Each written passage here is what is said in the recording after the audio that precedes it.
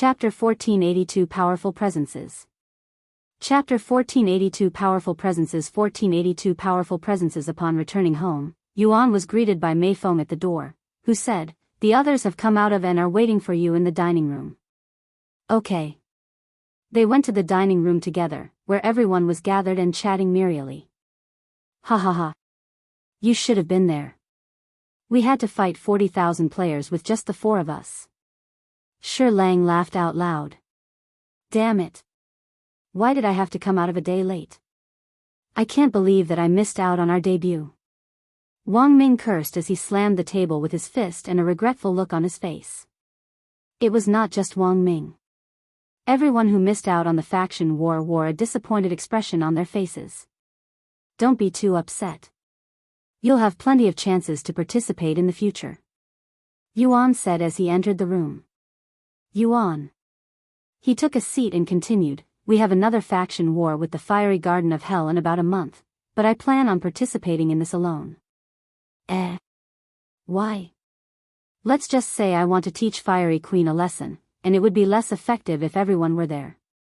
If you really want to participate in a faction war, we can simply challenge another faction after that one. Anyway, I have an important announcement that will affect all of us and surely cause an uproar around the world for some time, Yuan suddenly declared, his expression solemn. Everyone in the room immediately fell silent, a sense of nervousness hanging in the air. Due to the system update that allowed people on Earth to acquire treasures and whatnot from the 9 heavens, our economy and overall power balance has become chaotic, to say the least. Many cultivators saw a significant boost in their cultivation because of this. Normally, this would be celebrated, but unfortunately, this is a disaster waiting to happen. Earth is simply too small and frankly not ready to have so many powerful cultivators running around. While the number of cultivators who can destroy this world is still small and our cultivation world isn't as developed, I am going to restrict everyone's cultivation to peak Spirit Grandmaster, just like how the 9 heavens have certain cultivation restrictions for each world. This is a selfish act that some may even call oppressive and tyrannical, but I refuse to risk this world being destroyed by a single bad apple. Any questions? Hong Xiuquan raised his hand and asked, "Does this apply to us, as well?" I'm pretty sure nobody here would do anything that would put the world at risk. Yuan nodded. I can also confidently say that nobody here would do such a thing, but I cannot show any favoritism, as that would be unfair to others. Moreover, if everyone in the world except for those around me had their cultivation suppressed, it would definitely raise eyebrows. So you don't plan on letting the world know you're behind the restriction? Shi Murong asked. No, I do not. Well, I don't have any objections or complaints. Luckily, I didn't get ahead of myself, or I would have wasted a lot of resources increasing my cultivation base past Spirit Grandmaster. Wang Xiuying chuckled. I guess we won't have to worry about our cultivation on Earth after reaching the peak of Spirit Grandmaster anymore. This is great news for me since I can focus on cultivation online now, said Chu Shijian. Right? It's exhausting cultivating 2 bodies at once, Wang Bingbing sighed out loud. When are you going to suppress our cultivation? Li Jinsi asked. Later today. Okay. Sometime later, after the conversation regarding the formation ended, Yuan notified the others about their interview. I thought you guys would like some recognition, so I agreed to an interview for the members of our faction. I'll contact the interviewer after this, so it'll be great if you can stay on Earth for a few days. Of course, if you're busy or don't wish to participate, I won't force you. An interview, huh? I'm surprised this didn't happen sooner. Chu Liuxiang said. Who's the interviewer? Mei Xiu asked. Wu Zhao suddenly stood up and announced, that would be the idol, Xiaoxiao. Who? Several voices could be heard at the same time. What, none of you know Xiaoxiao? She's the #1 idol. Wu Zhao looked at them with clear disbelief on his shocked face. Omicron M, so you were into that kind of stuff, huh? How surprising. Hong Xiuquan chuckled. I don't care who it is as long as they're not someone suspicious or have any ulterior motives. Li Jinsi said. There's no way she's someone like that. I can vouch for her. Wuxia said as he patted his chest confidently. Everyone in the room looked at him with weird faces. Sometime later, Yuan left the mansion to prepare for the formation's activation. Yuan, no, young master, before you activate the formation, should let you know that its effect is limited to those below spirit enlightenment. If someone were to achieve that level, it would no longer suppress their cultivation. This is due to your lack of cultivation base, as I was only able to create an inferior formation with my given resources. With that being said, I can improve it in the future once you increase your cultivation base. Yuan nodded, okay. Also, there's another matter you should be aware of. When I searched this world with my divine sense, I was able to detect several powerful presences with a cultivation that already surpasses spirit enlightenment hidden around the world. I believe they're all divine beasts. Is that so? I always expected this world to have a few of them, so this just confirms my suspicions. Since they have dwelled in this world for so long without causing any trouble, I don't need to worry about them causing any trouble for Earth for now. However, I would like to visit them soon, Yuan muttered as he stared at the horizon with a pondering expression on his face. Chapter 1483 Flashbacks. Chapter 1483 Flashbacks 1483 Flashbacks, then I'll activate the formation now. Yuan closed his eyes and took a deep breath. A moment later, he opened his eyes with a resolute expression and activated the formation. Immediately after the formation's activation, a profound pressure engulfed the entire world. This pressure made cultivators feel uneasy, their instincts sensing something dreadful. Meanwhile, mortals who did not cultivate remained blissfully unaware, feeling nothing at all. As the creator of this formation, Yuan wasn't affected by its effects. However, cultivators around the world sensed a change within their bodies, more specifically, in their dantian. It was an indescribable sensation, almost as if an invisible force had taken hold of it. Those below the peak of Spirit Grandmaster were unaware of the formation's effects, as it did not impact them. However, those above Spirit Grandmaster were struck with a paralyzing shock, their faces contorted with terror, when their cultivation was suddenly suppressed to the level of Spirit Grandmaster. Around 50 cultivators around the world have achieved Spirit Lord, and all of them had their cultivation lowered simultaneously. What the fuck? What happened to my cultivation? Did someone poison me? Why did my cultivation suddenly regress? These spirit lords frantically began trying to figure out what had caused their cultivation base to decline, but it would be some time before they realized the truth. Since there were so few of them, and the concept of a formation capable of restricting everyone's cultivation base was simply ludicrous, it was practically impossible for them to comprehend the situation for the time being. It's done. Yuan sighed after activating the formation. The people won't figure out the cause of the restriction, but they will eventually realize that their cultivation is being restricted. Yuning then said, while the formation forcefully suppresses their cultivation, it won't stop them from increasing their cultivation, so while they can become a spirit lord, their cultivation will be suppressed to remain at Spirit Grandmaster until they surpass Spirit Enlightenment, which will probably take decades. Yuan returned to the mansion shortly after and contacted Xiaoxiao. Hello, this is Yuan. This is regarding the interview. Yes, will be available for the next few days. I'll be there tomorrow morning. Xiaoxiao declared, her voice shivering from excitement. Then I'll see you tomorrow. Good night. After hanging up, Yuan returned to his room. Inside, Chu Shijian was waiting for him. However, instead of beckoning him from the bed as usual, she sat on the balcony, staring at the dark sky with a profound expression on her beautiful face. Lulu? Yuan called out to her. She turned to look at him with a gentle smile and asked, Do you have a moment? Of course. What's wrong? He sat right beside her. After fidgeting around for a bit, clearly nervous about it, she spoke. I might sound crazy for saying this, but you see. I have been having these weird dreams lately. Dreams? Yuan raised an eyebrow. Actually, not dreams. They're more like flashbacks of memories that do not belong to me. It would typically occur when I am deeply immersed in my cultivation. When did you start having these flashbacks? Yuan asked. Shortly after you gave me this ring. Chu Shijian retrieved Huang Shaoli's spatial ring and showed it to him. Even though I don't recognize any of these memories, they feel awfully familiar and realistic, almost like I'd actually experienced it before.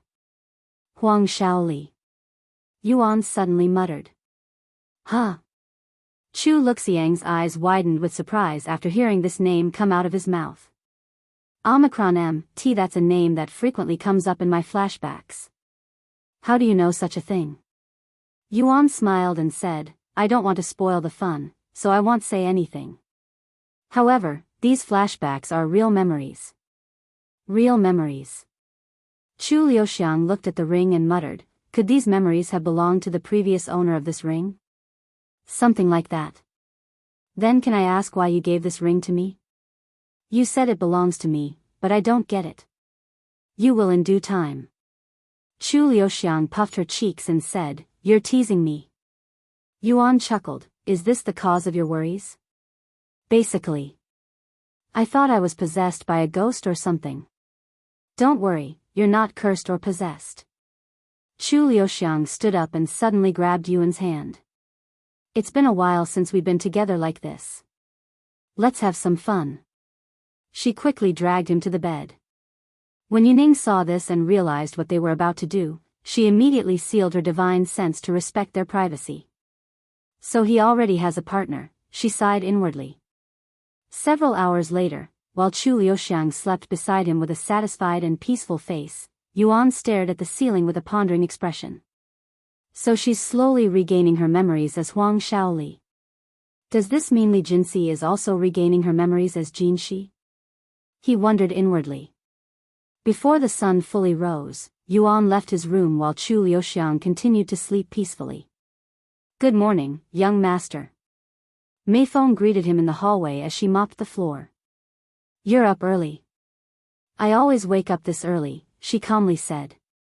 Xiaoxiao should be arriving soon. I'll do some warm-up on the training grounds. Can you call me when she arrives? Certainly. When he arrived at the training ground, he could see that someone had arrived before him, and she was swinging a large sword twice her size around like it was a feather. Upon noticing Yuan's presence, Li Jinxi stopped her training to look at him. It's been a while. Spar with me, she immediately said to him. Sure. As Yuan approached her, Li Jinxi stored away her large sword and retrieved a different sword. That's... Yuan did not expect Li Jinxi to pull out the Golden Empress suddenly. You're going to spar with that? He chuckled. You can't handle it? In response to her words, Yuan retrieved the Empyrean Overlord. I see that you've gotten better at provoking me, but let's see if anything else has improved. Chapter 1484 Jin Shi's Influence.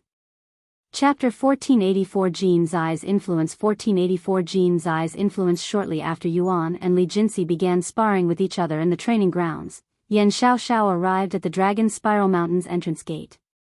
She approached the gate with an excited smile on her face. Hello. I have an appointment with the Demon's Sealing faction, she said to the guards there. You must be Lady Xiaoxiao. We have been expecting your arrival. The guards treated her with respect. Typically, only those living at the top of the Dragon Spiral Mountain are allowed to have guests without needing Leah's approval. However, the Lord made it very clear that Yuan could use the Dragon Spiral Mountain as he pleased. Please wait here while we contact the Demon's Sealing faction. One of the guards went to contact Mei Feng, who was appointed as their manager. Xiaoxiao nodded and turned to look at the majestic scenery before her.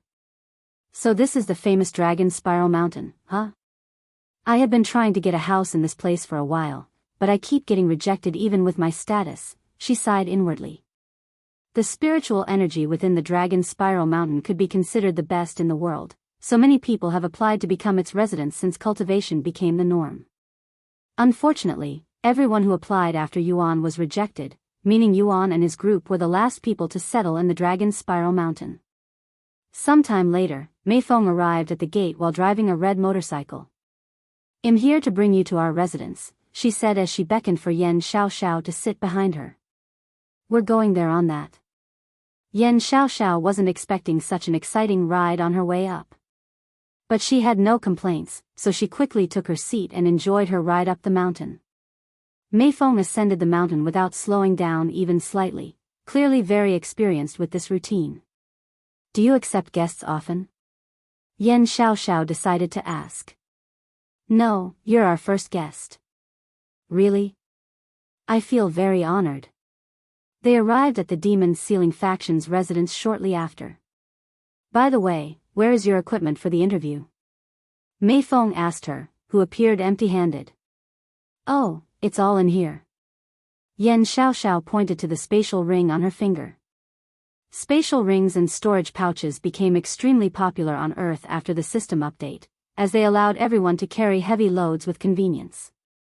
However, due to their high price it was a luxury item only for the wealthy. That is very convenient. I should get one, too. Mei Feng muttered to herself.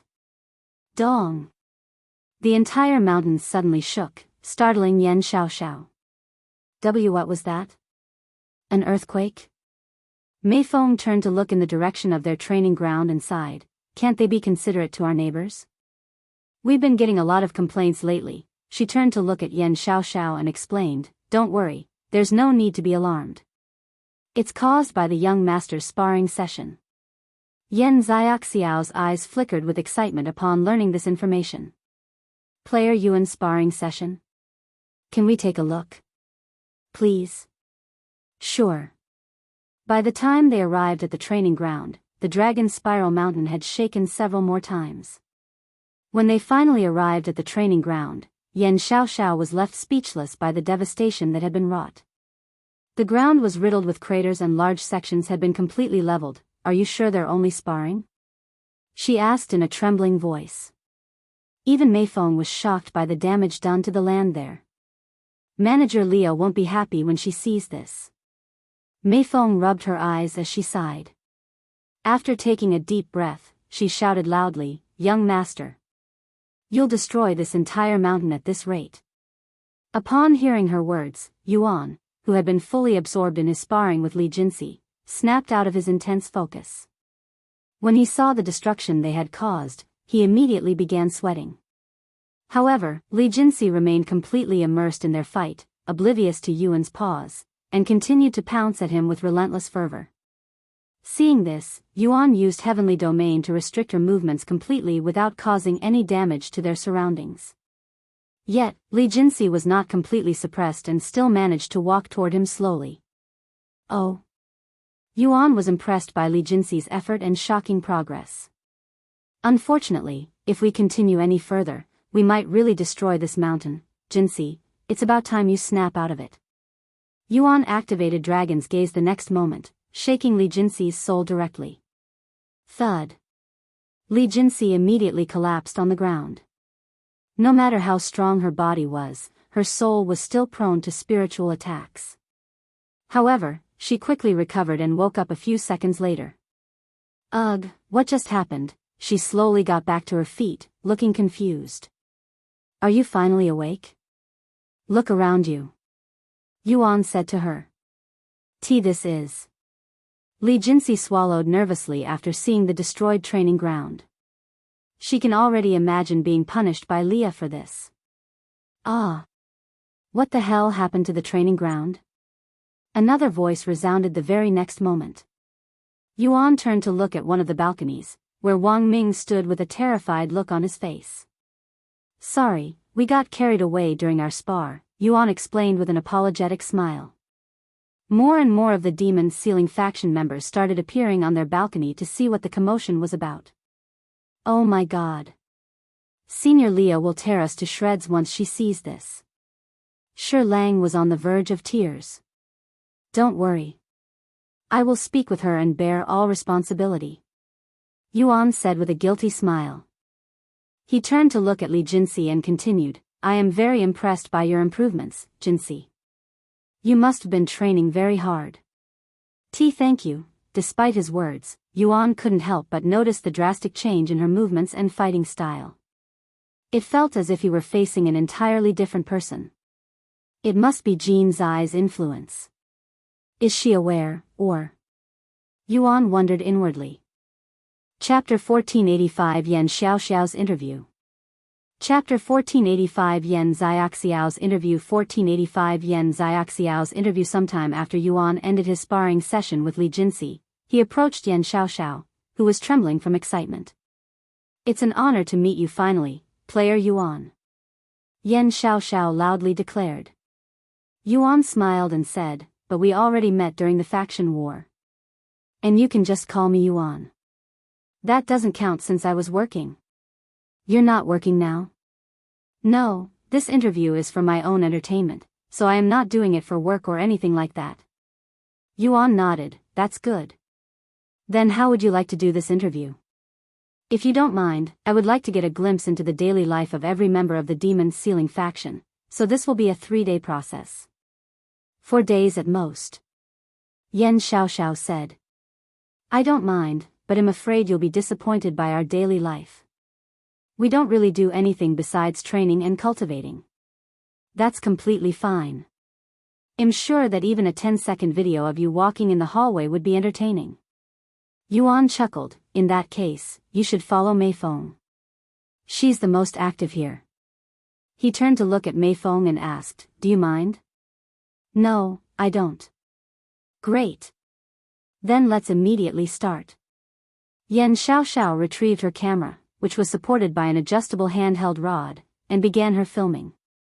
"I am going to prepare breakfast for everyone now," Mei Feng said. Yuan nodded and said, "Miss Yan, if you have any questions, don't hesitate to ask Mei Feng." "Okay. And just call me Xiaoxiao, please." He nodded. "Then I'll go speak with Leah. In fact, she's already making her way to us as we speak." He left the scene shortly after. "Who is this Leah?" Yan Xiaoxiao asked as she followed Mei Feng into the mansion. "She's the manager of this Dragon Spiral Mountain. So she gets to decide who gets to live on this mountain or not." "I'm not sure about that. We can ask her later." While Yan Xiaoxiao filmed Mei Feng preparing breakfast for the Demon Sealing faction, Yuan watched Leah, who wore a stern expression on her face, approach their mansion. "You!" she shouted angrily. "Do you have any idea what time it is? The sun is barely out, and you're already causing a ruckus, disturbing the entire mountain. My phone's blowing up with complaints because of you." "Sorry, I got a little excited during a spar. It won't happen again." "That's what you guys always say, but it keeps on happening. If not for the Lord, you guys would have been kicked out of this mountain ages ago." "Really, it won't happen again. I'll create a formation around our place to contain any disturbance. It'll be like we don't even exist." Leah sucked her teeth in response. After a moment of silence, she spoke. "Did you do something yesterday?" "What do you mean?" Yuan raised an eyebrow. "The Lord's been giggling like a child non-stop since I returned last night." Omicron oh, that? "I told him that I was the immortal monarch's reincarnation." "You what? Why are you surprised?" "It was bound to happen." "What made you expose your secret so suddenly?" Leah then asked. "After everything he's done for this world, he deserves to know." "I'm surprised you didn't tell him yourself." "I was sure you'd tell him." "What kind of person do you think I am?" Leah stared at him with a deep frown on her beautiful face. "The type to tell the Lord everything?" Yuan answered truthfully. "Humph. Then you don't know me at all." "I'm willing to learn if you're willing to teach me," he said with a gentle smile. Leah's face slightly flushed after hearing his words. Whatever. I'm leaving.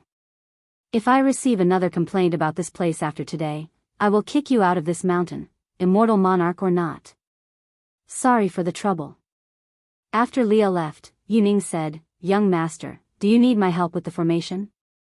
I can also create a formation to restore the damages." He nodded. "You're a lifesaver." Sometime later, Yuning took control of his body to create 2 formations. One formation isolated the Demon Sealing faction's area from the rest of the mountain, essentially moving them to a different dimension without moving the actual place. As long as they were within this formation, they would not disturb the neighbors even if they sparred with their full strength. The second formation restored the destroyed training ground and will even automatically repair any future damages done to their land. I've said this before, but there are a lot of convenient formations out there. I should return to studying arrays soon. Yuan muttered afterward. Should I teach you?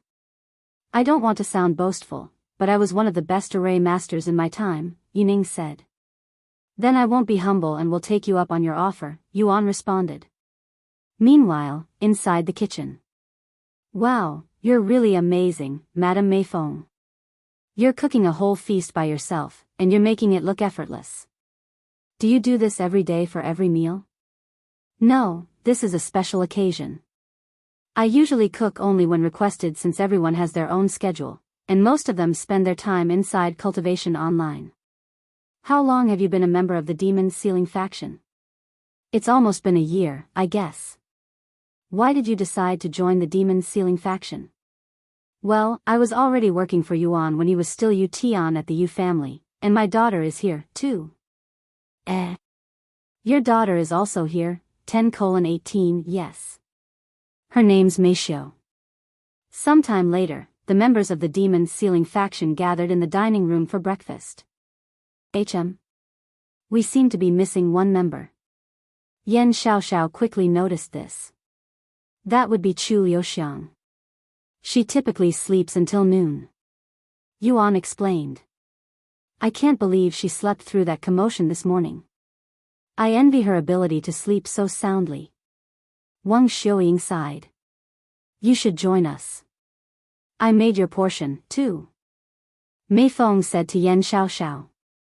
Thank you. Xiaoxiao didn't hesitate to join them. After breakfast, Xiaoxiao continued her interview with Mei Feng. Chapter 1486 Xiaoxiao's interview, 2. Chapter 1486 Xiaoxiao's interview, 2. 1486 Xiaoxiao's interview, 2. Miss Mei Feng, what do you typically do on a daily basis? Xiaoxiao asked as Mei Feng cleaned the dishes. I have two primary roles in the Demon Sealing faction. First and foremost, I am a maid, so I deal with all the chores first. My second role is being the manager of the faction, so I am responsible for any requests or inquiries sent to the faction. My chores usually consist of preparing food, cleaning the hallways and rooms, and washing their clothes. It's really simple and barely requires any effort. For my duties as the manager of the faction, I check all of the emails and keep myself updated on all faction-related trends. With the rest of my spare time, I simply cultivate and train my techniques. What kind of weapon do you specialize in? Xiaoxiao then asked. I am currently training with the spear mainly, but I am also trying out other weapons. What is your cultivation at right now? I have the lowest cultivation in our faction, being only at the 7th level of Spirit Master. In a few words, can you give me a description of your feelings for the Demon Sealing faction? Mei Feng showed a slight smile before responding. It's a small and peaceful place, one that I can truly call home. Thank you. Xiaoxiao continued to follow Mei Feng for another hour before moving to the next member. Can you give us a brief introduction about yourself? What kind of weapon do you use? I'm Shi Lang, and I came from the Jaded Garden. My primary weapon is the spear. Jaded Garden? I have never heard of this place before. Well, it's a very seclusive place. Why did you join the Demon Sealing faction? When Yuan needed 10 people to create his faction, we decided to help him. We? Yes. 7 of us came from the same place. What is your relationship with Yuan? We're good friends and rivals at the same time. Of course, none of us actually think we will ever catch up to him, but nonetheless, it still motivates us to train harder. What do you typically do besides training? Nothing, really. If we're not training here, we're training in. Of course, there are special occasions like the recent faction war. Speaking of the faction war, you've done a great job defeating so many players by yourself. I could tell that you were holding back, but exactly how much were you holding back?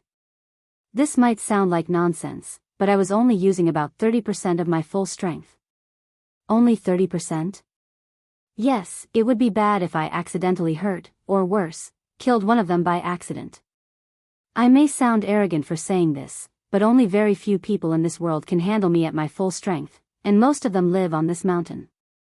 Xiaoxiao continued to ask several more questions, such as his hobbies and favorite food. Since the training ground had been fixed, Shi Lang proceeded to show off some of his skills for the interview. He used this opportunity to back up his previous claim that he only used 30% of his strength during the faction war. Heavens, how did they repair this place so quickly? Xiaoxiao muttered in a dazed voice when she saw the scene. There were already people sparring on the training ground, and they were all using most of their strength. Are you guys trying to destroy this place again so soon? Shi Lang called out to them. What, you haven't been notified? We won't disturb the neighbors or destroy this place even if we use all of our strength after Yuan created a formation around our place.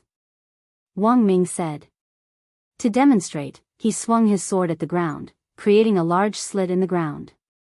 However, as though time was being reversed, the slit in the ground quickly returned to its original state, as if it was never damaged. That guy is really capable of everything, huh? Shi Lang chuckled. Hey, Shi Lang, let's spar. Wuxia suddenly approached him. Sure. Shi Lang didn't think much of it and agreed. I will go all out from the beginning. Don't say I didn't warn you. Wuxia said. Xiaoxiao backed away and stood in a safe distance as she filmed their sparring session. Wow, he wasn't joking when he said that he was only using 30% of his strength during the faction war. If he'd fought like this back then, he would have easily defeated 5,000, even half of the players from the fiery locust swarm by himself. The same goes for the fan-wielding Wuxia. He was clearly holding back the majority of his strength during the faction war. Are the rest of the members like this, too? If that's the case, the Demon's Sealing faction is much stronger than anyone could have anticipated. Sometime later, after their spar ended with Wuxia being victorious, Xiaoxiao began her interview with Wuxia. It's always been my dream to meet you, Fairy Yan. Wuxia greeted her with a handsome smile. Hello. You are Wuxia, correct? Indeed, and I cannot be any happier knowing that Fairy Yan is aware of my insignificant existence. Stop being creepy, Wuxia. You're ruining the atmosphere. Someone from the training grounds suddenly shouted. Which bastard just said that? I dare you to say that to my face. Wuxia snapped his head in the direction of the voice. I said that. A beautiful figure approached him. Ugh. Wuxia made a weird expression when he identified the person approaching him as Li Jinsi. If you have a problem with that, how about a spar with me? And no problem. I have no problem at all. Wuxia cleared his throat and looked at Xiaoxiao, feeling incredibly awkward. Sorry, you had to witness that. Xiaoxiao nodded and proceeded to ask him, are you also from the Jaded Garden? Yes, I am. If you find any errors, ads pop up, ads redirect, broken links, non-standard content, etc. Chapter 1487 Xiaoxiao's Interview, 3. Chapter 1487 Xiaoxiao's Interview, 3. 1487 Xiaoxiao's Interview, 3. I heard from Shi Lang that your reason for joining the Demon's Sealing faction was because Yuan needed 10 members to create the faction, but what is keeping you here? Xiaoxiao asked. That's simple. Although those who aren't by his side won't understand this, Yuan has this certain charm that beckons those around him to follow him. I am following him because I am intrigued by his very existence. I want to see his limit and what he'll achieve in the future. Of course, following him also has many benefits. That I cannot deny, Wuxia said with a calm expression. Although it was initially his family who ordered him to follow Yuan, he eventually chose to follow Yuan of his own accord after realizing how interesting Yuan's existence was. What are some of these benefits that you speak of? For one, we're all growing much faster than if Wed remained in the Jaded Garden. He also has access to an unfathomable amount of resources that would shock the world if revealed. Wuxia said, purposefully teasing those who will be watching this interview in the future. Despite Yuan's vast wealth and powerful resources, none of them from the Jaded Garden asked him for anything, nor did they have any intention of doing so in the future. They didn't follow Yuan for his resources, so they saw no reason to request any. Of course, if Yuan offered them resources on his own accord, they wouldn't refuse. How satisfied are you with your performance during the faction war? Xiaoxiao asked a moment later. It was average, I guess. If I weren't so worried about hurting those weaklings, I would have wiped them all out by myself. Is that so? Then what do you typically do when you're not training? I surf the internet and watch music videos, mainly yours. Wuxia replied with a slightly bashful smile. Thank you for your support. Xiaoxiao responded exactly how an idol would respond to a fan, with a beaming smile that could charm even heaven itself. Wuxia nearly had a heart attack and quickly said, while we're on this subject, would you mind giving me your autograph later? Of course. Sometime later, Xiaoxiao approached Wang Bingbing for her interview. Hello. Can you tell me a little about yourself and your background? I am Wang Bingbing, and I came from the Jaded Garden with my younger brother. I wield the sword. This Jaded Garden is a seclusive place, correct? Are you sure it's okay to talk about it so openly? Many people will see this interview. Xiaoxiao asked. It's fine. It used to be secluded because of certain circumstances, but we no longer need to hide ourselves, Wang Bingbing said. You joined the Demon Sealing faction because Yuan needed 10 people to create the faction, correct? Do you plan on leaving anything soon? That is correct, but I do not have any plan to leave this place, nor do I want to. It's very fun living with everyone like one big family, and I learn a lot of things from those around me, especially Yuan. Don't be fooled by his innocent and young appearance. He may seem young, but he knows more than the elders at my family, and he's the strongest person I know. I see. What do you typically do when you're not training or playing Cultivation online? I spend that time reading books, mostly martial arts novels. How far have you progressed in Cultivation online? How does one evaluate their progress? Wang Bingbing asked. Your cultivation and current realm, I suppose. Oh, then I am at the peak of Spirit Grandmaster and currently within the second heaven. Huh? You're still at second heaven? I thought you would be with Yuan in the fourth heaven. We may be in the same faction, but we have our own adventure and path. I am a core disciple at a certain sect, so I cannot leave as I want. However, I will be leaving soon to ascend. The same goes for the others. I see. What do you think about Yuan as the faction's leader? Do you think there is anything he needs to improve? Wang Bingbing chuckled and said, even though he's the leader, he doesn't act like one, which is what I consider his biggest fault. Other than that, he's very reliable and caring. He might be a little sadistic during training at times, but it's not a bad thing since we're growing tremendously from it. Xiaoxiao moved on to the next member sometime later. Hello, my name is Wang Ming. You must be Wang Bingbing's younger brother. That's right. You weren't at the faction war, the Demon Sealing faction's debut. Why was that? Wang Ming sighed. I was inside Cultivation online at that time, so were the others, so we didn't know about it until it had already ended. What about the next faction war? The Demon Sealing faction has declared war on the Fiery Garden of Hell. Will you be participating in that one? No, I won't. The others also won't be participating. Huh? Why is that? Because Yuan wants to deal with them alone. Wang Ming casually shrugged. Seriously? Xiaoxiao's eyes widened with surprise at this information. Yup. And you believe Hell be able to do that alone? The Fiery Garden of Hell has over 500,000 members. That's over 10 times what the Fiery Locust Swarm has. I believe nothing is impossible for Yuan. Numbers and talents are meaningless before him. If I had to describe him with one word, it'd be monster. And what do you think about Yuan as a leader? Wang Ming pondered for a moment before responding. He doesn't behave like a leader, but he's definitely qualified as one and a good leader, as everyone knows they can rely on him during times of need. If he says hell do something, it will happen. And that is what's most important to me. I see. Xiaoxiao nodded and continued asking questions. If you find any errors, ads pop up, ads redirect, broken links, non-standard content, etc.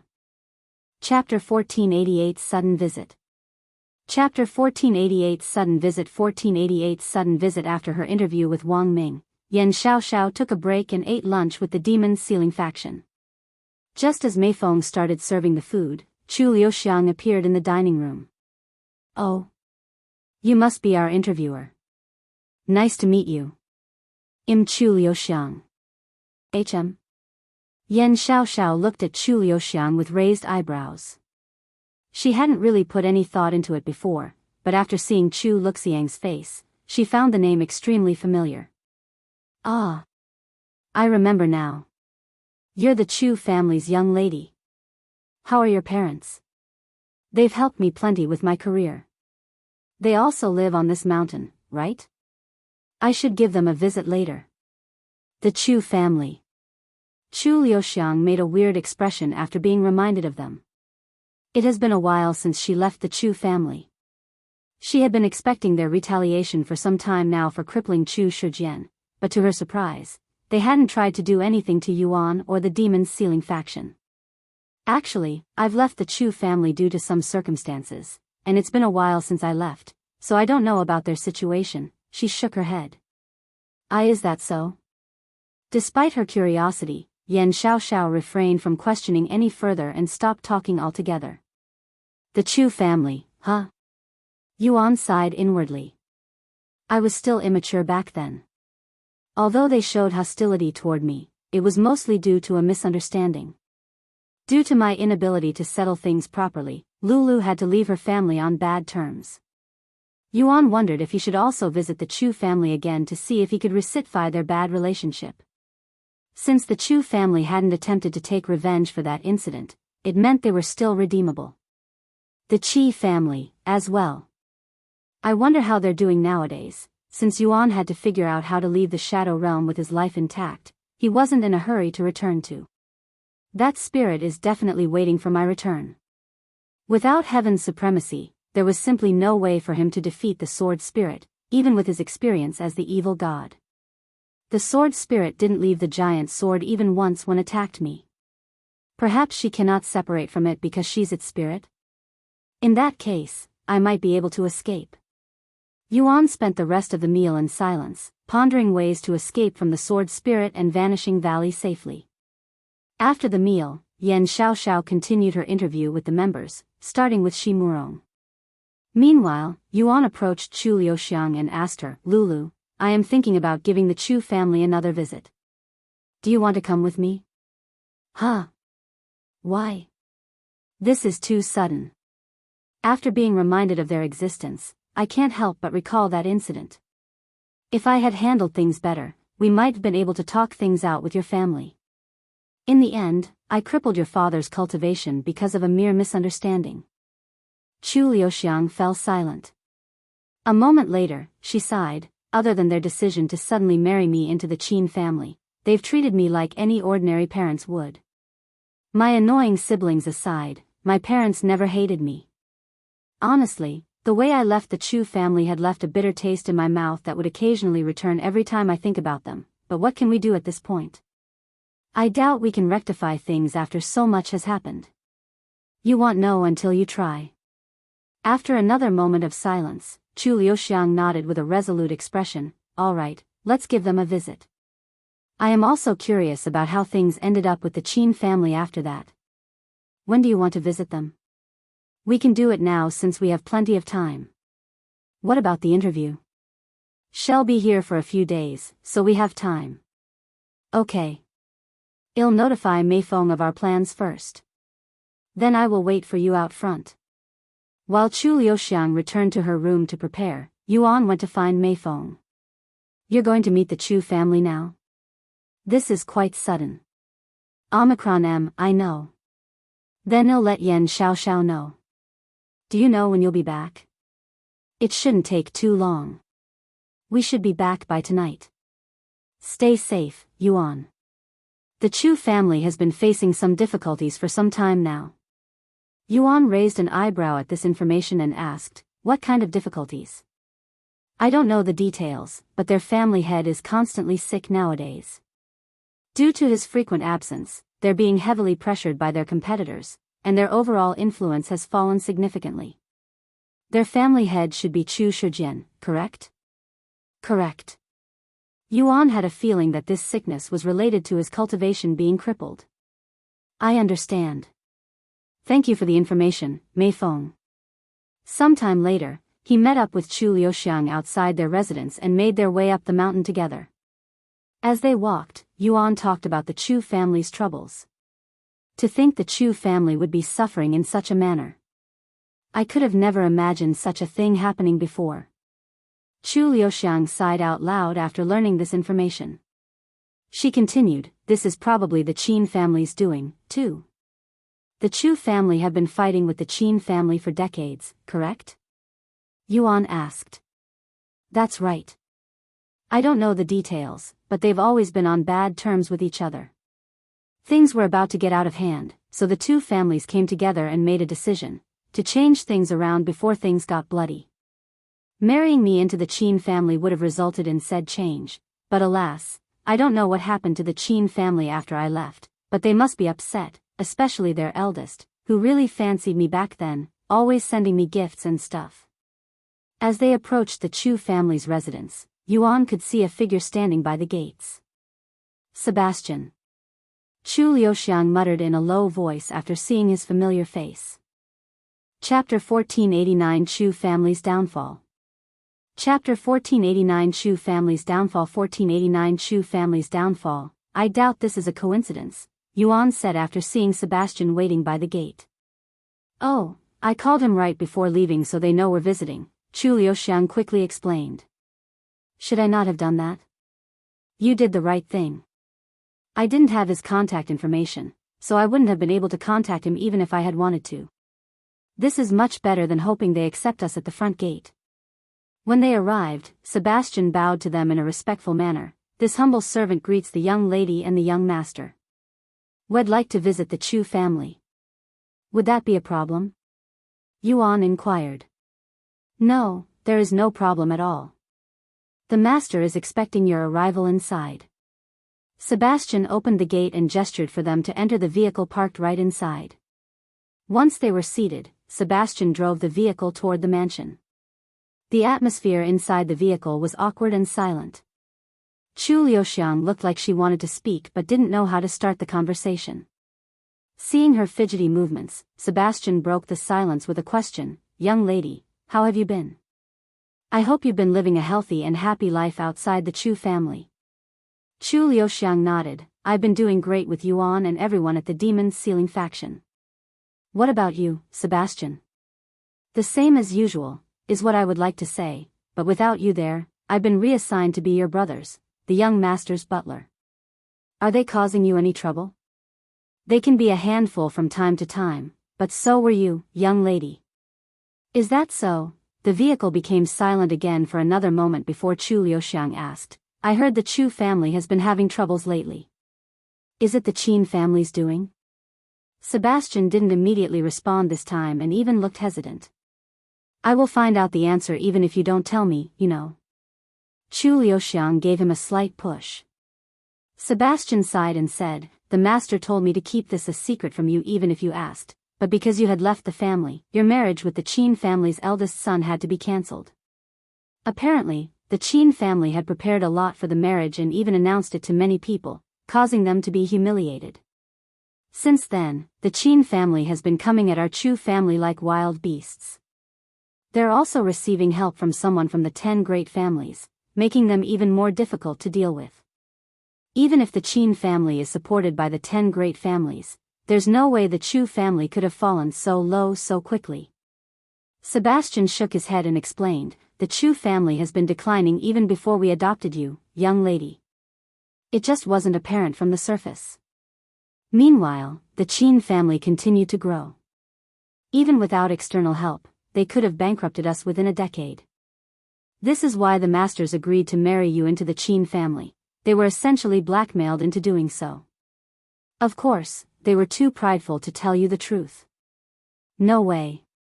Chu Xiang wore a look of disbelief on her face. She turned to look at Yuan, who silently sat beside her with a pondering expression on his face. You don't need to feel guilty about it, young lady. Even if they were pressured to marry you off to the Qin family, they shouldn't have obeyed without any resistance, so the masters are still in the wrong. Chu Xiang lowered her head and sighed. Yuan then spoke, honestly, I expected the Chu family to take revenge for what I did. Why aren't they doing anything? There are 2 reasons. 1, we've been too busy dealing with the Qin family to even care about something like revenge. Secondly, the Qi family warned us never to touch you and to forget about taking revenge. I see. Are you guys still in touch with the Qi family? No, they've been quite silent since the warning. Sometime later, they arrived at the Chu family's living quarters. I will bring you to the master now, Sebastian said as he led them inside the building. As they walked through the hallways, Chu Xiang noticed how empty they were. When she was still living there, over a dozen housemaids constantly cleaned the building, but there hadn't been a single one since they entered it minutes ago. The windows and walls were dusty, and there was less furniture in the hallway, not to mention the artwork. Omicron Chu Xiang was shocked, to say the least, after seeing how far the Chu family had fallen in just a year. What on earth happened? To fall this much in so little time doesn't make any sense. She cried inwardly. They stopped in front of a certain closed room sometime later. Sebastian knocked on the door and said, Master, Chu Xiang and Yuan have arrived. Let them in, a weak voice responded a second later. Sebastian opened the for them and gestured for them to enter without entering the room himself. I will stay out here, he said. Chu Xiang nodded and entered the room, followed by Yuan. Father. Chu Wuxiang's eyes widened with shock when she saw Chu Shijian's appearance. He was sitting on the bed with a pale complexion. His eyes, which once shone with pride and strength, now appeared dull and lifeless. He had also become very thin, resembling a sick patient. Compared to a year ago, he looked like an entirely different person. Yuan narrowed his eyes slightly at Chu Shijian's appearance. Even with his dantian crippled, it wouldn't account for such a drastic transformation. There had to be another reason for his sickly appearance. I never thought you'd come back. Chu Shijian spoke with a bittersweet smile on his face. I'm glad to see you looking healthy. Unfortunately, I have to greet you in such a pathetic state. Chu Xiang was utterly speechless. If you find any errors, ads pop up, ads redirect, broken links, non-standard content, etc. Chapter 1490 Chu Shijian. Chapter 1490 Chu Shijian 1490 Chu Shijian. Seeing Chu Shijian's state, Chu Xiang subconsciously turned to look at Yuan with a weird expression that seemed to ask if destroying his dantian had caused this. Chu Shijian saw right through Chu Wuxiang's worry and said, this has nothing to do with him destroying my dantian. I was living healthy until recently, around the time had its system update. Do you have any idea what might have caused this? Chu Xiang inquired. Chu Shijian shook his head and sighed, I have spent a fortune on the best doctors in the world, but none of them were able to identify the cause of my sickness. Yuan stepped forward and said, let me inspect your body for a moment. Chu Shijian looked at him with slightly narrowed eyes and asked, why have you come? If you're here just to mock me, what would I get from doing that? Just give me your hand. Yuan extended his own hand and beckoned. With nothing to lose, Chu Shijian offered his hand to Yuan for inspection. A few moments later, Yuan said, you've been poisoned. What? Chu Xiang and Chu Shijian exclaimed in a shocked voice. How can you possibly tell when nobody else could? Chu Shijian questioned, doubting his credibility. I don't know the exact poison used, but it flows through your meridians and is slowly killing you. Unless you have sufficient cultivation, even the best doctors in the world wouldn't be able to detect it. It most likely came from since you became sick after the system update. And no way. Chu Shijian wore a look of disbelief on his face. When could he have been poisoned? He could count the number of times he left his residence on one hand after his cultivation had been crippled. He also couldn't recall any opportunity for someone to have poisoned him after the system update. Yuan, do you think the poison can be treated? Chu Liuxiang asked him with a worried face. Honestly, I don't know, but I know someone who might. Chu Liuxiang pondered who this person might be for a moment. Wang Xiuying. She's a pill expert who studied in the field of medicine. Yuan nodded. Yes, she might know something. I'll call her over now. He retrieved his cell phone and called Wang Xiuying. Hey, Xiuying, it's me. I have a quick question. Do you know anything about poison? Of course. Why do you ask? Can you come to the Chu family? Someone here has been poisoned, and I need your expertise. Sure. I'll be there as soon as possible. Thanks. He hung up and turned to look at Chu Shijian. Why? Why are you helping me? Chu Shijian asked before Yuan could even open his mouth to speak. The same reason why I am visiting. I want to see if we can rectify our mistakes. Mistakes. Yuan nodded and continued. I heard from the butler that it was the Qin family who pressured you into giving away Chu Liuxiang. Is that correct? Chu Shijian's eyebrows twitched at his words, and cursed in a low voice, that damned Sebastian. I specifically told him to keep it a secret. Why would you hide something as important as this from me? Chu Liuxiang suddenly exclaimed. Is your pride really worth that much? If you had told us the truth, we wouldn't have needed to fight. Unsure how to respond, Chu Shijian could only remain silent, his head lowered in a shameful manner. Father. It's better to be late than never. Please tell us the truth. You still see me as your father, huh? A bittersweet smile appeared on his face. After a moment of silence, he said, yes, it's true. It was the Qin family who approached us first. They suggested ending our feud through marriage. Of course, I refused at first. However, that's when they started threatening to bankrupt our businesses. I don't know if you're aware, but our Chu family has been declining long before we adopted you. The Qin family showed us solid proof of their current prowess and influence, and it was more than enough to force us out of business within a decade if nothing is done. To make matters worse, they managed to receive support from the 10 great families, from the Walkers family and Gu family. Walkers and Gu. Yuan narrowed his eyes upon hearing these two familiar names. Fiery Queen belongs to the Walkers family.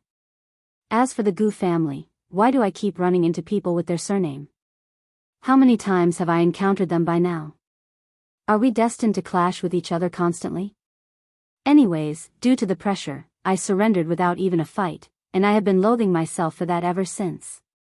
This caused me great stress, to the point where I couldn't even think properly during your visit. Chu Shijian looked at Yuan. I was rash and irrational, which led to the misunderstanding of you killing Chu Luxiang's master and our fight. I know it's late, but I deeply apologize for that. Feng explained the situation to me afterward. Yuan shook his head and said, I also hold some blame for that incident. I was still immature and hot-headed back then. If I had just explained the situation instead of being hell-bent on delivering justice, we could have ended it without fighting. If I were in your shoes, I would have probably done the same thing if I thought you'd killed someone important to me. Unfortunately, my head was too full of anger to think properly, and I'd even crippled your cultivation out of anger. Chu Shijian was speechless. He didn't think Yuan would actually apologize for his actions. Compared to his last visit, he's like an entirely different person, even the atmosphere around him is different. Chu Shijian could sense a dignified aura around Yuan, feeling almost as though he was before an exalted expert. As an apology, I will try to do something about your crippled Dantian and help you restore your cultivation. Yuan suddenly said. What did you just say? My Dantian can be healed? Chu Shijian didn't dare to believe his ears, his eyes wide with shock. Chapter 1491 Basilisk's Tear. Chapter 1491 Basilisk's Tear 1491 Basilisk's Tear. Seeing Chu Shijian's doubtful face, Yuan nodded, yes, it's possible. There are spiritual medicines and elixirs that can heal destroyed dantians. They're a little rare, but they definitely exist. If you can restore my cultivation, I will forever be grateful. I am ready to take responsibility and pay for the treasure. Chu Shijian hastily said, his voice filled with a newfound determination. Yuan raised an eyebrow and said, grateful? Even if I restored your cultivation, I am still responsible for destroying it in the first place. I also blamed you at first, but as I calmed down and realized my shortcomings, I came to realize that I also bore responsibility for my actions. I no longer blame you and consider it a punishment for my failure as a father. Chu Shijian sighed in a dejected manner. Yuan nodded and said, as for the payment, consider it already fully paid. Huh? What do you mean? You can consider it as an early betrothal gift, he calmly explained. Betrothal gift? Chu Liuxiang stared at him with wide eyes, her face filled with a mix of shock and anticipation. Yuan looked at her with a slight smile and asked, what, you want to remain as a mere girlfriend forever?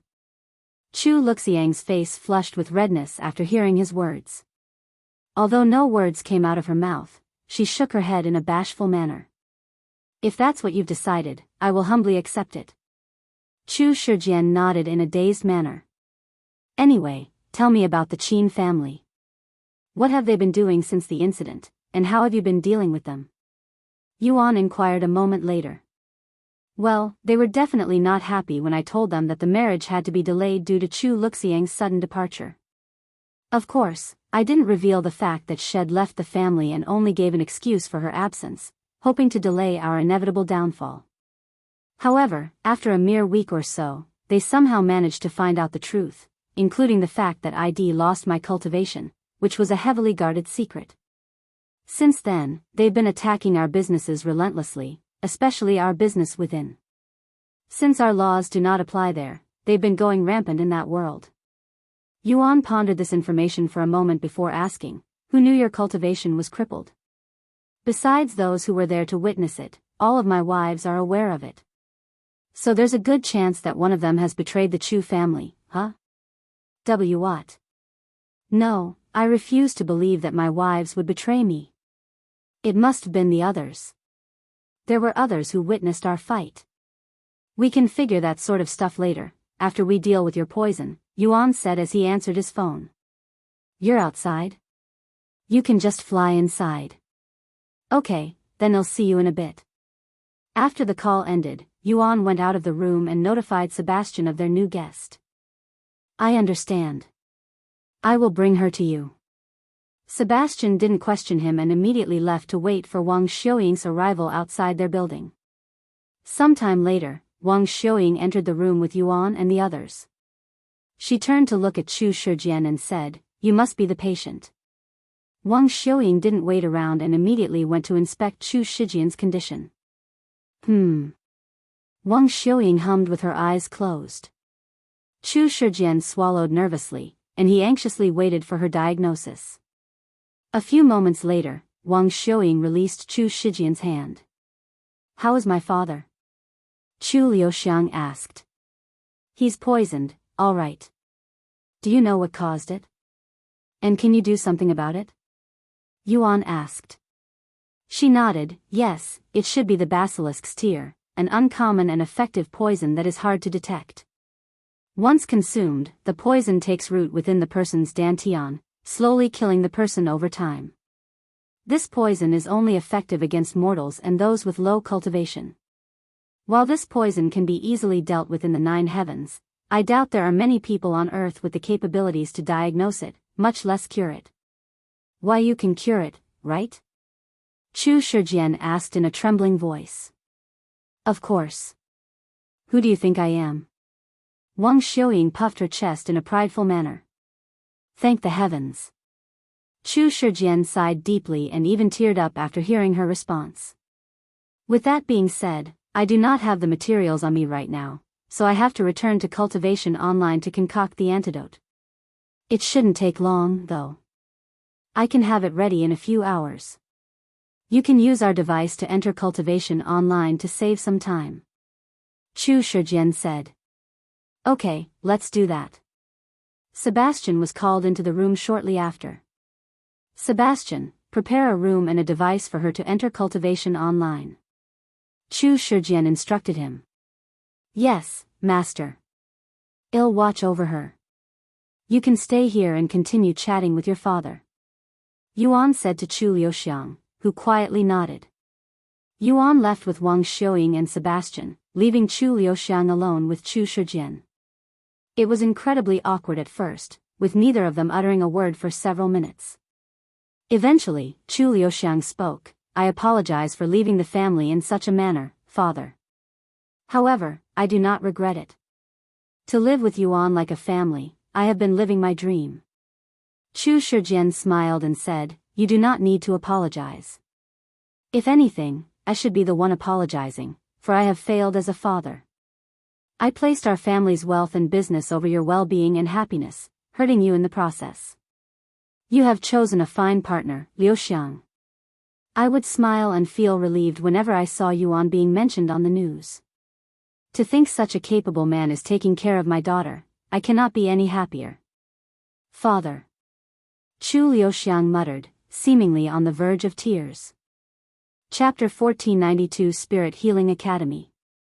Chapter 1492 Spirit Healing Academy 1492 Spirit Healing Academy. Once the room and device were prepared, Wang Xiuying lay on the bed with Yuan sitting beside her. I will watch over you until you return, he said with a calm smile. Realizing that she'd be essentially sleeping with Yuan by her side, Wang Xiuying immediately became flustered. Seeing this, Yuan chuckled and teased, are you worried that I might do something weird while you're inside? However, to his surprise, Wang Xiuying said, try not to wake me up if you do since I will be doing alchemy. Yuan's eyes widened with surprise after hearing her unexpected response, but before he could even say anything else, Wang Xiuying entered. Once inside, Wang Xiuying took a minute to calm herself before she went to collect the ingredients needed for the antidote. Since the antidote required a few rare ingredients she didn't have at hand, she had to head to the medicine hall, which was located at the outer court. Wang Xiuying was a core disciple at the Spirit Healing Academy, one of the top sects within Spirit Heaven and the #1 alchemy sect. Although it's only been about 2 short years since she joined the sect, Wang Xiuying managed to rise to the top and become a core disciple. Her talents were considered the best in the sect, surpassing that even of their sect master. While even the most talented disciples require months of memorizing ingredients before they can even start learning about alchemy, Wang Xiuying began concocting pills after just a week in the sect. The speed at which she memorized ingredients and medicine-related information was simply unheard of and terrifying. Once an alchemist is capable of concocting a Tier 1 pill with over 60% purity, they are automatically considered a pill disciple. They will remain a pill disciple until they can concoct Tier 3 pills with over 60% purity. Once such a feat is achieved, they will be considered a pill expert, and it usually requires years of experience to achieve the status of pill expert, with many failing to do that in their entire life. Those who are capable of becoming a pill expert typically require 15 to 20 years of experience, while the more talented ones only require around 10 years. An alchemy genius could achieve that in half the time with less effort. Meanwhile, Wang Xiuying managed to become a pill expert in under a year, achieving a record in the Spirit Healing Academy. Her talents were so rare and jaw-dropping that the sect master of the Spirit Healing Academy wanted to accept her as a disciple and nurture her as the future sect master. However, this would require Wang Xiuying to remain in the sect for longer than she wanted, so she refused the position. Naturally, the sect master was upset about Wang Xiuying's refusal to become the next sect master, but she didn't try to force Wang Xiuying to stay and even offered to have someone from the third heaven help her ascend to join a better sect in the future. As Wang Xiuying flew to the medicine hall on her flying treasure, she thought to herself, I have learned everything this sect could teach me and will become a pill master in a few months even if I leave the sect right now. I guess it's about time I make my way to the third heaven soon. When the disciples outside the medicine hall noticed Wang Xiuying's arrival, they quickly approached her with respectful smiles and bowed to her. Good evening, Senior Apprentice Sister Wang. How's your alchemy been progressing? Can you concoct Tier 4 pills yet? Senior Apprentice Sister Wang, I have a question regarding alchemy. Wang Xiuying was bombarded with questions, especially alchemy-related questions. Due to her experience and knowledge surpassing even most sect elders, she would often give lectures to the disciples. Sorry, everyone, but I am in the middle of an urgent business. If you have any questions, I will be more than happy to hear them during my next lecture, which will happen at the usual location in a week. Wang Xiuying apologized to the disciples before rushing into the medicine hall, a tall building with 10 floors. She stopped on the 7th floor and approached one of the available workers there. Good evening, Healer Wang. How can the medicine hall assist you today? The worker treated her as though she was a sect elder. Wang Xiuying handed a list of ingredients to the worker and said, I need these as soon as possible. The worker didn't even glance at the list of ingredients and nodded, of course. Please give me a moment to prepare the ingredients. As a core disciple, Wang Xiuying had near unlimited access to the ingredients as long as they weren't too rare, and she wasn't being unreasonable with the amount. Furthermore, she was assisting the sect in producing pills exclusive to the Spirit Healing Academy, which were sold outside the sect. This allowed her to have more access than other core disciples, including many sect elders. While Wang Xiuying waited for the ingredients, she noticed someone was approaching her from behind. Turning around, she was greeted by a beautiful woman. Elder Mu. Wang Xiuying greeted the sect elder, who was responsible for her when she first joined the sect. It's been a while since I last saw you outside your peak. What are you up to this time? Why are you making it sound like I am always causing trouble? Wang Xiuying chuckled. Aren't you always, though? Wang Xiuying shook her head with a smile and continued, I am getting ingredients for the Basilisk's tear antidote. What? Basilisk's tear? Don't tell me the victim is one of our disciples. Elder Mu inquired. Don't worry, Elder Mu. The victim isn't from our sect, but he's my friend's father. Your friend is lucky to have you. The antidote is a difficult tier 3 pill that only a few sect elders have the ability to concoct, and they aren't usually found in stores because the poison is rarely used nowadays, so you'd need to find someone to make it. Elder Mu said.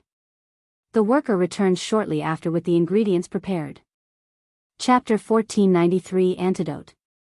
Chapter 1493 Antidote 1493 Antidote. Here are the ingredients you have requested, Healer Wang. The worker placed the ingredients on the table before them. Thank you. Wang Xiuying tossed all of the ingredients into her spatial ring. Are you returning to your residence now? Elder Mu asked her. Yes, then I will be leaving again after I concoct the antidote. I will come with you since it's been a while since I last saw you working. Okay. The two of them left the medicine hall and made their way back to Wang Xiuying's residence. Once they arrived, Wang Xiuying retrieved a cauldron and immediately began concocting the antidote. Elder Mu, I've told you this before, but I do not plan on staying in the Spirit Healing Academy forever, she spoke as she concocted the pill, something most alchemists don't dare to do since it takes away their focus. Elder Mu nodded, yes, you have. The sect master may be upset by your decision, but she also understands it. This place is simply too small for someone as talented as you, Disciple Wang. You're destined to climb higher than all of us and achieve great things as an alchemist. Since you're bringing this up now, do you plan on leaving soon? Elder Mu looked at her with a calm gaze. Yes, it's about time I climbed the stairway to heaven. Why would you willingly put yourself through that ordeal when we can have someone from the third heaven guide you there? Elder Mu asked. Unbeknownst to Elder Mu, all players had access to the stairway to heaven and could ascend without needing to partake in the trial because of Yuan. However, players could still willingly partake in the trials. The majority of players ascended without participating in the trials, but a minority willingly did so just to train themselves. After all, even if they failed the trials, it wouldn't affect their ability to ascend. In fact, Yuan had advised everyone in the Demon Sealing faction to ascend the 9 heavens through their own effort instead of solely relying on him, as it would greatly benefit them. While it was possible to die during trials with countless people perishing to it since its establishment, as the master of the stairway to heaven, Yuan made it so that nobody from the Demon Sealing faction would die during a trial. He also adjusted their difficulty, making it much harder than usual. This made the stairway to heaven a perfect training device for the Demon Sealing faction. I don't want to accept every handout coming my way. I have my own pride, you know. Once I ascend to the third heaven, I will join a sect through my own powers, not because of some recommendation. Wait a second. Does that mean you won't be joining the Jade Cauldron sect? Their sect master is already expecting you to join them. Elder Mu panicked a little after hearing her words. Wang Xiuying shook her head and said, I didn't say that I wouldn't join them, Elder Mu. I am saying that I will join them through the disciple examination by proving my qualifications, just like how I had to prove my qualifications before joining the Spirit Healing Academy. But you have already proven your qualifications in the last 2 years. Nobody will dare to question your qualifications now. Perhaps not their sect master and sect elders, but my fellow disciples will definitely question my qualifications. I know how the others will look at me if I join through the back door, regardless of my qualifications. You are truly something. Elder Mu showed a defeated smile on her face. No, this is the bare minimum. If I don't do this much, I will never be able to catch up to him, much less walk beside him. Wang Xiuying muttered with a somewhat dazed face. Him? Who are you talking about? Elder Mu inquired in a curious tone. My friend and idol. You should have heard of him before. If he hadn't refused to ascend after the mystic realm, I would have never had the chance to come here so soon. You mean that arrogant Ba, ahem. Of course, I remember him. Had caused quite the scene before, after all. Elder Mu coughed mid-sentence. Wang Xiuying sighed, I wouldn't badmouth him if I were you, even if he's not here. You might receive bad luck. Why are you even trying to surpass him? I know he's a cultivation genius, but is he also an alchemy genius? Elder Mu inquired. Not as far as I am aware. And who said anything about surpassing him? That's literally impossible. I just want to be useful enough to stand by his side. What are you saying? You have the potential to become an alchemy emperor, at the very least. Who knows, you might even become an alchemy god. There's no way you wouldn't be useful with such talents. You wouldn't understand it even if I spent an entire day explaining it to you, Elder Mu. Anyways, my pill is about to be completed. Wang Xiuying stopped talking and poured all of her focus into the cauldron. A few minutes later, Wang Xiuying removed the lid and retrieved the pill from the cauldron, quickly sealing it inside a pill bottle.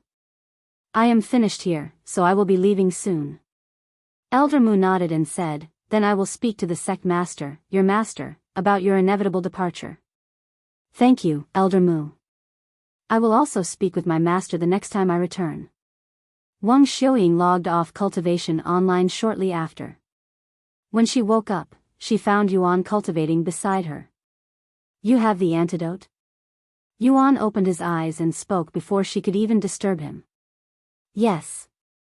Wang Xiuying retrieved the pill Shed just created. Great. Then let's return. Sebastian was waiting for them outside and guided them back to Chu Shijian's room. You're back already? It's only been a little over an hour. Chu Shijian wasn't expecting the antidote so soon. Yes, and I have your antidote here. Wang Xiuying showed the pill on her palm. If you find any errors, ads pop up, ads redirect, broken links, non-standard content, etc. Chapter 1494 Curing Chu Shijian.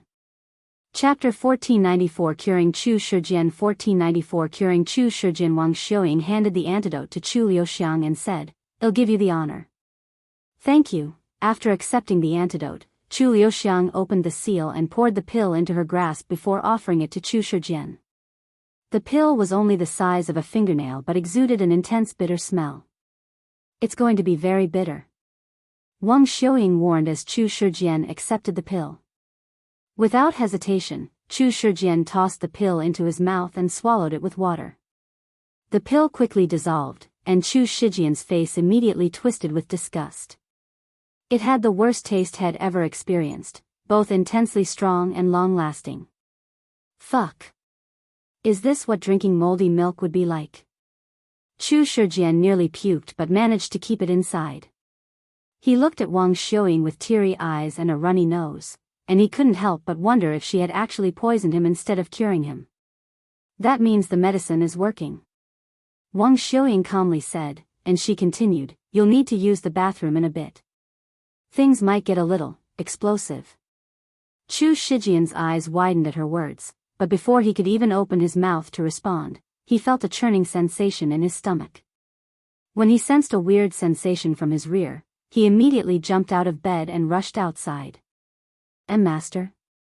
Sebastian was shocked to see Chu Shijian out of bed and running when he could barely walk just hours ago. Looks like he'll be just fine. Wang Xiuying chuckled. Once again, thank you for saving my father. Chu Liuxiang said to her. Wang Xiuying casually waved her hand and said, you don't need to thank me. I merely did the obvious and right thing. Still, I feel grateful to you. Is the master cured? Sebastian asked as he entered the room. Yes, he's cured. Wang Xiuying nodded. Thank the heavens. Without him, the Chu family wouldn't have survived another month, let alone another year. An hour passed, but Chu Shijian had yet to return from the bathroom. How long do you think he'll spend inside the bathroom? Chu Liuxiang asked. Hard to tell. It varies depending on how much poison was in his body. Considering his state, it'll probably take 3 to 4 hours before he finishes cleansing it out of his body. 3 to 4 hours? Chu Liuxiang did not expect it to last so long. Shall we come back tomorrow? Yuan said. We should. He'll need to rest properly afterward, too. Wang Xiuying said. Then we'll come back tomorrow at noon, Yuan said to Sebastian. Very well. I will let the master know once he returns. Yuan left the Chu family with the others shortly after, while Sebastian continued to wait for Chu Shijian's return. 4.5 hours later, Chu Shijian returned to the room with a pale expression, but he looked much better overall than before he left for the bathroom. Welcome back, master. Yuan and the others have already left for today. They'll return tomorrow at noon. Sebastian said. I see, the doctor also advised you to rest for the remainder of the day. I understand. After Chu Shijian went under the blankets on his bed, he said, with a serious expression, Sebastian, I want you to investigate my wives, all 4 of them. I will immediately do so. Sebastian calmly nodded. Chu Shijian narrowed his eyes at Sebastian and asked, you don't seem at all surprised by my request. How long have you been suspecting them? And why haven't you said anything? It's not this lowly servant's job to make assumptions. Even if I suspect them, I have no proof, nor do I dare to investigate the mistresses without the master's order. Sebastian, you take your job too seriously. Chu Shijian sighed out loud. You've been working for our family since your childhood, not even mentioning your ancestors. I see you more as a friend than a servant. If you have something to say, please do not hesitate to speak up. After a moment of silence, Sebastian spoke. I had a suspicion that you were poisoned at first, but I threw away that thought after none of the doctors made such a claim. When I still believed that you were poisoned, I immediately suspected one of the mistresses, as they were the only ones who could have poisoned you without my knowledge. I personally prepare your food, so I know it didn't come from me. With that being said, do you have any idea who could have poisoned you? Sebastian then asked. Chu Shijian closed his eyes to ponder. A few minutes later, he sighed while shaking his head. I've made contact with all of my wives before I got sick, and without knowing how I was poisoned, it's impossible to tell who had the capability to poison me. We can ask the doctor tomorrow. We shall. I'll get some sleep now. The following morning, after breakfast, Xiaoxiao approached Meishio for her interview. How long have you known Yuan? Pretty much for my entire life, she said. Your mother is Miss Mei Feng, correct? Did you also work for Yuan? That's correct. I was trained to serve Yuan but ended up serving his sister for the majority of my time there. I only started serving him again after we left the Yu family. What's your current relationship with Yuan now? Meishio hesitated to answer this question, as she was unsure whether she could reveal such private information to the rest of the world. She's my partner. Yuan's voice suddenly resounded, surprising the both of them. By partner, do you mean? Yan Xiaoxiao swallowed nervously. Yes, she's my lover. Yuan clarified without an ounce of hesitation in his voice. Meishiu stared at him with wide eyes, her face slightly flushed. Yuan smiled at her and said, "Are you embarrassed to be my woman, so you don't want the world to know?" That's not it," she hastily said. He chuckled, "I know. I am just teasing you."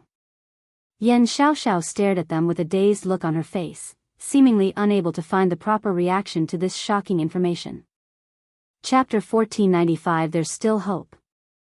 Chapter 1495 There's Still Hope. 1495 There's Still Hope. Yuan has a lover? This is huge news, probably the biggest one in this entire interview. Yan Xiaoxiao cried inwardly, and she couldn't help but feel pity for the countless maidens who had fallen in love with Yuan. How long have you been together for? Yan Xiaoxiao continued to inquire. Probably about a year now, Meishiu said with a pondering expression. You guys can continue. I'll be in the training ground with the others, Yuan said before leaving them alone. After Yuan left, Yan Xiaoxiao asked, "In your eyes, what do you believe is Yuan's biggest charm? And when did you start liking him?" "I don't know when I started liking him, but I've probably liked him since our childhood. He has many charms, but his biggest charm is definitely his dependability. I can always depend on his words, and it's a great feeling always to have someone to rely on." In the training grounds, Yuan sparred with the others. Meanwhile, the world outside of the Dragon Spiral Mountain was in an uproar after all faction wars had been paused and delayed for an entire month. When the organizers, the Cultivators Association, were questioned for a reason, their response during a live interview sent immense shockwaves throughout the entire world. The great battlefield is undergoing reconstruction, and all arenas will receive an upgrade, which will allow the players to fight each other with their full strength without needing to worry about accidentally killing their opponents. When the chairman of the Cultivators Association made this announcement, they were bombarded with questions on how such a feat was even possible. "We have a powerful array master on our side who has the ability to create formations to achieve this feat. Who is this array master?" one reporter asked. "Unfortunately, we are not allowed to disclose his identity, as requested by the array master himself." "How reliable are these formations?" another reporter asked. "Very reliable. I, along with several of my colleagues, experienced firsthand its effects, and we can guarantee its effectiveness," Chairman Li responded. "If you're not convinced by this, the Demon's Sealing faction and the Fiery Garden of Hell have agreed to become the first ones to test the formation." W8. Does that mean the Fiery Garden of Hell has accepted player Yuan's direct challenge? Indeed. The Fiery Garden of Hell was the one to send the challenge request, and the Demon's Sealing faction accepted it. The terms of the faction war will be the same as the Demon's Sealing faction's faction war against the Fiery Locust Swarm. During this interview, the world also learned of the Demon's Sealing faction's second faction war, which was several times more shocking than their match against the Fiery Locust Swarm, as the Fiery Garden of Hell had over 500,000 players. Thousands of articles on their upcoming faction war filled the internet. Fiery Garden of Hell accepts player Yuan's challenge. Player Yuan bites more than he can chew. From ranked 86 to ranked 5th. Will player Yuan challenge rank 1 for their third faction war? While the rest of the world talked about the upcoming changes to the future of faction wars, Yan Xiaoxiao interviewed Chu Liuxiang after Meishiu. "How long have you known Yuan?" Yan Xiaoxiao asked. "I've known Yuan even before he was adopted by the Yu family. We came from the same orphanage, after all." "Wow, what was Yuan like during his childhood?" Yan Xiaoxiao's eyes flickered with excitement at this unexpected information. "Pretty much how you'd expect a child to behave, but he was already talented with instruments back then. He taught me how to play the harmonica, too." "How would you describe your relationship with Yuan nowadays?" "We're partners," Chu Liuxiang responded without hesitation. Huh? Yan Xiaoxiao's eyes widened. "By partner, do you mean, we're lovers?" Chu Liuxiang interrupted. "Huh? Wait, but I thought..." Yan Xiaoxiao immediately became confused by this revelation. Xiaoxiao wasn't sure if she should mention Meishiu. What if Yuan and Chu Liuxiang were in some kind of secret relationship? What if he was cheating on Meishiu? These stories are very common, after all. Seeing Yen Xiaoxiao's hesitation, Chu Liuxiang chuckled. Are you worried about Meishiu? Don't worry, we're both his lovers. So she knows? Yes. And you're both okay with sharing him? Of course. Is that so? Yen Xiaoxiao could feel her heart racing for some reason. Why are you surprised? It's not a new thing. My father also has several wives. Yen Xiaoxiao cleared her throat and said, now that you mention it, I guess it isn't that surprising for someone like Yuan to have several lovers. There's still hope for the others. She cried inwardly. Yuning also had similar thoughts when she learned that Yuan had 2 Dao companions. Yen Xiaoxiao ended her interview with Chu Liuxiang an hour later. Although there was still plenty of time, she decided to end the interview for that day since only Yuan was left to be interviewed, and she wanted to spend an entire day with him.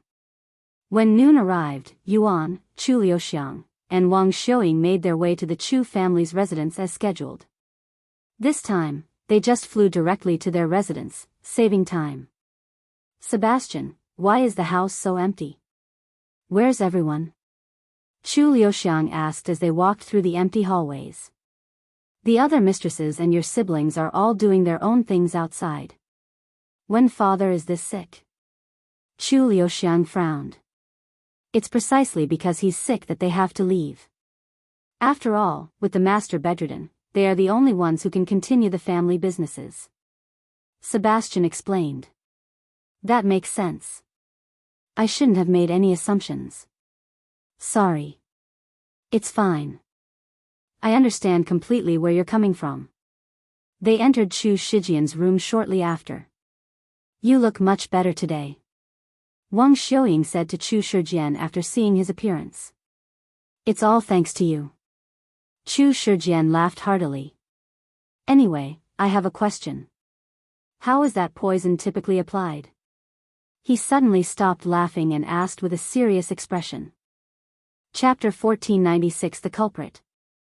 Chapter 1496 The Culprit 1496 The Culprit. Hearing Chu Shijian's question, Wang Xiuying pondered for a minute before responding. There are several ways to apply Basilisk's tear. The easiest method is to mix it with liquid and feed it to someone, but since it has a distinct bitter taste, the best approach is to mix it with something sweet.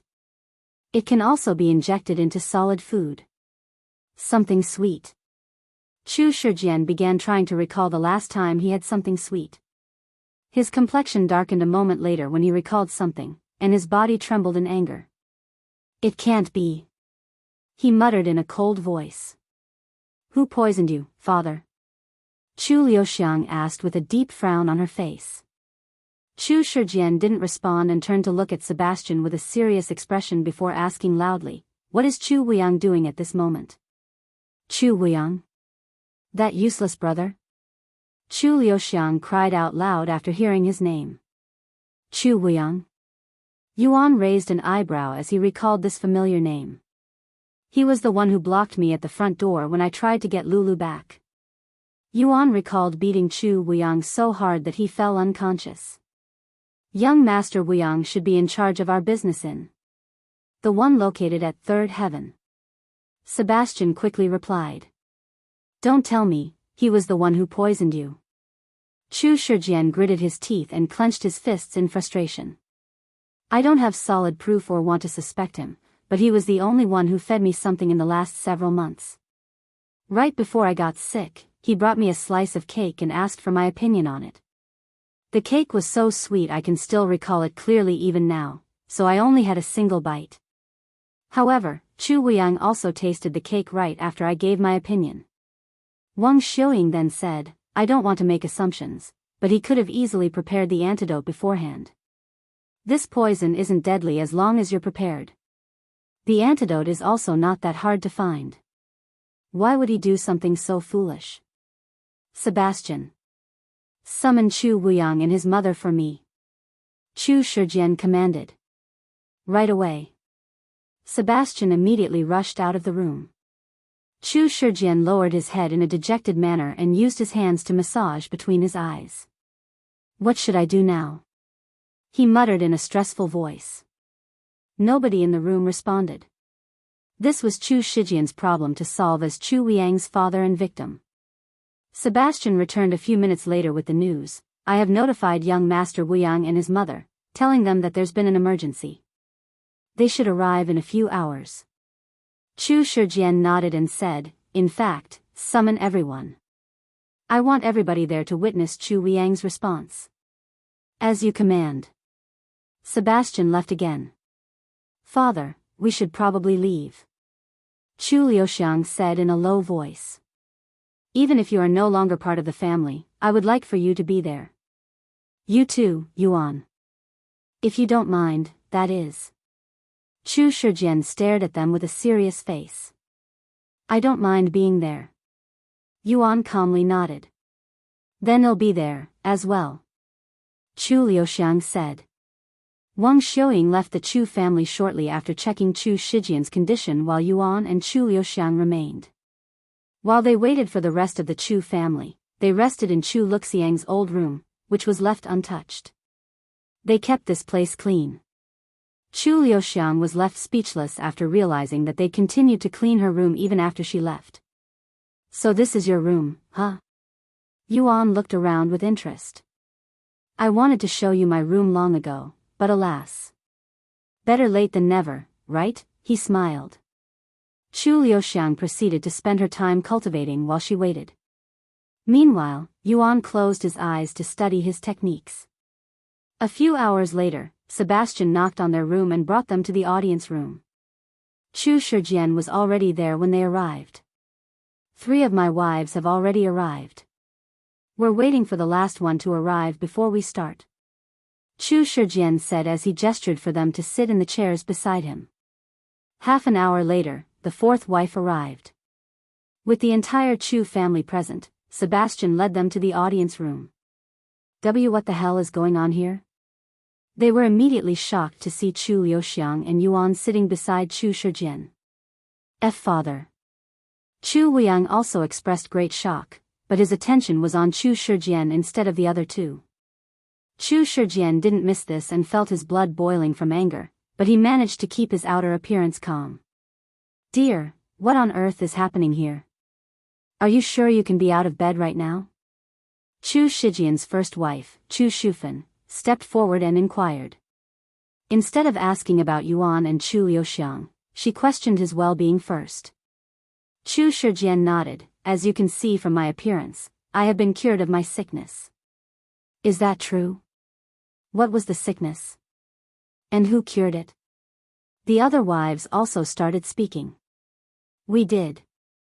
Chu Liuxiang suddenly spoke. Well, to be precise, a member of our demon sealing faction did. Why you? What are you even doing back here?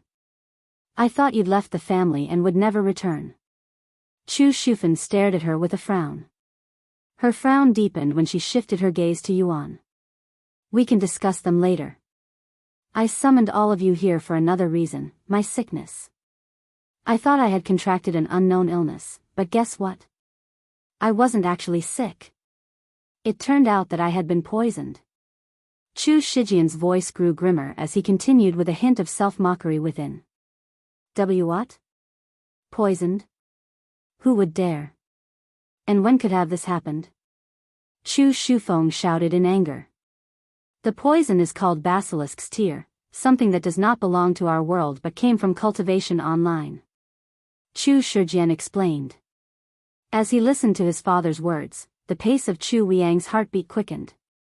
Chapter 1497 Chu Wuyang. Chapter 1497 Chu Wuyang 1497 Chu Wuyang Fuck. Fuck. Why is this happening? What went wrong?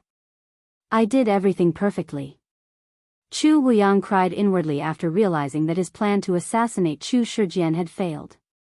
He shifted his gaze from Chu Shijian to Chu Liuxiang before stopping at Yuan. It must be this bastard's doing. This is the second time you've hindered my plans, you fucking bastard. Yuan noticed Chu Wuyang staring at him, so he made eye contact with him and showed a mocking grin. This fucker. Chu Wuyang's body trembled from anger. Do you know who poisoned you? Chu Shijian suddenly asked. Chu Shijian didn't immediately respond, so the entire room fell silent. I do. Chu Wuyang tried to hide the fear on his face but failed to do so. Who? Which brave bastard dared to assassinate you? Chu Shijian sighed and said, that person is currently in this room with us. What? The wives immediately started exchanging looks, their faces filled with disbelief and doubt. Chu Shufeng shook her head and spoke a moment later. Dear, there must have been some sort of mistake. How did you learn that someone here poisoned you? I rarely left this place after my Tian was crippled and I returned to being a mere mortal. I was completely healthy, albeit weak, until the system update happened. I began growing sick shortly after the system update, and I hadn't left our home for an entire month before the system update, so only someone from our family could have poisoned me. The poison, Basilisk's tear, is administered through consumption, whether it be through liquid or food. Additionally, its intensely bitter taste can only be masked effectively with sweetness. Sebastian is responsible for all of my food, but there's no way he'd poison me. He has been with our family since birth, not to mention his ancestors. I trust him enough to entrust my life to him. Moreover, since I have a strict diet, he'd never go out of his way to cook anything sweet without receiving my request first. From the moment the system update occurred to now, only one individual in this room has fed me something sweet, overwhelmingly so, at that. Chu Shijian's gaze fell upon Chu Wuyang, who was visibly shaking by now and looked as though he was about to freeze to death. The others followed his gaze to Chu Wuyang, their eyes wide with shock. And no. There must have been a misunderstanding. My son would never do such a thing. His mother quickly stepped forward, shielding Chu Wuyang with her body. That's right. Chu Wuyang shouted. It's true that I had fed you a slice of cake, but I also ate from that very slice right after you, so why did I not get sick? Chu Wuyang cried out loud, desperately defending himself. Don't tell me you're going to say that I had prepared the antidote for myself beforehand, because that is mere speculation and not solid proof. Chu Shijian nodded. You're right, and I am not foolish enough to accuse you without solid proof. Therefore, I had Sebastian dig through all of your stuff. Sebastian. He called out loud. Sebastian entered the room the very next second with a folder in his grasp. Young Master Wuyang, you're not very good at hiding your secrets. It only took me several hours of investigation to learn so much about you. Not only are you in constant contact with the Qin family's eldest son, Qin Boang, but you've also been paid tremendously by them for the past 4 years. What? You've been scheming behind our backs with the Qin family? The others exclaimed in shock upon hearing this revelation. That's bullshit. Chu Wuyang cried out loud. Yuan's laughter suddenly erupted, followed by his words. Chu Wuyang, you must be immensely cherished by your family to achieve Spirit Lord at your age. I can only imagine the wealth and resources they've lavished upon you. What? Spirit Lord? Chu Shijian and the rest of the Chu family were baffled to learn this, as they weren't aware of his cultivation this entire time due to their inferior cultivations. The strongest cultivator in their family was a mere spirit master, and due to the Qin family's hindrance, they didn't have the luxury of drowning themselves in resources after the system update. Is this why you betrayed your own family, Chu Wuyang? For some cultivation resources? You are a disgrace. Chu Shijian roared, his face bulging with veins. I cannot even begin to imagine attempting to assassinate my own father just to reach Spirit Lord. I knew you were always pathetic, but I could have never imagined it was to this extent. Chu Liuxiang spoke in a cold voice as she looked at Chu Wuyang as if he were a mere bug. But she was not finished and continued, or what? Did Yuan beat you so hard that you'd gone insane? Actually, that happened long after you started scheming with the Qin family, so that cannot be the case. Please tell me this is all a lie. Wuyang, tell them that it's all just a misunderstanding. His mother grabbed his sleeves and muttered while crying. Chu Wuyang suddenly stopped trembling and stood there like a stone statue. After a moment of silence, he snapped, "Did you think I wanted to do this?" Lifting his head, his face contorted with anger, he pointed at Chu Liuxiang and shouted, "This is all because of you. You don't even share our bloodline. You were merely adopted. Yet, you receive better treatment and more privilege than me, who was actually born into this family. From the day you came to our household, everything went to you. Resources.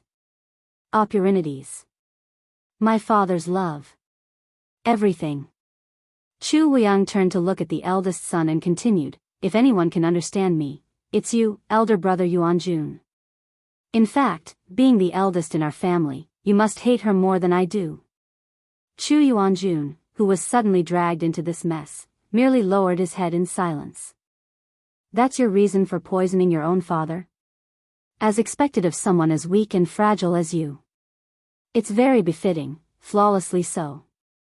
A cold voice suddenly sneered.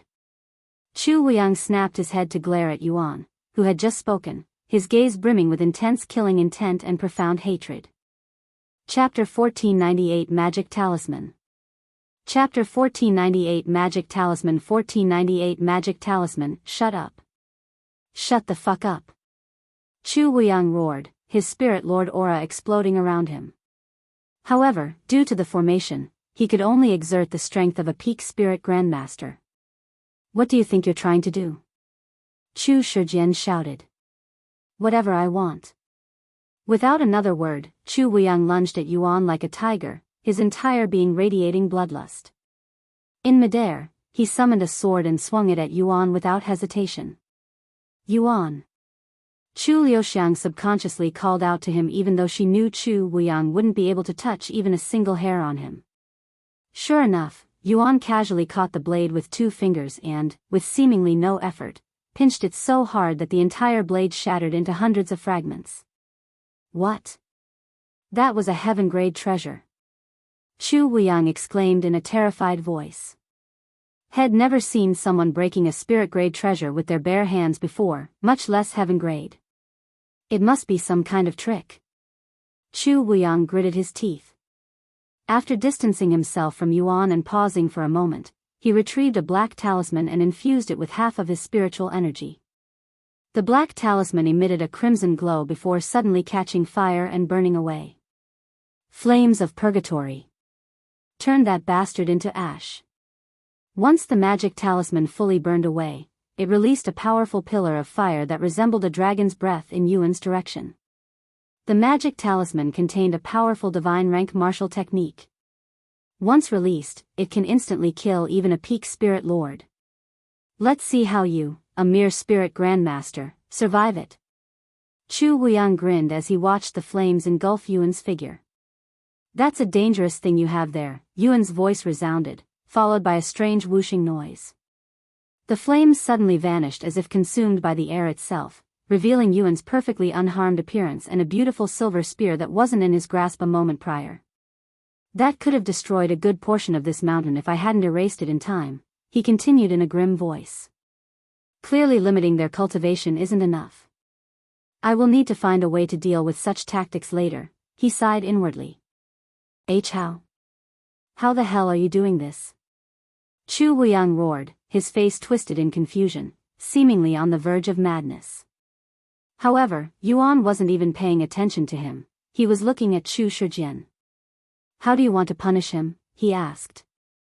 Chu Shijian responded solemnly as she glared at Chu Wuyang. "Chu Wuyang, for your crimes, your betrayal, I hereby disown you. And to prevent you from harming others, I will cripple your cultivation.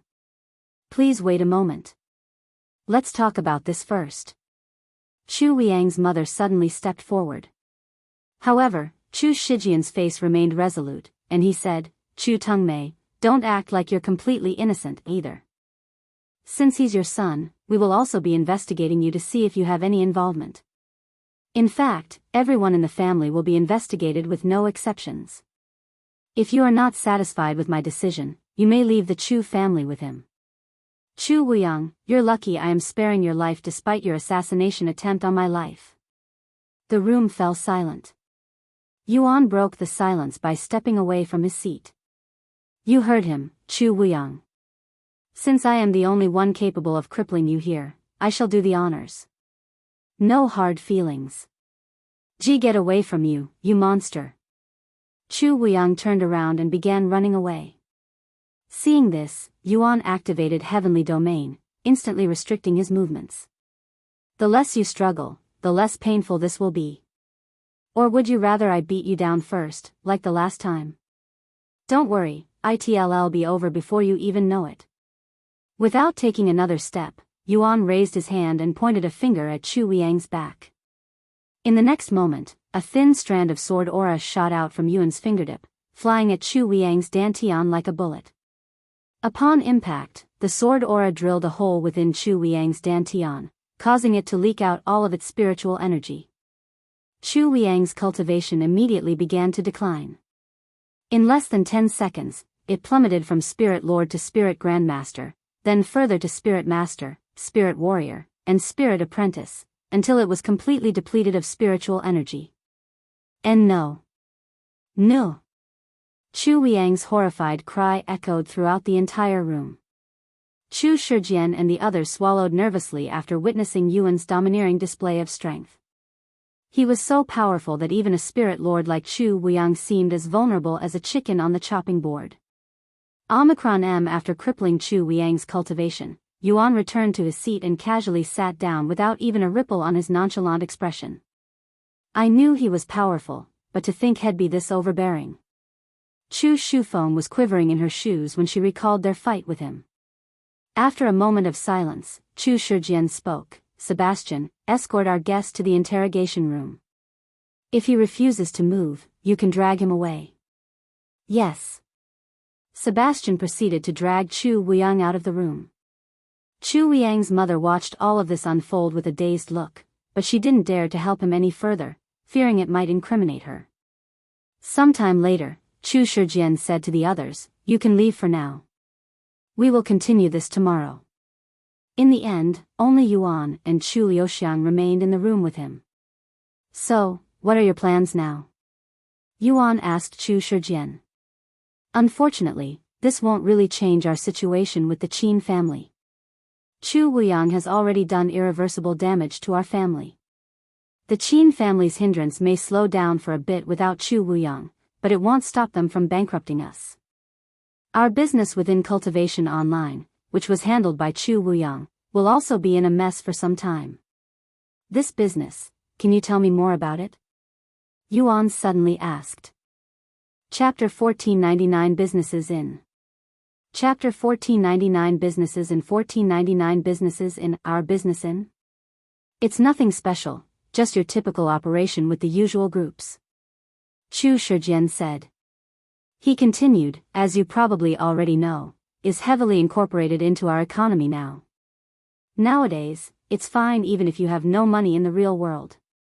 As long as you have money in, you're essentially successful even in the real world. Most large businesses like us have different branches that specialize in their own gold-earning strategy. For example, we have the Monster Hunter branch, which focuses solely on hunting magical beasts for monster cores and materials. This is the most profitable method but also the most tiring and competitive. Although we used to have businesses in every realm, we've decided to move to the third heaven, where resources and wealth are much easier to acquire compared to the lower heaven, and competition is weaker there due to the higher requirements. Other operations include quest farming and herb picking for those with weaker cultivations. Alchemy is also a very profitable business, but unfortunately, the requirements for this are extremely high, and any alchemist that can concoct tier 2 and above pills is in very high demand, not to mention their expensive contracts. We also have a dungeon-focused branch that specifically clears those, but the casualty rate is even higher than the Monster Hunter branch.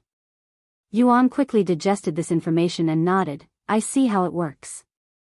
How does the Qin family hinder your business? Targeting a specific business is much harder than you might think since they'll need to know our operations and workers' identity. Since Chu Wuyang, who was in charge of our business gave Qin family our information, it made our business in hell. The Qin family would target our monster hunting branch by killing our players during or after their hunt when they're the most vulnerable.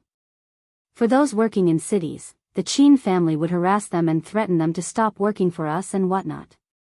Once the Qin family realizes Chu Wuyang's been exposed as their spy, they will definitely come at us in full force since they no longer need to care about being exposed. What a bunch of filthy and unscrupulous bastards, the Qin family. Chu Liuxiang cursed out loud after learning of the situation. And since you don't have their information, you cannot fight back, Yuan muttered. Unfortunately, that is exactly the case. Is there anything we can do to help, Yuan? Chu Liuxiang asked him. Yuan closed his eyes to ponder. I can try to think of something. I'll be heading back down to the third heaven for a bit, anyway. Really? You're willing to help us after everything you've already done? Chu Shijian looked at him with a surprised face. He actually wanted to ask them for help, but since had already received so much help from them, he was too ashamed to do so. If there's nothing else, I will take my leave for today. I'll contact you when I return to the third heaven. Yuan said. He looked at Chu Liuxiang and continued, you can stay here if you want. I'll stay behind to speak with my mother. Okay. Yuan returned to his residence shortly after, while Chu Liuxiang went to speak with Chu Shijian with Chu Shijian. Yuning, do you have any solution for those talismans? They could become a problem in the future. Yuan asked her. You mean the array talismans? They all contain arrays with martial techniques stored in them, so they're not really treasures, which makes it tricky to restrict them. However, they're quite difficult to create and very expensive, so I wouldn't worry too much about them for now. Perhaps not right now, but eventually. It would be disastrous if a talisman powerful enough to destroy this world somehow ends up in the wrong hands. If you're that worried, there is a Tier 8 formation that can restrict not just cultivation but also the amount of spiritual energy that can be released in this world. Unfortunately, I am not capable enough to create it. Yuning said. Tier 8, huh? Tier 7 was pretty much the pinnacle of formations during the primordial era. Only one individual has managed to reach Tier 8. After pondering for a moment, Yuan showed a mysterious smile and spoke. Want to play a game with me, Yuning? What kind? To see which of us will become the first to reach Tier 8 Array Master. If you win, I'll accept any one request from you. If I win, I don't need anything from you. Huh? What purpose does this game serve? It doesn't benefit you, only me. Perhaps, but it serves as a good motivation for me. It'll probably take some time for you to reconstruct your body, so I have some time to catch up. Well, I have no reason to refuse something that would only benefit me, so I'll play your game. Yuning nodded. Chu Liuxiang returned a few hours after Yuan left. How did things go with your parents? He asked her. We're making progress, but it'll take some time before things return to how they were before. I left the family for an entire year, so I never expected everything to be fixed instantly. The following day, Xiaoxiao woke up earlier than usual. Today is the day. I made sure to interview Yuan last and dedicated an entire day just for him. Failure is not an option. She spent the next hour going through all her equipment to ensure the interview would be as smooth as possible. After breakfast, Xiaoxiao approached Yuan with a wide grin on her face. I'll be with you for the entire day. He nodded with a smile. Then let's start with my morning routine. I typically spend some time playing the zither after breakfast. As they made their way to the music room, Xiaoxiao began asking him questions. Chapter 1500 Yuan's Interview. Chapter 1500 Yuan's Interview. 1500 Yuan's Interview. What is your cultivation currently at in? Xiaoxiao asked Yuan as they walked through the hallways.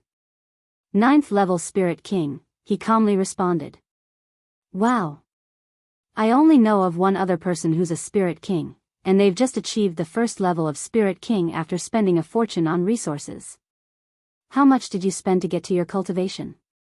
I rarely purchase my cultivation resources. I hunt them. It's much cheaper and more efficient that way. Wah. So you've reached the peak of Spirit King without consuming treasures? Is that even possible? Have you ever purchased gold for? What do you do with your resources? The majority of my cultivation was obtained from monster cores that I hunted. I have never purchased gold for, but I've sold many things on the auction house for money to spend on Earth. It's also how I was able to afford this place at first. Oh. Rare treasures that are typically out of most players' reach would occasionally make their way into Xiao player auctions, usually in bundles, and they would always sell for a fortune. Perhaps you're responsible for most of them? Yuan smiled and said, perhaps. Sure enough, he'd sell all of the treasures that were useless to him at Xiao player auctions. This included all the loot he picked up from his slain enemies. There have been fewer and fewer high-quality treasures being sold in Xiao player auctions these days. Do you plan on selling more treasures in the future? Who knows? I don't really need any money right now. Yuan shrugged. Had already earned enough money to splurge on for several lifetimes, and since he no longer needed to pay to live in the Dragon Spiral Mountain ever since he helped the Lord kill the demons, he decided to stop selling treasures. Can you tell me what you typically do in? Are you focused on improving your cultivation? Hunting treasures? Quests? A little bit of everything, I suppose. I don't have any routine or strictly focus on one thing. I just go where fate takes me. Going where fate takes you, huh? That's a good one. Xiaoxiao chuckled. She paused for a moment to look at her notes before continuing. You had a lot of player announcements from hunting many unique elite bosses. Can you tell us a little about that place? It's a dangerous place called the Vanishing Valley. Yuan calmly responded. Xiaoxiao was a little surprised to see Yuan answering so casually. Many people believed it was a secret hunting ground, so she wouldn't have been surprised if he had refused to answer the question. Seeing her reaction, Yuan smiled and said, I know what you're thinking. It's a dangerous place filled with magical beasts that defy the cultivation restriction placed on each realm, so you can encounter magical beasts as powerful as immortal cultivators that you would normally only be able to encounter in the 6th heaven and above. Even I nearly died several times in there, so unless you have a death wish. Xiaoxiao swallowed nervously at this information. No doubt, many players will ignore Yuan's warning and visit the Vanishing Valley once they see this interview. Xiaoxiao stopped the interview when they arrived at the training ground. Yuan retrieved his zither and exercised his fingers with several heavenly songs. Xiaoxiao watched his performance with a dazed look on her face. It was Yuan's music that made her pursue a career as an idol. Ah. I never got the chance to attend his live performance. To think I'd get this chance and be right beside him in this moment. I can die at peace now, she sighed inwardly. After the performance, Xiaoxiao continued the interview. Why did you create the demon sealing faction? To fight demons, Yuan responded nonchalantly. Demons. Is this in a figurative sense? Can you elaborate on that? Xiaoxiao wore a puzzled look on her face. No, I mean it in a literal sense. Believe it or not, demons exist in this world. Xiaoxiao was left speechless. After a moment of silence, Yuan chuckled and said, Of course, I am joking. I created the demon sealing faction because I wanted a place for myself and those close to me. I see, and why did you choose a name like the demon sealing faction? It doesn't really fit your images. There's an organization in Cultivation Online called the Demon Sealing Clan. I thought it sounded cool, so I took it. You took it. Xiaoxiao was left speechless again. After another moment of silence, she asked, I'm sure countless people have the same question, but what are the requirements to become a member of the Demon Sealing faction? There's no requirements. Then how come only 2 individuals managed to get into the Demon Sealing faction when thousands have applied? As I said, the Demon Sealing faction is like a family to me, so you naturally have to be close to me before you are even qualified to apply. But once you are qualified, there are no further requirements. Then does the Demon Sealing faction ever plan on opening to the public in the future? Yuan pondered for a moment before responding, I cannot say with certainty that we will never open to the public, but I have no such plans as of this moment. The other Demon Sealing faction members started to appear on the training ground at this moment. Seeing this, Yuan said, I typically spend 2 to 3 hours sparring with the others. It rarely happens nowadays since I am always inside Cultivation Online, but I try to spar with them whenever possible. Yuan. Spar with me. Wuxia approached him first for a spar. Sure. What do you think your chances are in a spar against him? Xiaoxiao suddenly asked Wuxia, her voice tinged with curiosity. Huh. I have never won against him, nor do I ever expect to. Just getting a hit on him is already worth bragging about. Wuxia calmly responded. Chapter 1501 Yuan's Room. Chapter 1501 Yuan's Room. 1501 Yuan's Room. When Wuxia noticed the weird expression on Xiaoxiao's face, he smiled and said, even though we know we won't ever win, we still benefit a lot from our losses because he doesn't just spar with us. He trains us at the same time. You should give it a try later. You want me to spar with Yuan? Xiaoxiao wore a look of disbelief on her pretty face. Why not? You're already here. Might as well get the full experience. Wuxia chuckled. Yuan smiled at this idea and agreed, don't worry, it won't hurt that much.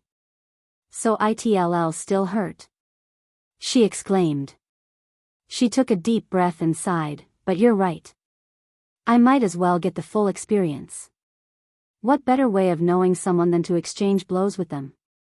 Yuan and Wuxia began their spar shortly after, with Xiaoxiao capturing every moment, or at least trying to. He's moving too fast for me. Xiaoxiao cried inwardly. In the end, she gave up trying to follow Yuan's movements and focused on Wuxia, who was desperately trying to defend against Yuan's relentless attacks. The spar was one-sided, with Wuxia barely able to do anything at first. However, Wuxia quickly adapted and improved, allowing him to fight Yuan to a reasonable degree. Unbeknownst to Xiaoxiao, Wuxia was being lectured by Yuan through divine sense as they fought. Suddenly, a figure that didn't belong to either Yuan or Wuxia appeared behind Yuan and tried to sneak attack him. Ding! Yuan casually blocked the sneak attack. Damn it! I thought I finally got you this time. Wang Ming exclaimed before he was sent flying by Yuan's sword swing. Yet, despite Wang Ming's random sneak attack that intruded on their spar, neither Yuan nor Wuxia looked surprised or seemed bothered by it. Huh? What's going on? Xiaoxiao wore a puzzled look on her face. You seem confused. Wang Bingbing suddenly appeared beside her and asked. Seeing her nod, Wang Bingbing continued, this was encouraged by Yuan.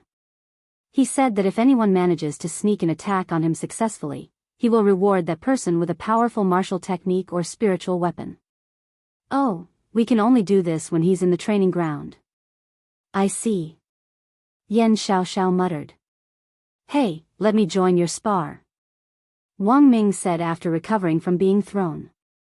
Sure. Yuan calmly nodded. Thus, Wuxia and Wang Ming started attacking Yuan together. We can also try to take him down together. If we manage to defeat him, all of us will receive a reward. Wang Bingbing continued explaining. I guess you haven't been able to defeat him yet? Xiaoxiao said. Nope, but I can feel that day getting close. Wang Bingbing also joined Wuxia and Wang Ming shortly later, making it a 3 versus 1. The rest of the demon sealing faction members eventually joined the chaotic fight. Chu Liuxiang was the last to show up and join the fight, turning it into a 10 versus 1 spar. Fighting so many talented individuals simultaneously while limiting himself to basic sword techniques was difficult even for Yuan, especially when Li Jinxi and her explosive growth joined the fray. And since nobody there needed to worry about accidentally killing Yuan due to his heaven-defying regeneration ability, they were all able to go all out without holding anything back, fighting him as though their lives were on the line. Heavens! Are they seriously trying to kill him? Xiaoxiao was terrified by what she was witnessing. Each attack by the demon sealing faction members exuded genuine killing intent, and they were all aiming for life-threatening areas such as his neck and heart without any hesitation in their movements. If a stranger were to stumble upon this scene without any context, they would undoubtedly think Yuan was being targeted by a group of seasoned killers. However, despite their efforts and cooperation, Yuan defeated them and emerged victorious without a single injury to his body. Considering the God of War's extensive fighting experience, it was only natural for him to dominate opponents who had barely 20 years of practice. Oh, right. Wu Zhao. Yuan suddenly called out to him as he lay on the ground from exhaustion. Since you defeated the most players during the faction war, you can receive the ancient rank technique. Do you have any specific techniques in mind?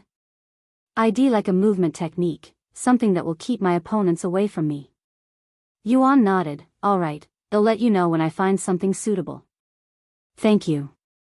Yuan approached Xiaoxiao after the spar. I'm going to clean myself real quick. We can spar after the interview. Okay. Can I have a look in your room later? She asked. Sure. We're heading there, anyway.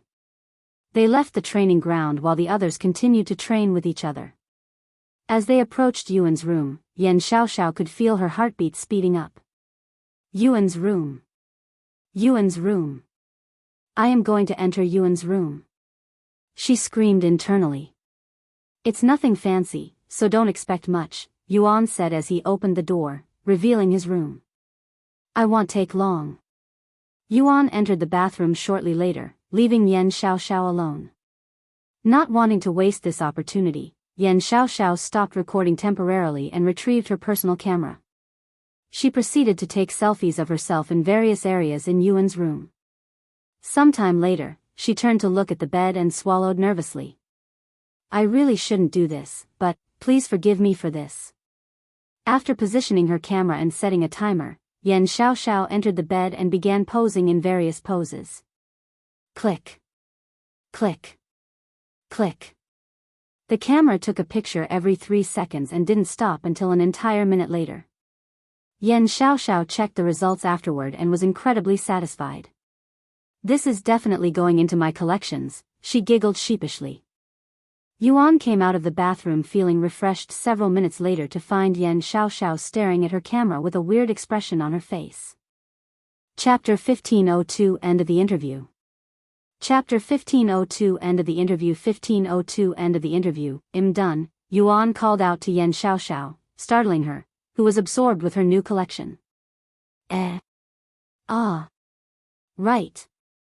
Xiaoxiao hastily stowed away her personal camera and retrieved the one used for the interview. After taking a moment to look through her notes, she asked, do you have any specific goal you're chasing in? I wanted to explore the entire world of when I first started. While that is true still, I have a different goal now, one that I am still trying to comprehend fully. This goal was shared by all of his incarnations, so Yuan was certain that he would eventually have to face it even if he didn't know the details for now. A goal you don't comprehend? Sounds complicated. Xiaoxiao muttered. She continued, what is the Demon Sealing faction's relationship with the Eternal Lotuses? Rumors have been saying you fought the Fiery Locust Swarm for them. We're in an alliance, and they were being bullied by the Fiery Locust Swarm, so I decided to teach them a lesson. Oh. Since when did you form the alliance with each other? Xiaoxiao's eyes flickered at his surprising news. It was established only recently. Since the Fiery Locust Swarm is under the Fiery Garden of Hell's command, is your challenge to the Fiery Garden of Hell related to the Eternal Lotuses?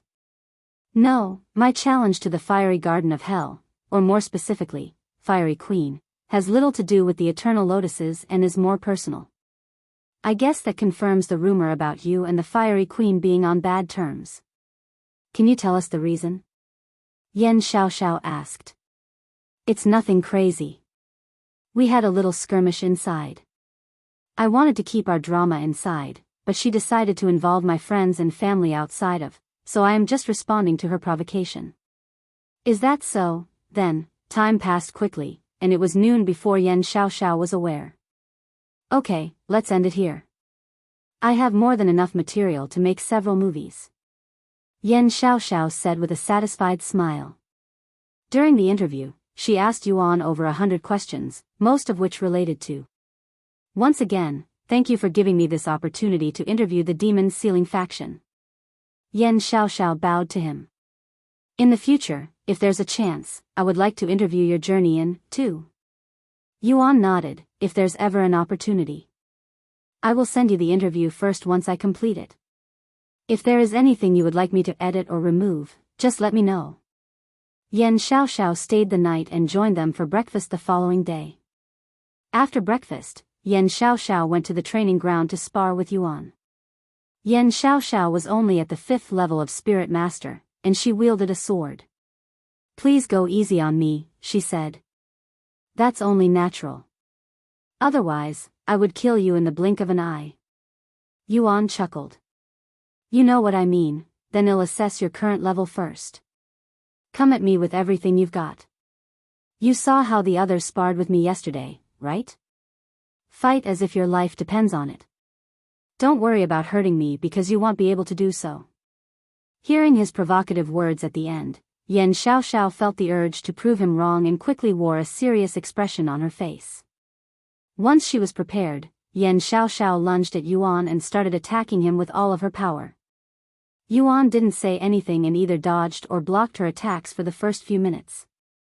Once he fully understood Xiaoxiao's strengths and weaknesses, he started lecturing her through divine sense, even demonstrating it through their spar. Xiaoxiao rarely engaged in combat and never had an instructor. Her inexperience was evident in her stiff and awkward movements. It's been a while since I last fought someone this inexperienced. Yuan smiled inwardly. Their spar ended quickly because Xiaoxiao, despite going all out, didn't know how to utilize her energy properly and ended up wasting most of it. You're a complete beginner. I didn't expect this. Yuan said afterward. Xiaoxiao showed an embarrassed smile and said, I enjoy cultivating, but I don't enjoy fighting. It's okay to dislike fighting, but you should still prepare yourself for it. The world is becoming more dangerous, after all. I understand. I'll start training more often now. Sometime later, Xiaoxiao said goodbye to the Demon Sealing faction and left the Dragon Spiral Mountain. Now that the interview is over, I'm going to return to Cultivation Online and start making my way to the 3rd heaven, Yuan said to the others. How long do you plan on staying down there? Shi Lang asked. Not long. I am meeting up with Bai Lianhua to give her some things, that's all. Chu Liuxiang then asked, what about us? Should we come with you? You can stay in the 4th heaven and continue your training. Later that night, Yuan followed Meishio to her room to spend the night. Yuan, is everything okay? Do I look worried about something? Yuan raised his eyebrows in a puzzled manner. Not worried, but you have something on your mind, especially when you look at me, at least that's how it feels to me. She caressed his face and sighed, if there's anything you need to take off your chest, I am here. Yuan didn't immediately answer, but after a moment of hesitation, he said in a low voice, I recalled all of the evil god's memories. All of it? How many years of experience is that? Meishio stared at him with wide eyes. Thousands and thousands of years of slaughter and atrocities. I don't even know where to begin, I'm sorry. I want to understand, but I don't know how you feel, nor can I pretend to understand, Meishio sighed, her heart heavy, knowing she couldn't assist him. Chapter 1503 Xiu Mei.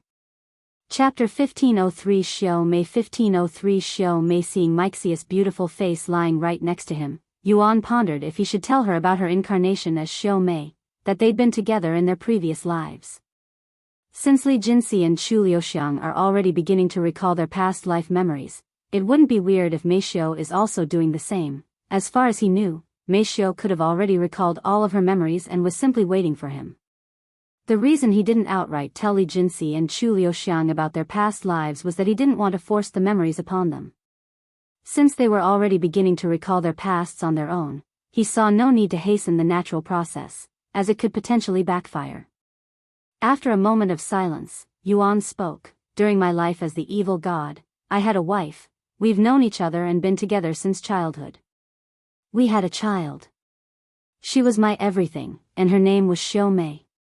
Unfortunately, I was unable to protect her, and she was murdered, along with our unborn child. Because of her death, I went on a rampage and killed countless people, not to mention the atrocities I've committed. When I get the chance, I am going to apologize to her. Meishio felt a weird sensation in her chest when she heard the name Xiu Mei. When you get the chance? I thought she passed away. Mei Xiu asked in a puzzled tone. Reincarnation is not unique to me. Unless their soul is shattered, everyone who dies will eventually be reincarnated. The only difference between them and me is our ability to remember our past lives, and there are other people other than me who can remember their past. There are others? How do you know that? Because 2 of them live among us. Huh? Who? Mei Xiu was surprised to hear this and immediately became curious. Li Jinxi and Lulu, but they don't remember everything and are still in the process. They also don't know that I know, so keep this a secret from me until they decide to tell us. Mei Xiu nodded and mumbled, so they also recall their past life. I wonder what my past life was like. Yuan smiled and asked, do you want to know? You know my past life? She stared at him with wide eyes. He silently acknowledged with a nod. Mei Xiu swallowed nervously and spoke, don't tell me. Xiu Mei, what makes you think that? Yuan was slightly surprised by her intuition. Just a feeling. I was right? He nodded, yes, you were my wife when I was still the evil god. Mei Xiu fell silent. To think things would turn out like this, is this a coincidence, or are we bound by fate? She wondered inwardly, feeling blissful knowing that she was also with Yuan in their past life. Are you okay? Yuan asked when she remained silent, wondering if it was too shocking for her. Yes. I am just a little surprised by this information, and am not sure how to respond to it. However, I can say that I am very happy that you told me. Even if I might never remember it myself, I bet the time I spent with you was incredibly blissful. By the way, how do you know that it was my past life? For starters, you look exactly the same as Xiu Mei. Moreover, those around me in this life seem to have a close connection with me in my past life. Does this mean Lulu is also? Yes. Li Jinxi, too. However, they are not related to the evil god but my other incarnations instead. Mei Xiu wore a bewildered look on her face. This information shocked her more than her own reincarnation. Exactly how many past lives have you lived? She couldn't help but ask. I don't know, but I have memories of 7 so far. S7? That's a lot, Omicron M, if you consider how long this universe has existed, living 7 lives isn't that shocking. Yuan chuckled. Any questions? After a moment of silence, she asked, what was our daily life like? Before our marriage or after? Both. Then I'll start from when we first met. Prepare yourself since this will take the entire night. Thus, Yuan spent the rest of the night recalling his memories with Xiu Mei to Mei Xiu. Mei Xiu would ask questions here and there. Was Xiu Mei on birth control pills? Why did it take so long for her to become pregnant? Not that I was aware of. It's unlikely, though, since she was always excited to have a child. Also, things work differently for female cultivators in general when it comes to giving birth. Due to the spiritual energy in their body, not only is it harder to become pregnant, but the time it takes for the child to come out also differs. So, while a mortal typically gives birth after 9 months of pregnancy, it could take years for a female cultivator to give birth. The difference is even larger for cultivators with a stronger cultivation. Is that so? Mei Xiu muttered with a pondering look on her face. Are you interested in having a child? Yuan suddenly asked her. And no. Mei Xiu hastily responded before continuing, I mean, I don't particularly care. Do you want one?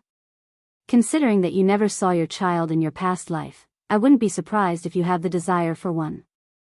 So, if you want one. I won't refuse, Yuan chuckled, while it's true that I have the desire to have a child, that desire belongs to Tian. As for myself, I still think I am too young for one, not to mention all of the ongoing changes in the world. Perhaps once everything settles down, if you say so. Mei Xiu nodded. The following day, Yuan returned to Cultivation Online. Meanwhile, Mei Xiu went to find Wang Xiuying. How can I help you, Mei Xiu? You're an alchemist, correct? Do you know if there are any pills for birth control? Huh? Birth control pills? Of course. Why are you? A cheeky smile appeared on Wang Xiuying's face as she came to a realization. Do you want me to concoct you some? A single one will last for an entire year. They last that long? Mei Xiu said in a surprised tone. How effective are they? Pretty much 100% effectiveness. However, there is an extremely tiny chance that one could still be impregnated. That said, it's so small that it can be ignored. Do you mind making me some? I'll pay for them, Mei Xiu said, as she was getting tired of consuming the typical birth control pills that required her to eat them daily, causing her to leave Cultivation online constantly. In fact, she missed a few days because she was too absorbed in her training in Cultivation online. Fortunately, it had been some time since she last embraced Yuan. If I want to train properly without any distractions, these pills are a necessity. Mei Xiu thought to herself. You don't need to pay me. These pills are cheap and easy to make. I'll have them ready in an hour. Wang Xiuying said. Mei Xiu nodded. Thank you. After Mei Xiu left her room, Wang Xiuying mumbled to herself, should I make some for Chu Liuxiang as well? Chapter 1504 Leaving the Shadow Realm. Chapter 1504 Leaving the Shadow Realm. 1504 Leaving the Shadow Realm. After returning to the Shadow Realm, Yuan summoned his soul weapons and asked the immortals, do you know the way out of here? Last time, I was teleported out of here by the Great One. I doubt he'd be willing to do it again since I refused to be his disciple. Huh? The Great One wanted you to be his disciple? Yuning's voice was filled with a profound, almost incredulous, shock. That's the supreme being who stood at the apex of the cultivation world even during the primordial realm. It was an existence that not even the celestial emperor dared to approach, much less covet. For such a great existence to take an interest in you. I guess you're even more talented than I had ever dared to imagine. Zi Ran spoke, his voice tinged with awe. You're awake. Are you okay? How do you feel right now? Yuan asked after hearing Zi Ran's voice. Besides feeling a little tired, I feel perfectly fine. The spiritual energy in your world is much worse than I'd anticipated. I could barely breathe there. Zi Ran sighed. Yuning then said, our young master's potential is beyond even your imagination, Zi Ran. Huh? Young master? Since when did you start addressing him that? Zi Ran asked. His identity is also far beyond your wildest imaginations. It's only natural for someone as lowly in comparison to show this level of respect. Since Zi Ran was slumbering when Yuan revealed his identity as the immortal monarch's reincarnation, he had no clue why Yuning was being so respectful. Additionally, unless he possessed Yuan's body like Yuning, Zi Ran would have no idea how heaven-defying Yuan's body was. Moreover, unless Yuan summoned the soul weapon they were occupying on Earth, neither Zi Ran nor Yuning would be able to see or hear anything from Earth. After Zi Ran fell asleep from exhaustion, Yuan sent him back to recover.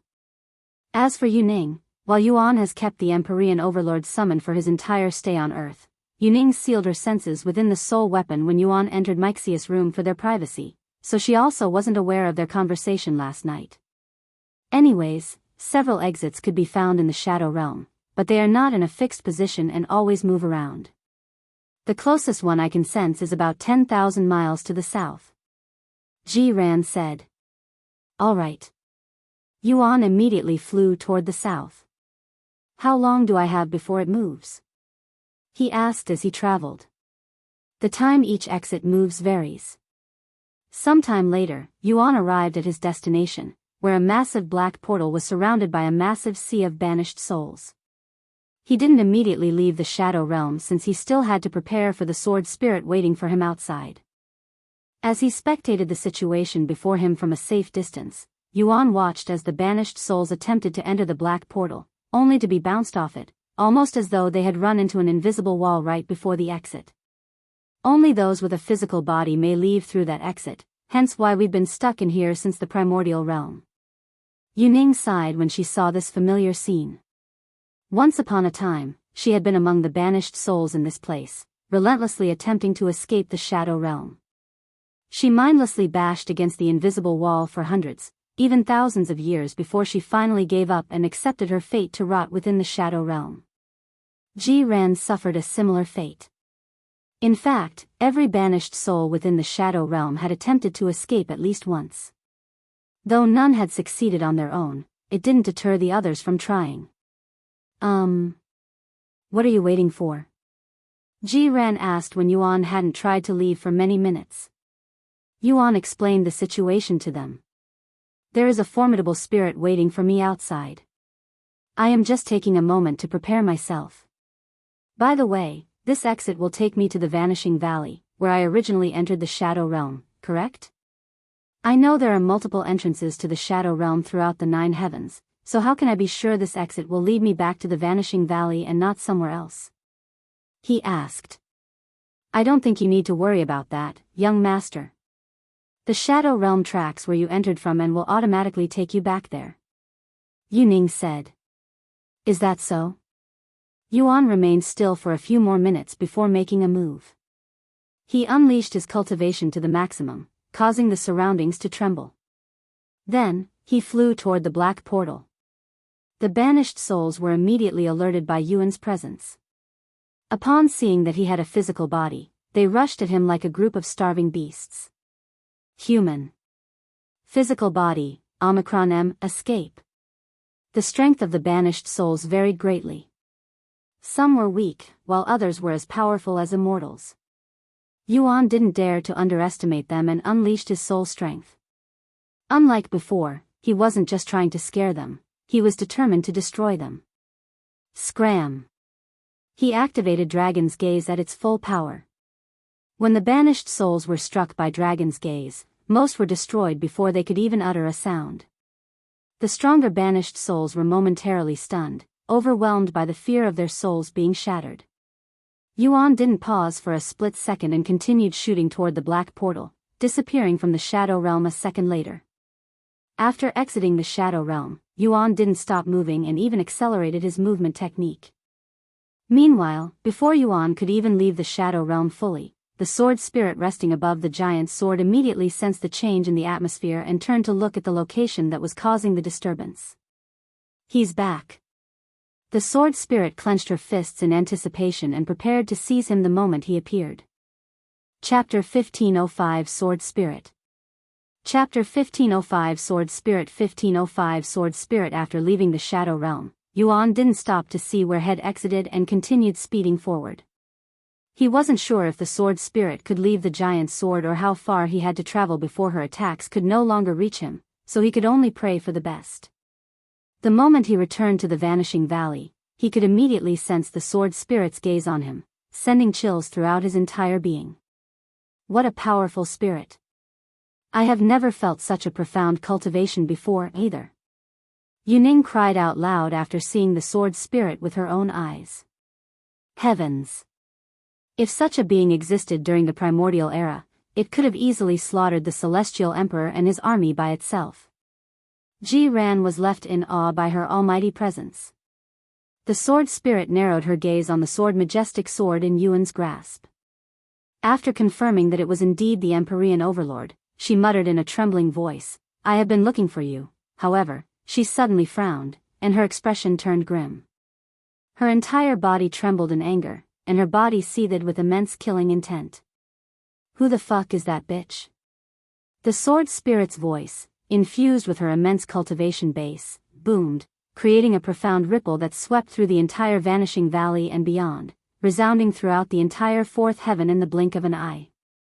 The sword spirit boasted a profound cultivation at the peak of the god Ascension realm, essentially the apex of the cultivation world, just below a cultivation god. With so few people achieving cultivation god status since the primordial era, those who reached the 9th level of the god Ascension realm were considered the pinnacle of power. The presence of god Ascension realm cultivators should not exist within the 4th heaven, so her aura enveloping the world sent it into turmoil, shocking and terrifying all the experts there. Normally, the heavens would intervene and try to restrict cultivators who did not belong there or force them to ascend, but the Vanishing Valley was a unique location that ignored the laws of heaven, so as long as the sword spirit remained inside its space, it was essentially untouchable.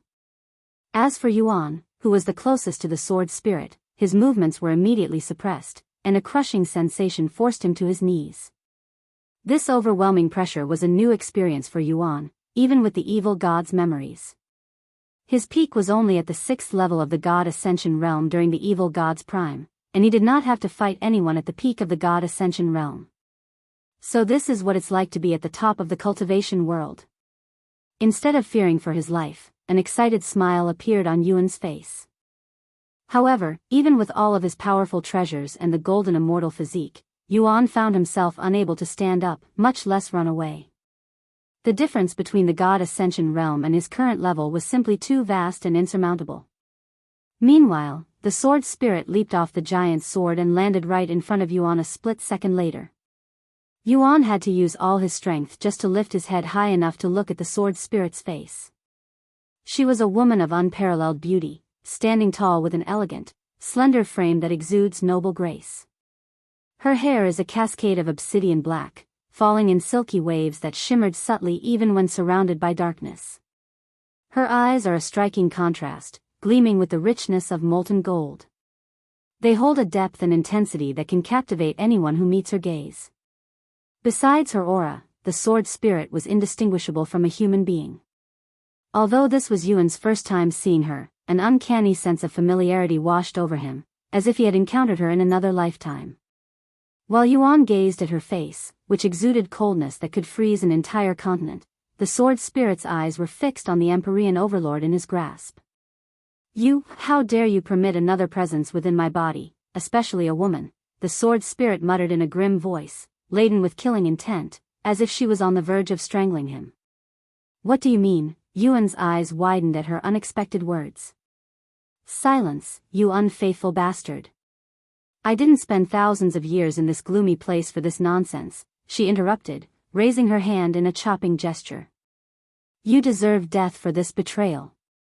The sword spirit's entire being gushed with killing intent, and she swung her arm before Yuan could even utter another word. Brother Yuan. Xiaohua's voice suddenly resounded as her body, in the form of a cloud of purple mist, emerged from his body and carried him out of the path of the sword spirit's attack. Sha!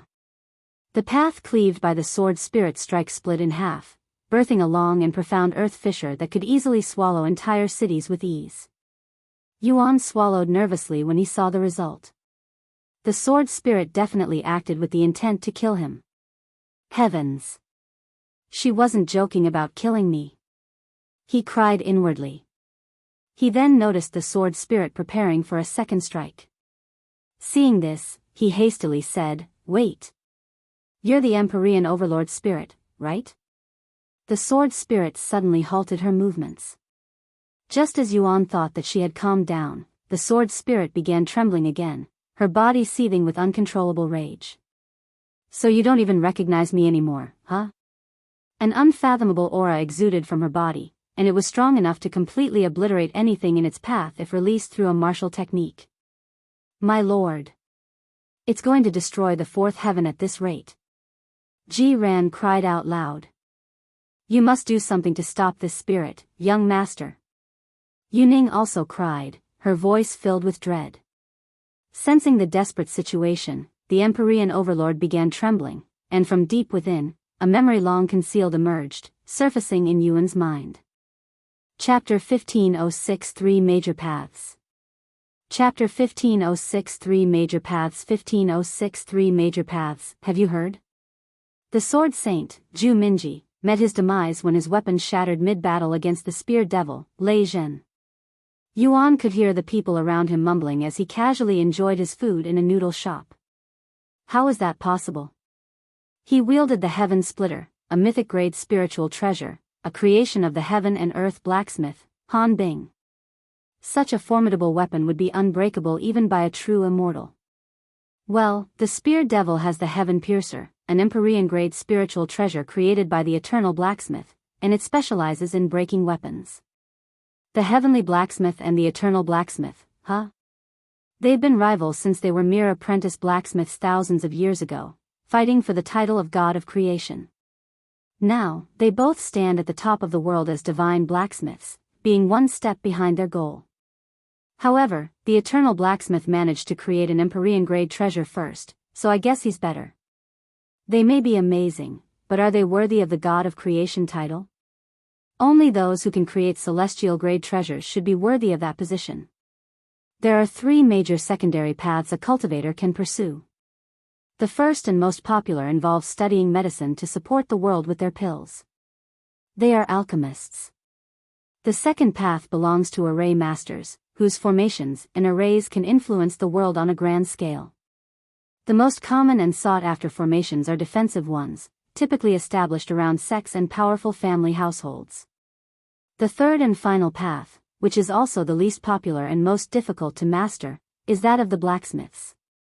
They are responsible for crafting the weapons and artifacts that aid cultivators in battle. There are other paths one could take, but those are considered niche when compared to the major 3. While one could argue which of these 3 major paths benefits cultivators the most, it is undeniable that all are foundational to the cultivation world and even the mortal world. The world would look vastly different if even one of these paths were missing. Suddenly, someone spoke up. The Heaven and Earth Blacksmith and Eternal Blacksmith are impressive, no doubt, but their names are already well known.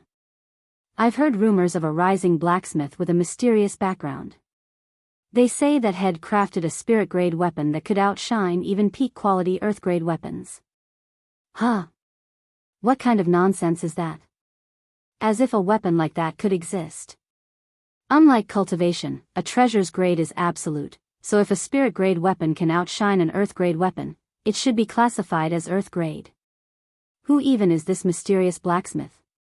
I consider myself quite knowledgeable in this field, but how come I've never heard of him? People immediately doubted this information. I don't know much about him. All I know is that he appeared out of thin air with weapons of unparalleled perfection that make everything else look fragile and imperfect in comparison. Yuan, who had been silently listening to their conversation this entire time, suddenly spoke. That blacksmith's name is Tian Qiyuan. You better weld that name into your soul because hell eventually conquer the world with unrivaled treasures. Everyone in the store turned to look at him with raised eyebrows. Tian Qiyuan? Never heard of him. What about you? Nope. He's definitely a nobody. Hearing their words, Yuan stood up and approached their table. With a nonchalant expression, he retrieved a sword from his storage pouch and placed it on the table before them. This is. As the doubters beheld the perfect sword before them, their eyes widened in shock. They swallowed nervously, and their hands subconsciously reached out to touch it. However, before any of them could touch it, Yuan reclaimed the sword and tossed it inside his storage pouch. That sword. Where did you get it?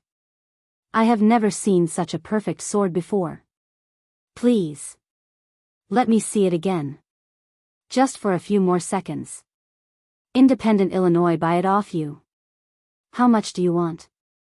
This noodle shop was frequented by the city's blacksmiths, and they were all experienced enough to gauge a weapon's quality with a single glance.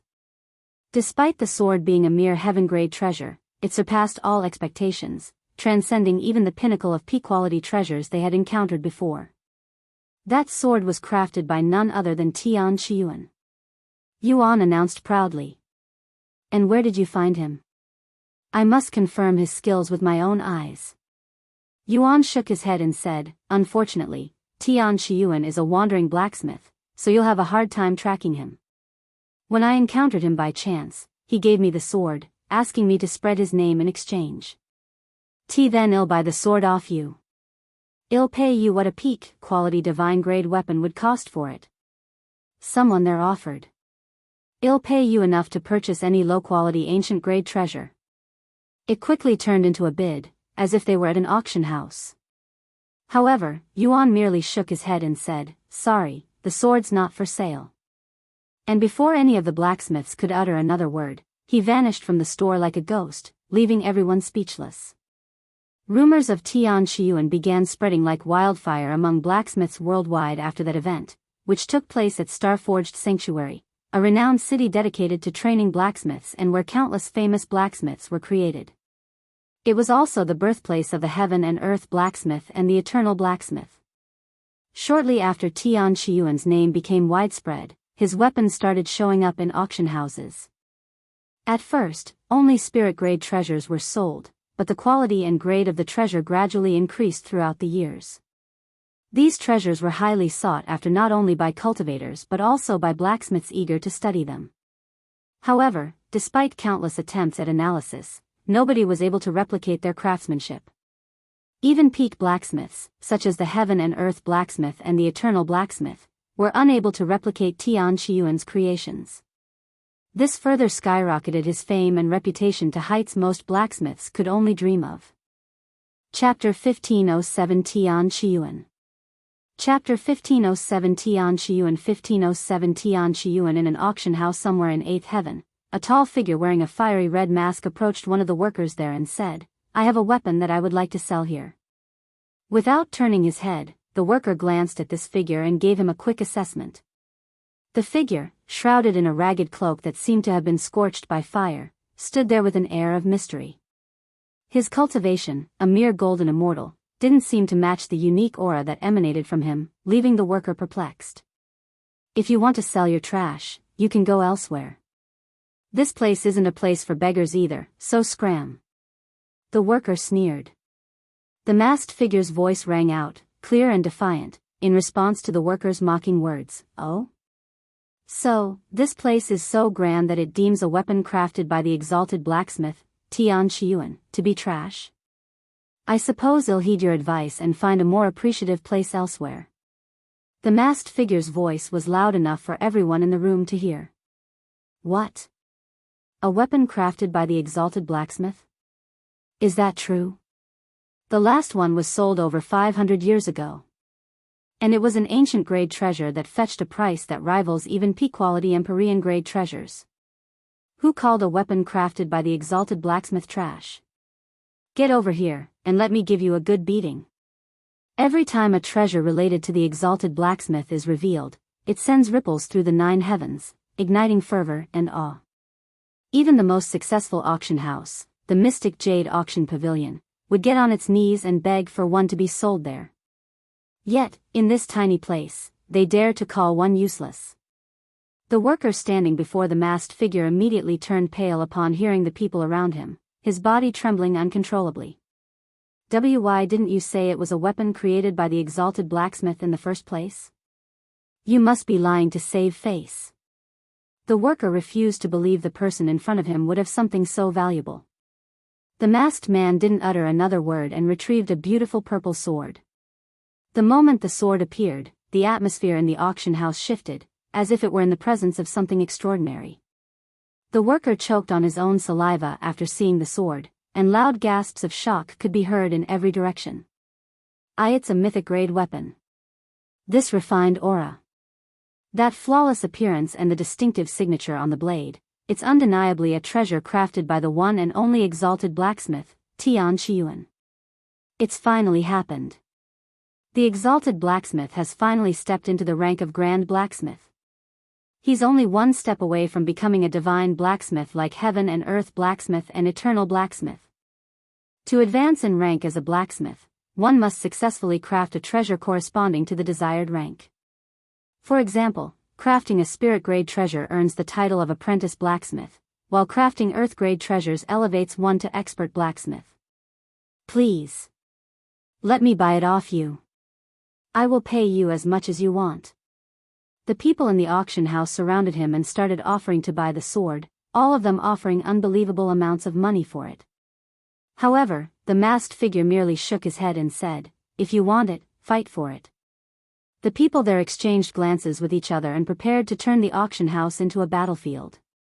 Seeing this, the masked man quickly continued, "I mean with your money, in a proper setting. It was going to happen in this auction house, but it will have to be delayed due to circumstances. But this is a good opportunity to spread the news more. Please wait a moment, esteemed guest."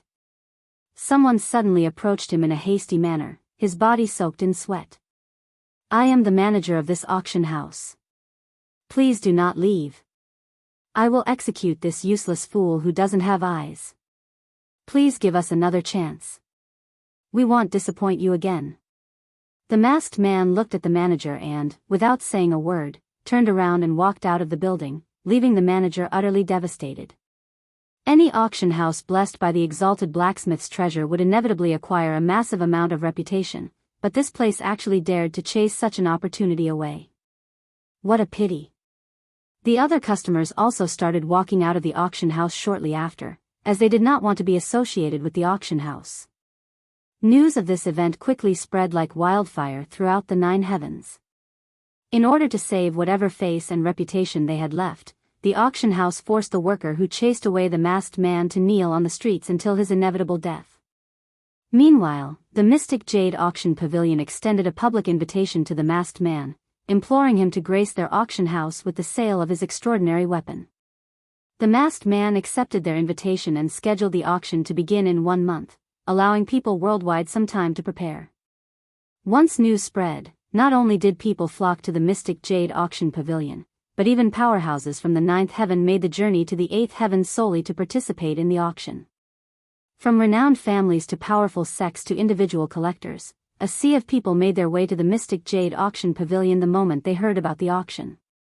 While the rest of the world was scrambling to gather enough money for the auction, Tian Qiyuan spent his time strolling through the street like a tourist, stuffing his mouth with all sorts of food. A month passed in the blink of an eye, and so many people showed up to the auction that the Mystic Jade Auction Pavilion had to hastily change its location just to accommodate more participants.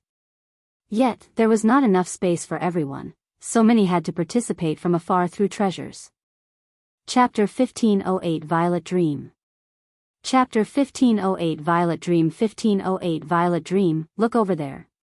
That's the heaven and earth blacksmith.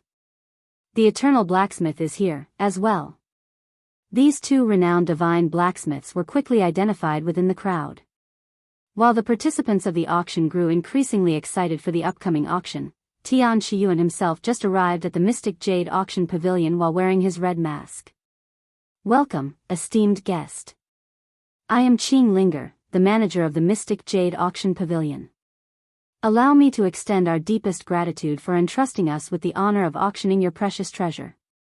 Qing Linger bowed to him in a respectful manner, not daring to repeat the other auction house's mistake. If you have any requests, don't hesitate to ask. Tian Qiyuan nodded and said, then I would like to have a word with the participants before we begin auctioning my sword. Of course, that can be arranged. Anything else? No, that's all for now. May I ask for the esteemed guest's name? If you wish to remain anonymous, that is fine as well. You'll know my name once the auction begins, he said. I understand. Qing Linger didn't question him any further. The auction began sometime later. However, as the main event, Tian Qiyuan's weapon would be sold last, with over 100 treasures being sold before it. There were a lot of enticing treasures and even miracle elixirs, but none of the powerhouses even bothered to pay attention, as they were only at the auction for one thing. Several hours later, it was finally Tian Qiyuan's weapon's turn to be sold. Thank you all for visiting our Mystic Jade Auction Pavilion today. We will start the bid for the Exalted Blacksmith's mythic grade treasure soon, but first, the seller would like to have a few words with everyone. Qing Linger announced to the participants. Tian Qiyuan approached the stage after receiving the signal. Countless gazes immediately fell upon him, most of them filled with curiosity as they wondered about his identity and how he acquired Tian Qiyuan's treasure. After a moment of silence to build up the tension, Tian Qiyuan spoke. Hello, everyone. This is my first time appearing publicly like this. My name is Tian Qiyuan, and some of you might know me as the Exalted Blacksmith. What? That's Tian Qiyuan? The Exalted Blacksmith in the flesh? Is this real? Many people stood up in shock after hearing this revelation. I am aware that many of you are skeptical of my identity and are expecting me to show my face next. Unfortunately, I wish to keep my face a secret, so I won't be removing my mask or anything today. Tian Qiyuan spoke in a calm voice. He proceeded to retrieve the purple sword head planned on selling today, instantly causing the audience to gasp in shock and awe. This is my first mythic grade treasure. I call it the Violet Dream. Although it's only a mythic grade treasure, it has the prowess to rival even Empyrean grade treasures. It has a special effect that can create illusions, and anyone below God Ascension realm struck by it will enter a deep slumber that can only be reversed with the sword. The audience immediately began mumbling to each other about the sword's ability. What a powerful sounding ability. Too bad it only works against those below the God Ascension realm. Are you hearing yourself? How many people are in the God Ascension realm at this moment? This is a priceless treasure with an extremely powerful effect. I must get my hands on it even if I have to sell all of my belongings and become homeless. However, Tian Qiyuan was not finished speaking, and he continued, now, with the introduction out of the way, I have a special announcement to make. Starting today, after this auction, I will be accepting weapon crafting commissions, and whoever purchases my Violet Dream today will receive priority. The entire place fell silent as everyone digested this information. Once they realized what it meant, the auction house erupted into a crazed frenzy. The Exalted Blacksmith will accept commissions? Heavens! I never thought this day would come. Omicron M, ha ha ha. I cannot wait to have my dream weapon crafted by him. A few moments later, Tian Qiyuan continued, for the payment, I will only accept 2 methods of payment. The first is spirit jades. The second is any material that is on this list. Tian Qiyuan retrieved a scroll and revealed a long list of rare materials written on it. If you have any material on this list, I will accept that as payment, and you'll also receive priority. In fact, I would like to purchase it from you. The experienced blacksmiths instantly recognized that the list of materials was intended for crafting treasures. Heavens, how many, or what kind of ridiculous treasures is he trying to create with that many rare materials? Even a single material on that list would make a weapon priceless. Eternal Blacksmith muttered to himself with a pondering face. Not even celestial-grade treasures would require that many rare materials. Is he trying to create something that surpasses celestial grade? Not even a god of creation would have such ambitions. Heaven and Earth Blacksmith sighed out loud. Sometime later, Tian Qiyuan said, then I will stop delaying the auction and take my leave now. He turned around and walked away, leaving the Violet Dream behind. The auction commenced shortly, and a frenzied battle for the treasure began. While the treasure itself was highly sought after, it paled in comparison to the value of securing priority for Tian Qiyuan's commission. Tian Qiyuan didn't stay to watch the auction and spent his time in the VIP room drinking tea and listening to music performed by beautiful experts. In the end, the Violet Dream sold for the price of a celestial-grade treasure, a shocking amount that left even the auction house speechless. Here are your earnings after deducting our house fees. Qing Linger handed him a spatial ring loaded with enough spirit jade to create a large sect and fund it for 100,000 years.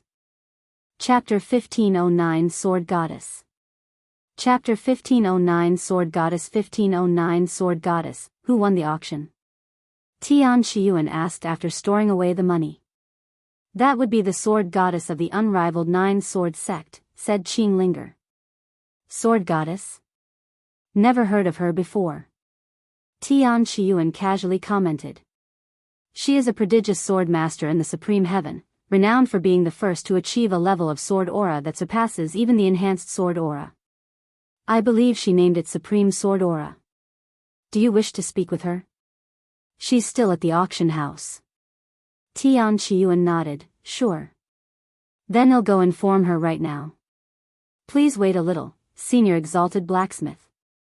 After learning of Tian Qiyuan's identity, the Mystic Jade Auction Pavilion's attitude toward him changed. While they showed him respect at first, it wasn't directed at the person himself but the weapon he was carrying until they realized his true identity as the Exalted Blacksmith. Sometime later, Qing Linger returned with another individual by her side. She was an exceedingly beautiful woman. With a tall and slender body, long black hair, and golden eyes, she exuded an aura of dominance and pride. It's a pleasure to finally meet you, Senior Tian. I am Zi Xuan, one of 9 unrivaled swords from the Unrivaled 9-Sword Sect. Zi Xuan bowed to him with the Violet Dream in her grasp. Tian Qiyuan nodded, the Violet Dream already suits you very much, Miss C. If you wish to commission me for a treasure, you will always have priority for a single commission. Then I would immediately like to commission you for another sword, she quickly said without an ounce of hesitation in her voice. "Is this sword for yourself or someone else?" he asked. "For myself." "All right. Here are my terms. First, you'll give me a brief description of what you're looking for in your sword. If you don't have any idea, I can make it based on your current abilities. 2. You'll supply me with all of the materials for the sword. 3. I will need half of the payment up front and the other half once the sword is completed. If you're paying me with one of the materials on my list, I won't need any upfront payment. Lastly, I will only make one weapon per commission. Also, I won't accept any deadlines or tolerate being rushed. And don't even think about scamming me because you'll regret it dearly. Do you agree with my terms?" Zi Xuan then said, "I agree. As for the payment, I have 2 of the materials you want. What kind of sword can I get with them?" "Which 2 materials?" he inquired. "The Empyrean gold and tempered glacial steel." Tian Qiyuan pondered for a moment before responding. "For these 2 materials, I am willing to create a P-quality mystic-grade sword for you." "Deal." Zi Xuan quickly agreed. "Then I'll visit the Unrivaled 9 sword sect in a month for the details of your sword unless you have another preferred meeting spot. You can come here." As if prepared beforehand, Zi Xuan retrieved a jade slip that contained information about a specific location and handed it to him. After checking the information inside the jade slip, Tian Qiyuan nodded and said, "Then I will see you exactly a month from today. Thank you for purchasing my violet dream." Just as Tian Qiyuan turned around to leave, Zi Xuan suddenly said, "Before you go, can I get your autograph?" "Sure." Tian Qiyuan had no reason to refuse such a simple request. Zi Xuan took out a piece of black cloth and asked, "Can you sign this?" Tian Qiyuan raised an eyebrow when he saw the cloth's unique shape. This is my underwear. It's my favorite, too." Omicron M. Qing Linger's eyes widened with disbelief when she heard Zi Xuan's shocking words. She thought it was a joke, but when she saw Zi Xuan's dead serious expression, Qing Linger began doubting if she was in reality or inside an illusion. "You're serious?" Tian Qiyuan had to make sure she wasn't messing with him. "Of course." Zi Xuan confirmed with a confident head nod, leaving him speechless. After a long moment of silence, Tian Qiyuan asked, "How do you want me to sign it?" "You can just write your name on it using spiritual energy." "I don't care if it's damaged." "Oh, okay." Tian Qiyuan began writing his name on the piece of cloth by scribbling on it with his finger, which was imbued with spiritual energy, essentially engraving his name on the cloth. After fulfilling her request, Tian Qiyuan cleared his throat and spoke in a stiff tone, "Then I will take my leave now." He disappeared into thin air the next moment. Zi Xuan stared at the signed underwear with a profound smile on her face. Qing Linger's body trembled at the sight. To her knowledge, Zi Xuan was an unfeeling, aloof figure who had never opened her heart to anyone, dedicating every fiber of her being to the mastery of the sword. However, Zi Xuan's actions just now contradicted everything Qing Linger knew about her. "Then I'll take my leave, as well," Zi Xuan calmly said a moment later, acting like nothing strange had happened. In the following days, Tian Qiyuan sought information about the sword goddess, Zi Xuan. However, he wasn't inquiring about her because of her weird request or because he was interested in her. Since he was going to make a sword for her, he was simply doing his due diligence as a blacksmith. After all, how could he possibly craft a sword tailored to someone he knows nothing about? Until their meeting, Tian Qiyuan learned everything he could about Zi Xuan through public knowledge. Her demeanor, nature, habits, and whatnot. However, some of the information he gathered contradicted the Zi Xuan he met. Although their meeting wasn't long, it was enough for him to understand her character a little. Zi Xuan, huh? What a peculiar woman. Tian Qiyuan chuckled. Once it was time for their scheduled meeting, Tian Qiyuan made his way to the location inside the jade slip Zi Xuan gave him. Chapter 1510 A Dangerous Obsession. Chapter 1510 A Dangerous Obsession. 1510 A Dangerous Obsession. Since Tian Qiyuan has never been to the Supreme Heaven, Zi Xuan arranged for their meeting somewhere in the 8th heaven. Upon arriving at their designated meeting spot, Tian Qiyuan looked around with his divine sense but couldn't see any buildings or Zi Xuan's presence in a 1,000-mile radius. Even weirder, he was in the middle of nowhere. However, just as he prepared to look around, the empty space before him began to rend apart, as though the very fabric of reality had been cleaved by an unseen force. From this spatial rift, a figure emerged, stepping into the world with an air of otherworldly authority and a face of peerless beauty. Zi Xuan showed a gentle smile and said, "I created an entrance to my humble world here before I returned to the supreme heaven. Please, come inside." Tian Qiyuan nodded and followed her to her world. Much like Senior Bei's realm, accessible through the myriad of techniques, Zi Xuan's world resided in a separate dimension, far removed from the ninth heaven. But compared to Senior Bei's somewhat empty realm, which consisted entirely of flying pavilions, Zi Xuan's world was a realm of countless swords and a single floating island that housed a solitary building. The swords hovered in the air like scattered clouds, forming a path that led to the building in the distance. As Tian Qiyuan followed Zi Xuan, he inspected the swords with his divine sense. Their grades varied from spirit grade to Empyrean grade, yet one thing remained consistent: their excellent quality, all being peak quality swords. This is a unique way to display your collection. It's an impressive collection, as well. Tian Qiyuan casually commented on it. To his surprise, Zi Xuan said, "I'm not actually displaying them. They used to be stored in my vault, but after I learned of the existence of your swords and acquired one for my collection, I couldn't bear to keep them in the same space. So, I tossed them out here." "Is that so?"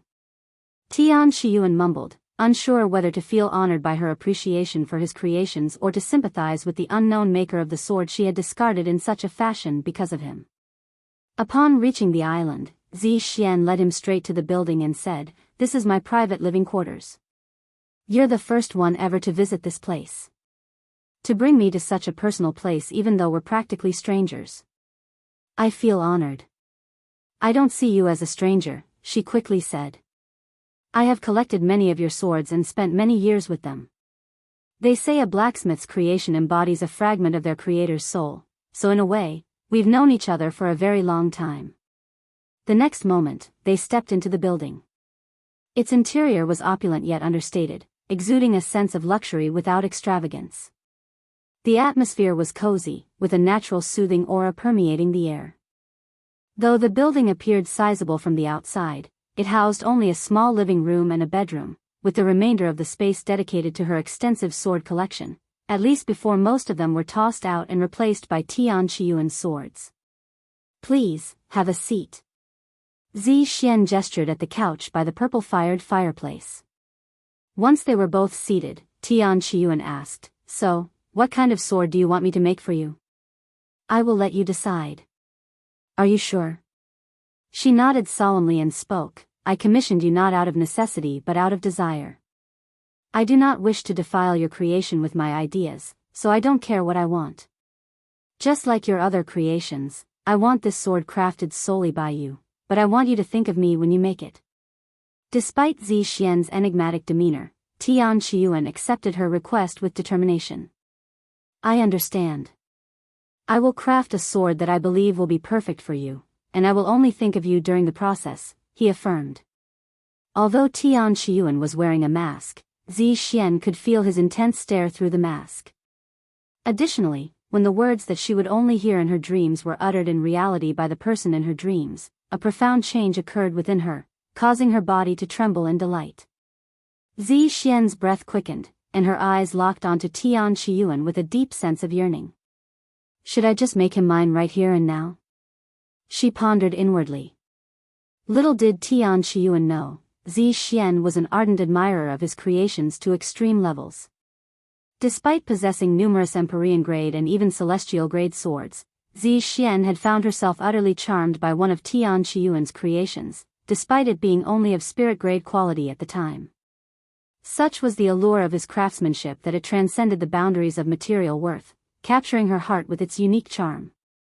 As Tian Qiyuan's skill refined and his creations became even more exquisite with each creation, Zi Xuan's admiration for his work only deepened. Eventually, her infatuation soon morphed into a dangerous obsession, reaching a point where she was willing to go to extreme lengths, even resorting to violence, to obtain his coveted creations. Her crazed obsession quickly earned her the nickname of Exalted Blacksmith Fanatic.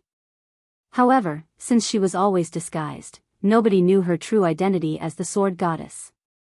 If the world somehow learned of this, not even the heavens would be able to predict their reaction. Zi Xuan was an expert at the 7th level of the god Ascension realm, while Tian Qiyuan was only a golden immortal. If she were to force herself upon him in this secluded world, there was nothing he could do about it. However, Zi Xuan quickly regained control of her emotions and refrained from doing something so barbaric for now. Now then, can you tell me more about yourself? For example, your hobbies, your likes and dislikes, and even habits. I will also need to examine your swordsmanship later. Tian Qiyuan said to her a moment later, unaware of the dangerous thoughts flowing through Zi Xuan's mind. With pleasure. Zi Xuan responded with a profound smile on her beautiful face. Chapter 1511 Zi Xuan. Chapter 1511 Zi Xuan 1511 Zi Xuan. Upon Tian Qiyuan's request to learn more about her, Zi Xuan did not hesitate to reveal everything about herself to him, including personal information that one usually wouldn't reveal even to their loved ones. I enjoy reading scriptures every now and then, and my hobby is collecting swords. I haven't eaten anything in the last 100 years, but if I were to eat something right now, it would be a spicy dish. I like swords, and there are too many things I dislike to list, but if I had to name a few, it would be pesky people and men who only think with their lower swords. I don't mind perverted men as I am quite perverted myself, but there is a difference between lustful and being lecherous. When I am feeling lustful, I like to use the swords in my collection to relieve myself. By the way, your swords are the best. They make me go crazy, something other swords cannot replicate. Behind his mask, Tian Qiyuan's eyes widened in surprise, his disbelief evident. Was she toying with him, or was she genuinely like this? He had always known Zi Xuan to be eccentric, but this was a whole new level. He cleared his throat and said, "Why don't you tell me about your background? How did you grow up and become the person you are today?" Zi Xuan pondered for a moment before responding, "I was born in the Unrivaled 9-Sword sect. My mother was a sect elder, so I spent the majority of my life there. I touched my first sword when I was 1 year old and started training with one when I was only 5 years old. I learned sword aura 10 years later, enhanced sword aura after another 100 years, and attained sword body at 3,000 years old. I became an official disciple of the Unrivaled 9-Sword sect at 10 years old and was promoted to inner disciple 3 years later. On my 18th birthday, I became a core disciple. 10 years later, I became a sect elder. After another 50 years, I replaced one of the 9 unrivaled swords by defeating him in an official match. Since then, I began working toward a level that surpasses enhanced sword aura. It took 100,000 years, but I've managed to achieve just that, and I named it Supreme Sword Aura. Oh, I started collecting swords when I was 16 years old." Tian Qiyuan listened to her history with interest. This was his first time encountering someone as talented as Zi Xuan when it came to the sword. To achieve a sword body at 2,000 years old was incredibly gifted, a talent seen once every 100 million years. After telling him her entire life story, Zi Xuan suddenly stood up and asked, "Want to see my sword collection? It's mostly your swords, though." "Sure. It would help me understand your taste for swords a little more." Tian Qiyuan nodded and followed her to the collection. Sometime later, they arrived before a sealed door. "I called this the sword vault, and once again, you're the first person besides myself to see it." Zi Xuan removed the seal and opened the door, revealing the room on the other side. The room was huge, taking up most of the building, but fewer than 100 swords were on display, even though it could easily hold hundreds of thousands. This room used to be more crowded, but as you saw, they're all outside now. Zi Xuan said. Tian Qiyuan took a quick look at the swords with his divine sense. There were 79 swords on display, with 69 of them being his own creation. "You've managed to collect 69 out of the 90 treasures I've sold to the public?" Tian Qiyuan marveled at her unwavering dedication and extraordinary collection. To obtain even a single treasure crafted by his hand was a formidable feat, yet she had amassed 69 of them as a single individual. He was aware of the high cost of his treasures, but he couldn't fathom the extent of resources she must have sacrificed to acquire these 69 weapons. I never thought I would collect weapons that were not swords, but your creations changed me, Zi Xuan said as she caressed a blue-bladed dagger with her slender fingers. While some blacksmiths specialize in a single type of weapon since it's much easier to advance in their career, a true master crafts all kinds of weapons with equal excellence. Tian Qiyuan crafted every type of weapon, but his favorite was the sword, thus, half of his creations were swords. Zi Xuan walked over to a particular sword on display and said, "This is the first of your creations that appeared in public, and it's the sword that changed my life." It was a mere spirit-grade sword, but it was just as flawless as the Violet Dream in terms of quality and could easily be mistaken as a heaven-grade, even divine-grade treasure. When I first laid eyes on this sword, it made me feel emotions that I didn't know existed in me, and I knew I had to acquire it. She grabbed the sword off the display and handed it to Tian Qiyuan. "If you don't mind, can you hold it for me? I want to see it with its creator." Tian Qiyuan accepted her request and held the sword in his hand. Instantly, the sword began exuding an aura that had never manifested for anyone else, not even Zi Xuan. This left Zi Xuan bewildered. "Ah," she muttered in a trembling voice, her body shaking in excitement. "I have tried, but I could never imagine it being any more perfect than it already is, but now, with it in your hands, this is true perfection." Zi Xuan exclaimed with a crazed expression on her face, as if a switch had been flipped inside her. She approached him and grabbed his hands. "I was only 99% convinced you were the real Exalted Blacksmith, but I am now 100% convinced." Chapter 1512 Unrivaled Sword Art. Chapter 1512 Unrivaled Sword Art. 1512 Unrivaled Sword Art. You weren't certain I was the real deal? What if I had been an imposter? Tian Qiyuan asked her out of curiosity. Hearing this question, Zi Xuan's expression darkened, looking incredibly grim, and she responded in a chilling voice, "If you had dared to impersonate the Exalted Blacksmith, then I would have tortured you until the end of time." Her gaze exuded real killing intent that sent shivers down Tian Qiyuan's body. "Alright, then, let's take a look at your swordsmanship now," he said a moment later. Zi Xuan nodded her head and said, "Let's go outside." Before leaving the vault, Zi Xuan took the spirit-grade sword with her. Once they were outside, Zi Xuan brought him to the empty field behind the building. "I will now perform my main sword technique, Unrivaled Sword Arts. It consists of 9 stages, each several times stronger than the last." Instead of wielding a powerful sword like the Violet Dream, Zi Xuan opted to use the spirit-grade sword for her performance. She was more comfortable with it due to spending countless hours with it, allowing her to display her best abilities.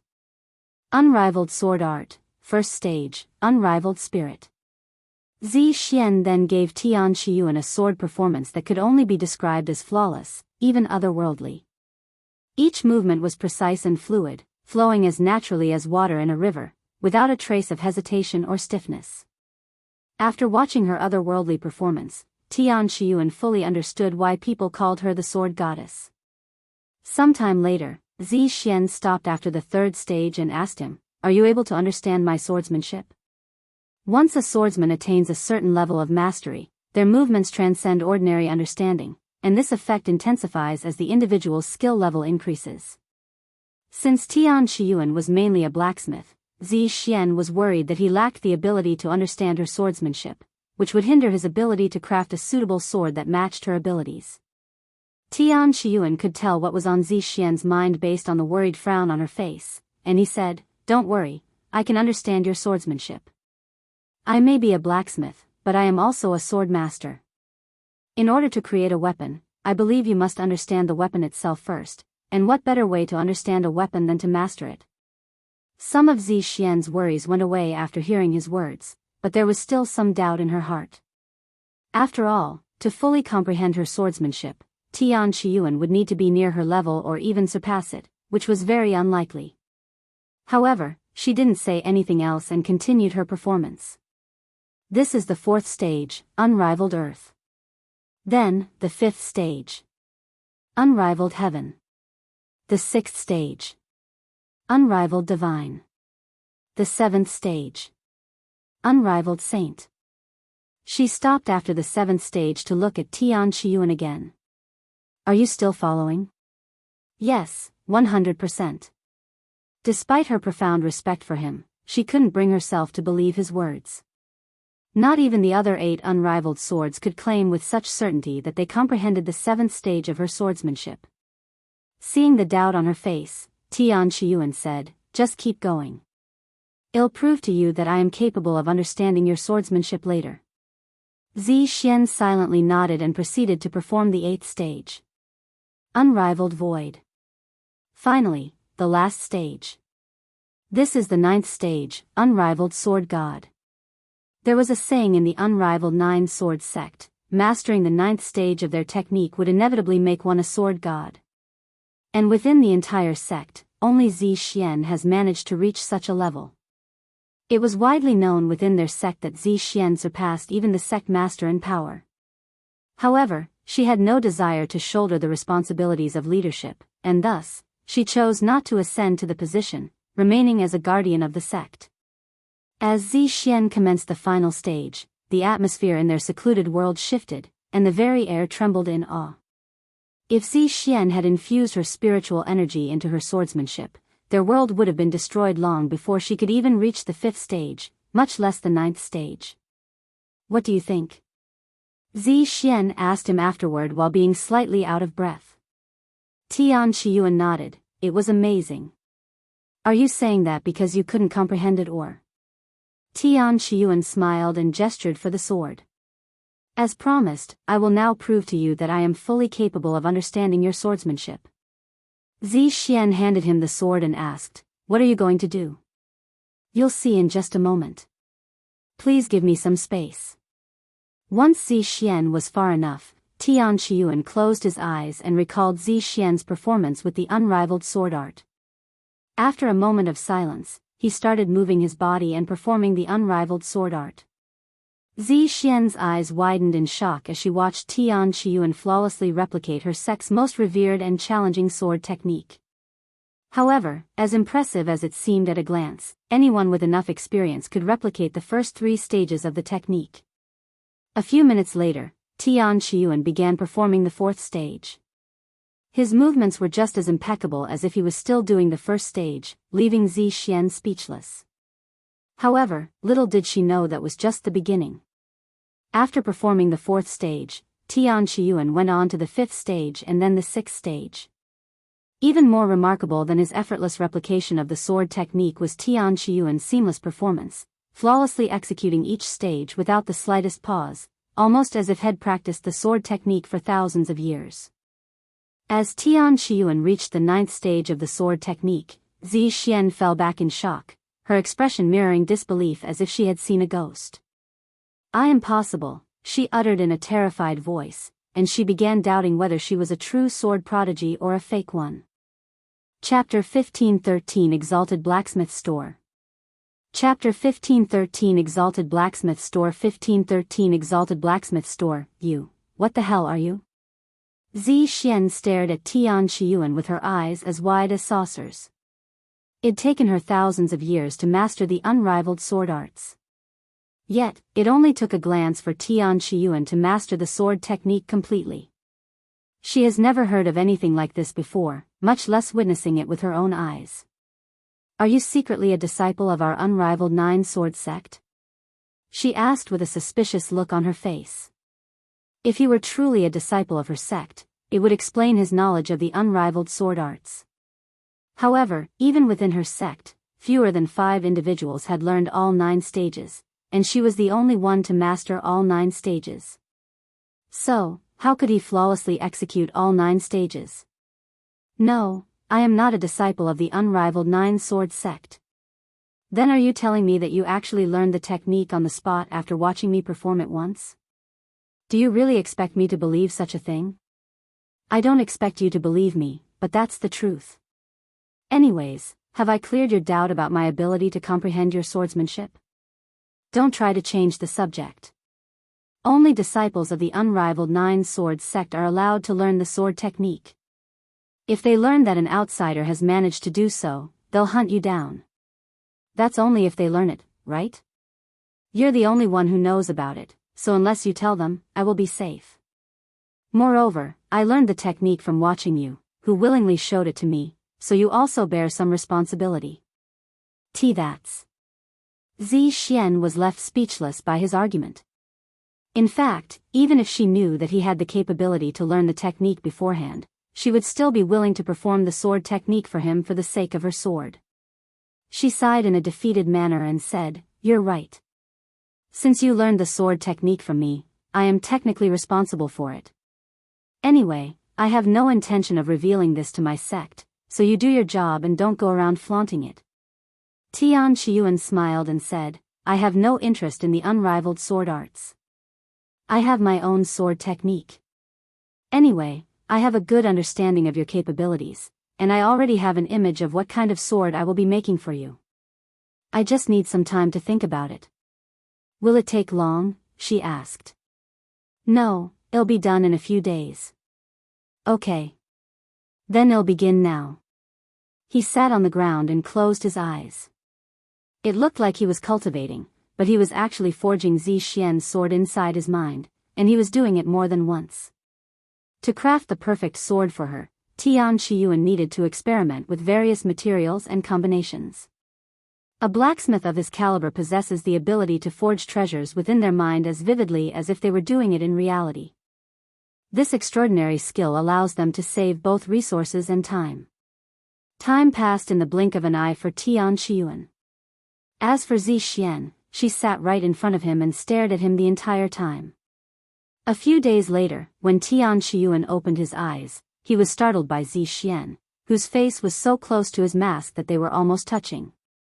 I am finished," he said in a somewhat stiff voice. Realizing that he'd finished, Zi Xuan calmly distanced herself from him and asked, "Why are you hiding your identity?" "I like peace and freedom. If the world knows my face, I will never be able to walk in public without being stopped by people," he calmly said. "A fair reason. Anyway, I know exactly what kind of sword I'll make for you." He proceeded to write down a list of materials needed for the sword and handed it to her. "How long do you think it'll take you to collect them?" he asked. Zi Xuan looked at the list with a pondering face. After a moment of silence, she said, "It shouldn't take too long. I already have half of these materials. I can probably acquire the other half in a few months. Then I'll return to the place that I came in here from exactly 1 year from now." "Okay. What are you going to do in the meantime?" "What a blacksmith typically does, make things." Qiyuan left Zi Xuan's world shortly after and disappeared from the world for an entire year. News of the Exalted blacksmith accepting commissions spread throughout the 9 heavens after the auction house. Many people wanted to request a commission immediately, but all of them quickly came to the same realization that stopped them from doing so. How the hell do we contact the Exalted blacksmith when we don't even know his identity or where to find him? Indeed, Qiyuan had departed the auction house so quickly that he forgot to mention the store he had opened in the 8th heaven, where he would be accepting requests. Qiyuan found it weird that nobody approached him even though many months had passed, and he was beginning to doubt his own popularity. I forgot to tell them about this store. He suddenly came to this realization one day. Upon realizing his mistake, he immediately began spreading information about his store. Not even half a day after he began spreading the news, experts from around the world flocked to his store like hungry pigeons. His store was situated in the middle of nowhere, standing alone in an open, empty grassland. It was almost impossible to miss once someone entered its vicinity, but without knowledge of its existence, nobody would go out of their way to visit such a desolate place. However, once news of his store spread, the once empty grassland quickly became crowded with people. Chapter 1514 The Pinnacle of Swords. Chapter 1514 The Pinnacle of Swords 1514 The Pinnacle of Swords Before people arrived at his store, Qiyuan created a large sign that read, "Those who have my desired materials may enter the store immediately. Those who do not have priority must wait outside until their number is called." There are jade slips with numbers on it beside this sign. Take the number in the front and wait for your turn. I will have at most 10 customers at a time, excluding those with priority and with my desired materials. Every customer will only be allowed one commission request in their lifetime. Fighting is not allowed near the store, or you will be put on the blacklist. Those on the blacklist will not be able to receive my service. Those with a jade slip may sell their slot, but others are prohibited from threatening those with a jade slip to sell. If you pressure or force someone to sell their jade slip, you will be put on the blacklist. When the first customer arrived, he grabbed the jade slip that read 1 and waited for his turn. Seconds later, another individual showed up. In less than 1 minute, all 10 jade slips had been acquired with the people who came after feeling dejected. However, they didn't immediately leave and tried to purchase the jade slip from those who had one. Unsurprisingly, none of the 10 individuals with a slot were willing to sell it, so the others quickly gave up and waited for the next day's slots. Tian Qiyuan waited half a day for someone with his desired materials to show up. When nobody did, he called in the first customer. "What kind of weapon do you want?" Tian Qiyuan asked. "I would like a spear." "Do you have a specific design in mind?" "What about its grade and quality?" "I do. It's right here." "How much would it cost for one at the P-quality ancient grade?" After taking a look at the design, Tian Qiyuan gave the man an estimate of the price. "I understand. I have the money and materials right here. When will you begin the commission?" "I will start right now. You can expect the spear to be ready in an hour." "That fast?" The man almost couldn't believe his ears. Most blacksmiths would require months of work to craft an ancient-grade weapon, after all. "Yes, it'll be done in an hour," Tian Qiyuan reaffirmed. The man nodded and left the store, which consisted of one small reception room and the rest being a smithy. An hour later, Tian Qiyuan called the man back into the store and showed him the finished product. Amazing. The man was at a loss for words. "See, can I touch it?" he then asked. "That depends. Do you accept this result? If you do, you'll need to pay the full amount before you can have it." "I accept." The man retrieved the rest of the payment and handed it to Tian Qiyuan. "It's all yours." Tian Qiyuan gestured at the beautiful red spear. The man grabbed the spear with trembling hands and muttered, "This is exactly what I envisioned." "No, it's even better than I imagined." Tian Qiyuan then said, "It doesn't have a name yet, and that will be your responsibility." After completing his first commission, Tian Qiyuan walked outside and showed everyone the jade slip with the number 1 in his grasp and said, "If you want this, you can go get it." He proceeded to flick the jade slip, shooting it into the distance. Those who reacted the fastest were the first to chase after it, with the others following behind, quickly emptying the place beside the other 9 already with a jade slip. "Number 2, you may follow me inside," Tian Qiyuan said a moment later. Over the next several months, Tian Qiyuan focused on his commissions, amassing a tremendous amount of wealth. He also accepted several priority commissions from those who offered him the material that he was looking for. Once a year had passed since his meeting with Zi Xuan, Tian Qiyuan closed the store down temporarily. "If you already have a jade slip, you can keep it with you until I reopen the store." Tian Qiyuan disappeared after saying these words. He made his way to the same location as last time and waited for Zi Xuan to invite him to her world. Zi Xuan showed up shortly after his arrival, but she looked a little grumpy for some reason. "Is something wrong?" he asked her. "I thought I would be your first, but you ended up creating other treasures before mine even started," she said, displeased that she wasn't the first to have a custom weapon by him. "While I didn't complete your sword first, you are still my first customer, and your sword was my first custom design, so it's still technically my first custom creation," he said. Zi Xuan fell silent when she couldn't argue with his logic, eventually bringing him into her world. "Here are all of the materials you requested." Zi Xuan pointed at the materials neatly placed outside her living quarters. "Where are you going to make the weapon?" "For mystic grade treasures, I have to do it inside my world," he said. "Oh.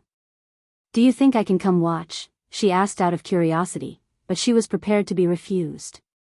Tian Qiyuan did not immediately respond and pondered for a moment. Seeing this as an opportunity, Zi Xuan quickly continued, I actually have another material that was on your list. I'll give it to you for free if you let me watch. Alright, I'll let you watch. Tian Qiyuan nodded. Why are you collecting so many precious materials anyway? Since you are my first customer, I'll tell you. Tian Qiyuan smiled behind his mask and said, I am planning on creating a masterpiece, a sword that surpasses even celestial-grade treasures. The pinnacle of all swords. The pinnacle of all swords. Zi Xuan swallowed nervously as she stared at him with a dazed expression on her face. Chapter 15:15 Tian Qiyuan's World. Chapter 15:15 Tian Qiyuan's World. 15:15 Tian Qiyuan's World. As a sword enthusiast, the mere mention of Tian Qiyuan's plan to craft the pinnacle of swords sent a thrill through Zi Xuan, igniting a spark of excitement in her. The fact that she was essentially giving him the resources to craft the weapon made it seem like she contributed to the creation of the sword. Ah. I'm wet, she thought to herself with a eurific expression on her face. Tian Qiyuan ignored the weird expression on Zi Xuan's face and collected the materials. I'm going to return to my world right now, but I won't begin the smithing for a few more days, he said afterward. I'll follow you there, she snapped out of it and said. Okay. They left Zi Xuan's world shortly after. A few days later, Tian Qiyuan arrived at the entrance to his world, which was located near a river in the middle of a mountain valley. Tian Qiyuan's world consisted of 3 areas. The first one to enter Zi Xuan's view was a floating island that had a majestic golden mountain and a golden waterfall. The next appeared to be a floating island with a volcano that appeared ordinary at a glance, but when Zi Xuan tried to take a deep look into it, she found an unfathomable existence living within. Unfortunately, this presence was too powerful for even an expert like Zi Xuan to perceive fully. Not wanting to offend such a formidable entity, she immediately withdrew her divine sense the moment she became aware of its existence. The third area was a simple floating island with 2 buildings. One appeared to be his living quarters, and the other a smithy. You're the first human ever to visit this place. Tian Qiyuan suddenly said to her. The first human, huh? Zi Xuan glanced at the volcano. Do you want a tour of the place while we're here? He suddenly asked. Sure. Tian Qiyuan proceeded to lead Zi Xuan to the golden mountain with the waterfall and said, This entire mountain is made of primordial gold, and the water is all liquid from the golden celestial tree that you see growing around the river. Sure enough, dozens of golden celestial trees were growing along the river, each of them at least 1,000,000 years old. A single golden celestial tree could sell for the price of several mystic-grade treasures. This is the first time I've seen so many golden celestial trees in one place. Zi Xuan swallowed nervously at the marvelous sight. However, they still weren't as impressive as the golden mountain that was completely made of primordial gold. Primordial gold was more valuable than Empyrean gold, and a small fist-sized chuck could easily sell for the price of a mystic-grade treasure. Yet, there was a whole mountain of it in Tian Qiyuan's world. Why do you need so much primordial gold and golden celestial tree? Zi Xuan asked him out of curiosity. I'll be using most of it for my masterpiece, he calmly said. And most of it? You can easily craft a dozen celestial-grade treasures with this much material. She exclaimed in shock. Even if it can craft 100 celestial-grade treasures, it wouldn't be able to compare to my masterpiece. Tian Qiyuan said in a confident tone. Just what kind of sword are you trying to craft? Do you intend on slaying gods or something? Zi Xuan shook her head. Since she didn't have any idea what kind of sword he was creating, she couldn't help but consider it a waste of resources. Let's head to the next island. By the way, I call this place the Golden Valley. Tian Qiyuan led her to the second island with the volcano, but he didn't enter its territory and merely inspected it from outside. You should have already noticed its existence by now, but I do not live in this world alone. My companion isn't human either. It resides inside the mountain, where all sorts of precious ores and jewelry can be found, especially those that grow in extremely hot conditions. What kind of entity lives here? Since it can withstand the immense heat in this place, it's most likely a yang element beast, right? Zi Xuan inquired. Indeed, it's a yang element beast. I would introduce you now, but it only comes out when I work on profound treasures that require unique flames. That said, you'll meet it once I begin working on your sword. It even assists you with your creation. I cannot imagine what kind of beast has the capabilities to do that. With that said, Zi Xuan could think of one entity that could produce flames, but it seemed so far-fetched that she didn't even consider it possible and quickly tossed that thought aside. Since he didn't want to disturb the entity any longer, Tian Qiyuan led Zi Xuan to the final island. Omicron M, this is my living quarter, and the other building is my workshop. Tian Qiyuan said, confirming Zi Xuan's speculations earlier. He invited her into his living quarters and served her tea. As she sipped on the tea, Zi Xuan's eyes remained fixated on Tian Qiyuan's mask. When her curiosity could no longer be contained, she asked him, "Would you be willing to show me your face?" "I promise I won't tell anyone. I can even swear on my soul if that would reassure you." Without waiting for Tian Qiyuan's response, Zi Xuan raised her hand and swore, "With heaven as my witness, I swear upon my soul that I would not reveal your identity to anyone you don't want me to." "You didn't have to do that. I would have shown you my face even without needing the oath, but it does make it more easy for me to reveal my face." Tian Qiyuan wasn't worried that she might recognize him because his true identity, besides being the Exalted Blacksmith, was a nobody who belonged to no background. He removed his mask the following moment, revealing his handsome face to Zi Xuan. Chapter 15-16 Vulgar Presence. Chapter 15-16 Vulgar Presence. 15-16 Vulgar Presence. "You're much more handsome than I expected," Zi Xuan muttered in a dazed voice as she stared at Tian Qiyuan's handsome face. She had braced herself in case Tian Qiyuan had an ugly face because he always wore a mask. Even though he claimed that it was because he didn't want to be recognized in public, there was no way to really tell if he was being truthful. However, after seeing his handsome facial features, Zi Xuan no longer doubted his claims of wanting to remain anonymous. In fact, he was so handsome that Zi Xuan subconsciously reached for his face, gently caressing his cheeks. Tian Qiyuan would have been able to avoid it if it was a surprise attack, but Zi Xuan's actions were so random that he simply froze from bewilderment, which allowed her to caress his cheeks. "Ah, sorry. My hands moved on its own just now." Zi Xuan quickly pulled back her hand once she realized what she was doing and slightly blushed. Tian Qiyuan chuckled and responded in a joking manner, "It's fine. I don't blame you, as I am very handsome, after all." He continued, "Anyway, you'll be spending the next several days preparing the materials, so until then, make yourself at home. To ensure the process goes as smoothly as possible, all of the materials are typically refined or combined before the weapon crafting begins. You don't mind me taking a look around? Aren't you worried that I might steal from you?" Zi Xuan asked. He chuckled at her words and said, "Unless you want to provoke my neighbor, I don't see why you would do such a thing." Zi Xuan's gaze shifted to the volcano and smiled.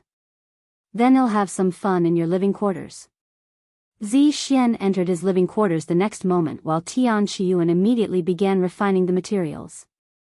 Upon entering Tian Qiyuan's home, Zi Xuan immediately began exploring the place. It was a simple home with 4 rooms.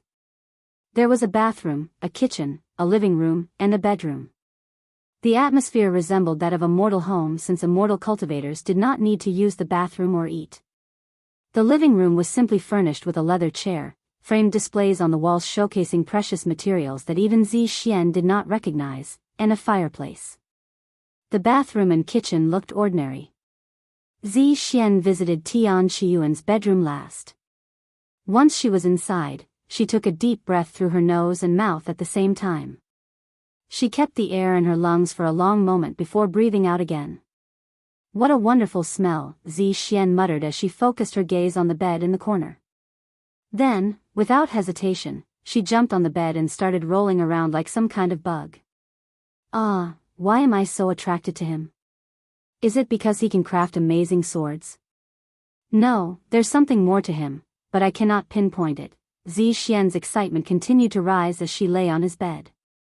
Eventually, She could no longer control herself and reached underneath her clothes and started playing with herself. Meanwhile, Tian Qiyuan was completely focused on the materials and did not even bother to check on Zi Xuan. Days passed in the blink of an eye. Once he was finished with the preparations, Tian Qiyuan went inside his home to call Zi Xuan. He quickly found her sleeping peacefully on his bed with a satisfied expression on her face. There was also a unique smell in the air that he did not recognize. Tian Qiyuan went to wake her up after staring at the sleeping beauty for a brief moment. Zi Xuan slowly opened her eyes to see Tian Qiyuan standing before her. Are we going for another round? She muttered in a dazed voice, almost as if she believed that she was still dreaming. Another round of what? Tian Qiyuan asked with raised eyebrows. Zi Xuan quickly realized that she was no longer dreaming and swiftly sat up. Nothing, she responded in a stiff voice. I'm going to start crafting the weapon now, so come with me, he then said. Zi Xuan nodded and fixed her robes before following him outside. She thought they were going to enter the smithy, but Tian Qiyuan went behind it, where a gold anvil was located. We'll be doing it out here since we'll be using unique flames, he said. For your safety, please watch from outside the island. Zi Xuan nodded and flew away, stopping right outside the island. Tian Qiyuan proceeded to remove the upper part of his robes, revealing his otherworldly physique that had been refined to perfection. Zi Xuan nearly began drooling upon seeing his bare upper body. Feng.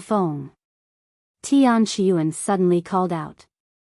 Zi Xuan's expression immediately stiffened when the unfathomable presence she sensed from the volcano returned. She turned to gaze at the island just as the volcano erupted. From the fiery chaos, a colossal figure emerged, its flaming wings unfurling to shroud half the sky. A phoenix. Zi Xuan cried out loud.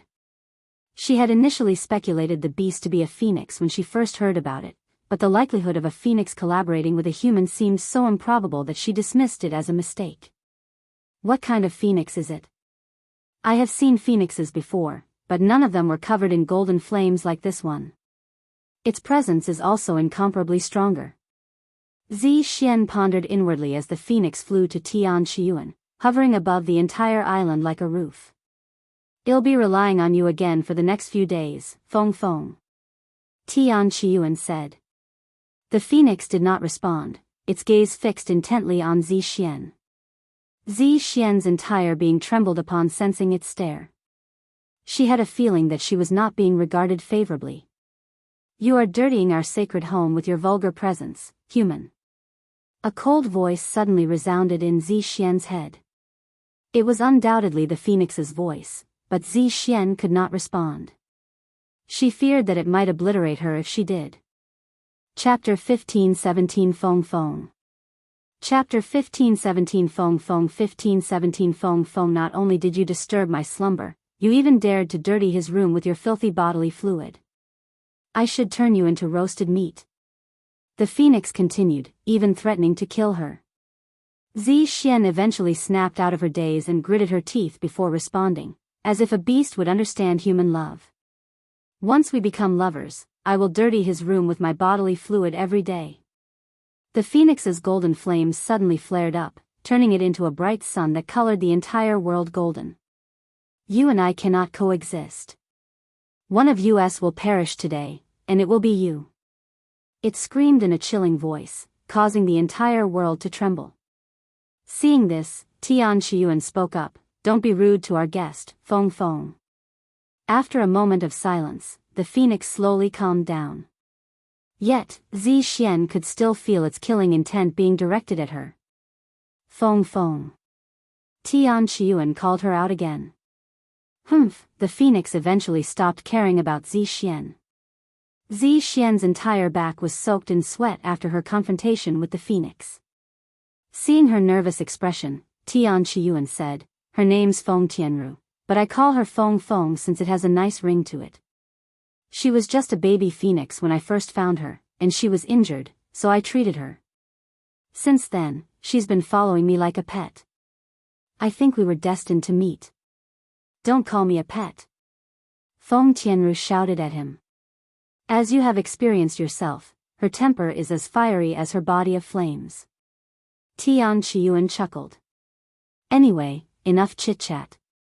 There's a lot of work to be done. Feng, let's get started. Tian Qiyuan walked to the anvil before using Qi manifestation to place one of the materials on it. He retrieved a black and golden hammer and said, "Whenever you're ready."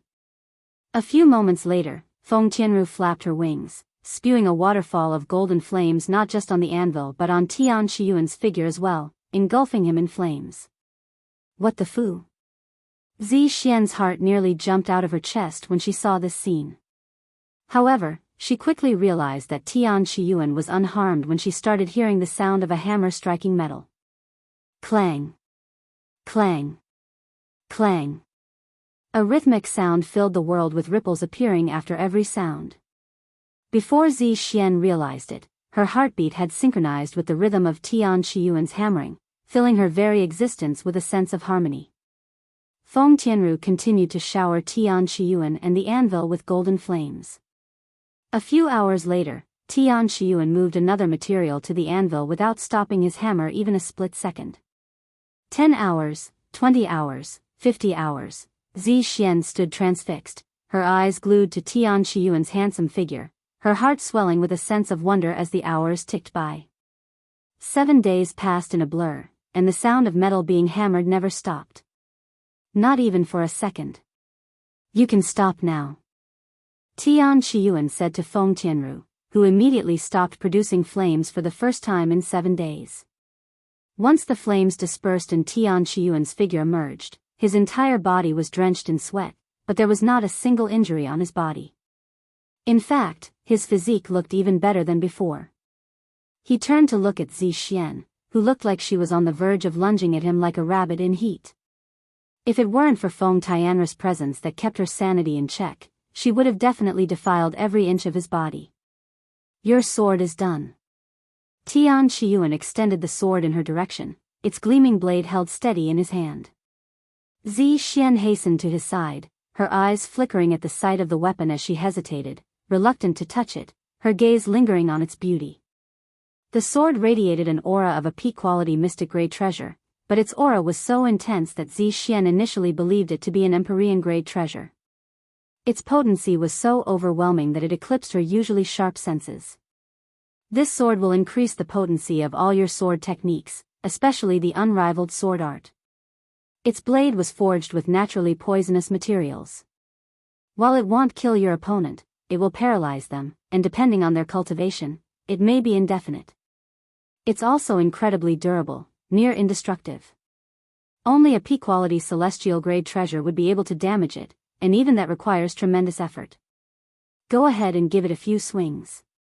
Zi Xuan's eyes locked onto the sword as she nodded, her hands moving with precision as she began performing the first 3 stages of the unrivaled sword art.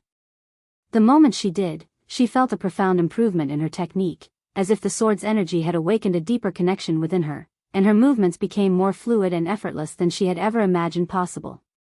The sensation was so intoxicating that Zi Xuan found herself unable to stop.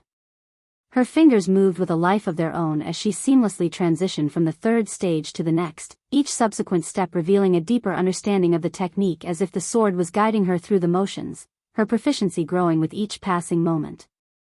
Once she finished her performance, Zi Xuan's gaze remained fixated on the sword, seemingly unable to take her eyes off it.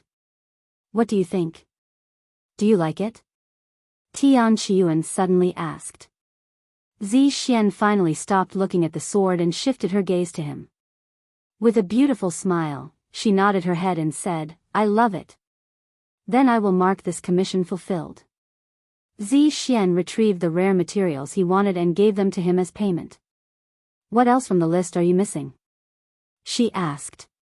He showed her the list and said, "This many." "All right. It'll help you find them for more swords." "You want more already? Am I not allowed to have more?" She raised an eyebrow. "You can request as many commissions as you want as long as you bring me one of the listed materials. Otherwise, I am only creating one weapon for every individual." "I understand. I was planning on doing that, anyway." Zi Xuan said. Chapter 15:18 Exalted Blacksmith Fanatic. Chapter 15:18 Exalted Blacksmith Fanatic 15:18 Exalted Blacksmith Fanatic. After Zi Xuan left Tian Qiyuan's world, she returned to her sect with her new sword, which she named Heaven's Intoxication due to how every sword crafted by Tian Qiyuan inevitably makes her feel heated and dazed, almost as though she was intoxicated. The first thing she did when she returned to the Unrivaled Nine Swords sect was to test the sword on someone, so she challenged another unrivaled sword to a match. Despite the reluctance of the individual she chose to spar with, there was no room for refusal. The power and authority Zi Xuan commanded was undeniable, and he knew that she would not hesitate to attack him if he dared to refuse. W8. What in heaven's name is that sword? Her opponent was immediately taken aback by the sword's overwhelming presence in Zi Xuan's grasp, a presence that seemed to radiate with a life of its own. Heaven's Intoxication. It's my new favorite sword, she calmly said. Ignoring the weird name, where did you acquire such a marvelous treasure? Exalted Blacksmith, she replied, her voice carrying a sense of pride. Oh, I remember now. You won that auction a year ago with our sect's resources. Do you have any idea how much that hurt our finances? That amount could have supported our sect for another 150,000 years. The sect master would still cry even at the slightest mention of it. Stop complaining. I only borrowed it, so I plan on paying it back. After all, it wouldn't truly be mine if I used another's wealth to buy it. Zi Xuan said in a nonchalant voice. And how do you plan on doing that? Even if you sold your body, it wouldn't cover half of the costs. I will be visiting the primordial chaos shortly to familiarize myself with Heaven's Intoxication by hunting chaotic beasts. The primordial chaos? That's reckless behavior, even by your standards. Do you have any idea how many God Ascension realm cultivators perished in that place? You're worried about me? I don't need it. I'm worried that the debt you owe to the sect will disappear with your pointless death. That's none of your business. Anyway, let's get started. I have a lot of work to do. After another warning, Zi Xuan attacked her opponent. The fight was incredibly one-sided, with Zi Xuan dominating her opponent. Their spar lasted half as long as it typically does, and after the spar, Zi Xuan immediately left the sect to start earning money at the primordial chaos, one of the most dangerous places in the supreme heaven. Meanwhile, Tian Qiyuan continued to accept commissions for the next decade. Once his fame had reached its peak and his reputation was unshakable, Tian Qiyuan stopped accepting normal commissions and only accepted commissions from those who could provide him with rare materials. Although this sudden change upset many individuals, nobody dared complain, as it was already a miracle that he had accepted commissions from pretty much anybody with enough money for the last decade. In the last decade, Tian Qiyuan managed to acquire 7 more of the materials he needed for his masterpiece. However, he still needed dozens of materials, and it could take hundreds, if not thousands, of years before he had enough material to finally craft his masterpiece. Zi Xuan returned to her sect after spending 50 years straight hunting chaotic beasts from the primordial chaos. With the number of chaotic beasts she slew, she acquired a tremendous amount of fortune from selling the chaotic beasts' materials. However, a majority of her earnings went to pay back her debt to the Unrivaled Nine Swords sect. Then, with the rest of her money, she spent it on hiring scouts to search the 9 heavens for the materials Tian Qiyuan needed. If the materials were available, she would have spent it on purchasing them directly, but Tian Qiyuan could have done that already. Eventually, she found several individuals who had one of these materials, but none of them were for sale. Knowing that Tian Qiyuan had tried and failed, Zi Xuan opted to acquire them through other means. Thus, the Exalted Blacksmith Fanatic, who hasn't appeared in over 50 years, started causing havoc around the 9 heavens once again. Fuck. Why are you doing this? Did the Exalted Blacksmith send you to rob me because I refused to sell it to him? One of her victims cried out loud. No, I am doing this on my own accord because I find it ridiculous. The only thing ridiculous here is your existence. Why are you hogging the material even though you don't plan on using it? Frankly, it's a waste of resources. If you ask me, it should be given to the Exalted Blacksmith, who will refine them into their purest form and craft the most beautiful treasures out of it. This is a warning to the others. Either sell your materials and let them serve their purpose, or let me take them from you. I recommend the former since it'll earn you some money at the very least. The Exalted Blacksmith Fanatic's warning would spread throughout the world like wildfire, terrifying the other collectors who had refused to sell their material. When Tian Qiyuan heard the news, he couldn't help but laugh out loud. I don't know who this fanatic of mine is, but I truly appreciate it. While he wouldn't stoop to the level of theft, he had no issue with someone doing it for him as long as he didn't personally encourage it. He also agreed with the fanatic's words and believed that materials should serve their purpose instead of collecting dust. After another 20 years, Zi Xuan appeared before him with a material that was on his list. "I'm here for my second sword." She greeted him with a wide smile. It only took a glance for Tian Qiyuan to immediately recognize the material she brought as one of the materials he had failed to purchase. "So you're the Exalted Blacksmith Fanatic, huh?" He smiled after coming to this realization. Chapter 1519 Divine Blacksmith. Chapter 1519 Divine Blacksmith 1519 Divine Blacksmith, Exalted Blacksmith Fanatic? Are you suggesting a connection between me and that enigmatic figure? What led you to such a conclusion? Zi Xuan swiftly retorted, her innocence a well-crafted facade. So you're not the Exalted Blacksmith Fanatic? How did you acquire that material, then? I can remember and identify any material I've seen once, and that piece of cold stellar iron was stolen from Gu Gumming a few years ago. Tian Qiyuan spoke in a calm voice. Is that so? I had no idea. I acquired this from the black market last month. So it was stolen by the Exalted Blacksmith Fanatic, huh? A fascinating revelation, but does it truly matter where it originated? It's in your possession now. Zi Xuan's words flowed as smoothly as her breath. Seeing how stubborn she was to keep her identity a secret, Tian Qiyuan no longer tried to expose her and said, "You're right. It doesn't matter where it came from." Zi Xuan was slightly taken aback by how readily he accepted the situation. She was certain that he had a strict policy against accepting stolen materials, a rule that would have challenged her persuasive skills. But she was relieved that it wasn't the case. "You're a lot more open-minded than I'd anticipated. I know many blacksmiths who would not craft anything with materials acquired through unethical means." She expressed her surprise. "Would you rather I not accept the material, then?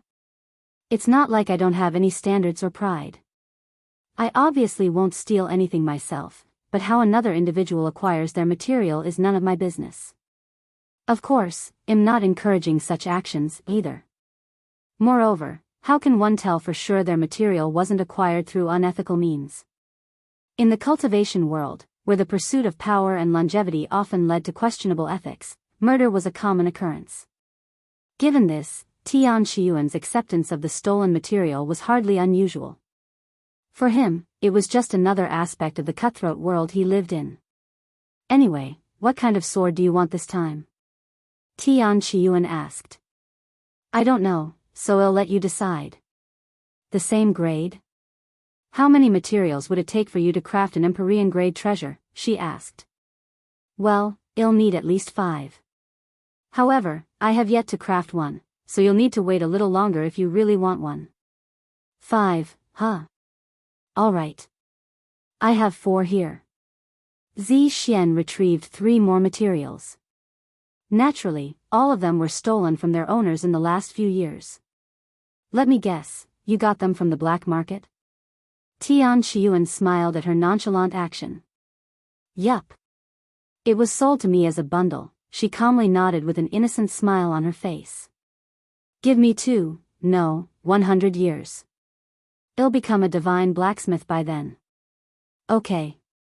I'll look for more materials in the meantime."